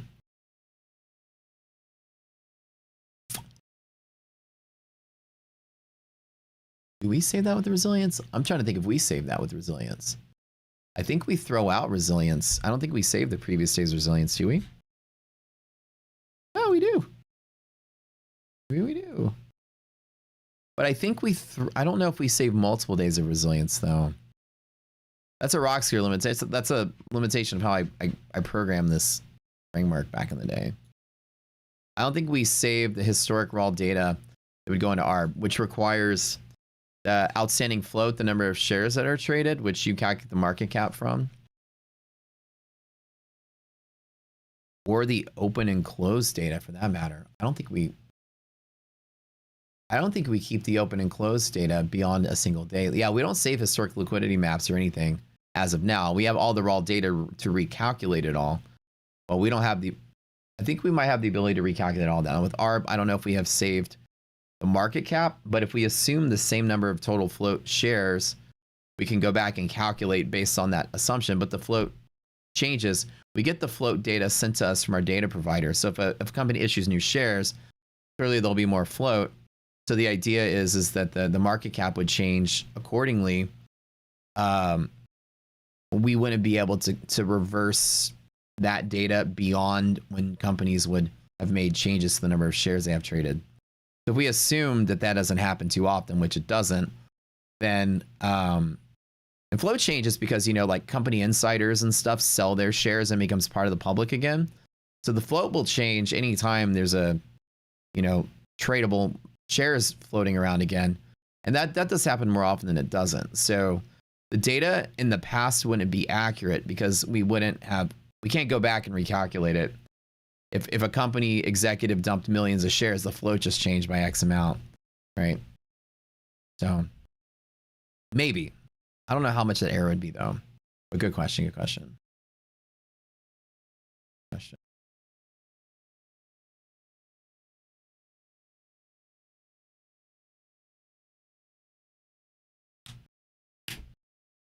But it might be accurate enough to get, like, to recalculate past data to backtest it. Good thoughts. I don't know. Well, anyways, guys, I'm going to chill until MOC. So I'm going to turn the stream off here and just hang out with y'all in silence.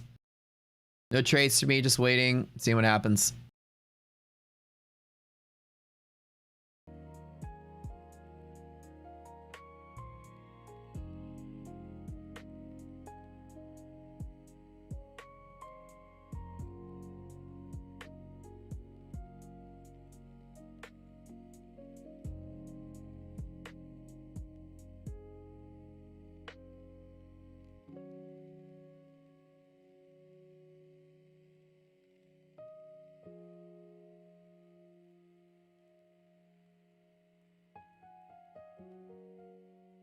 Done with giveaways today, bud.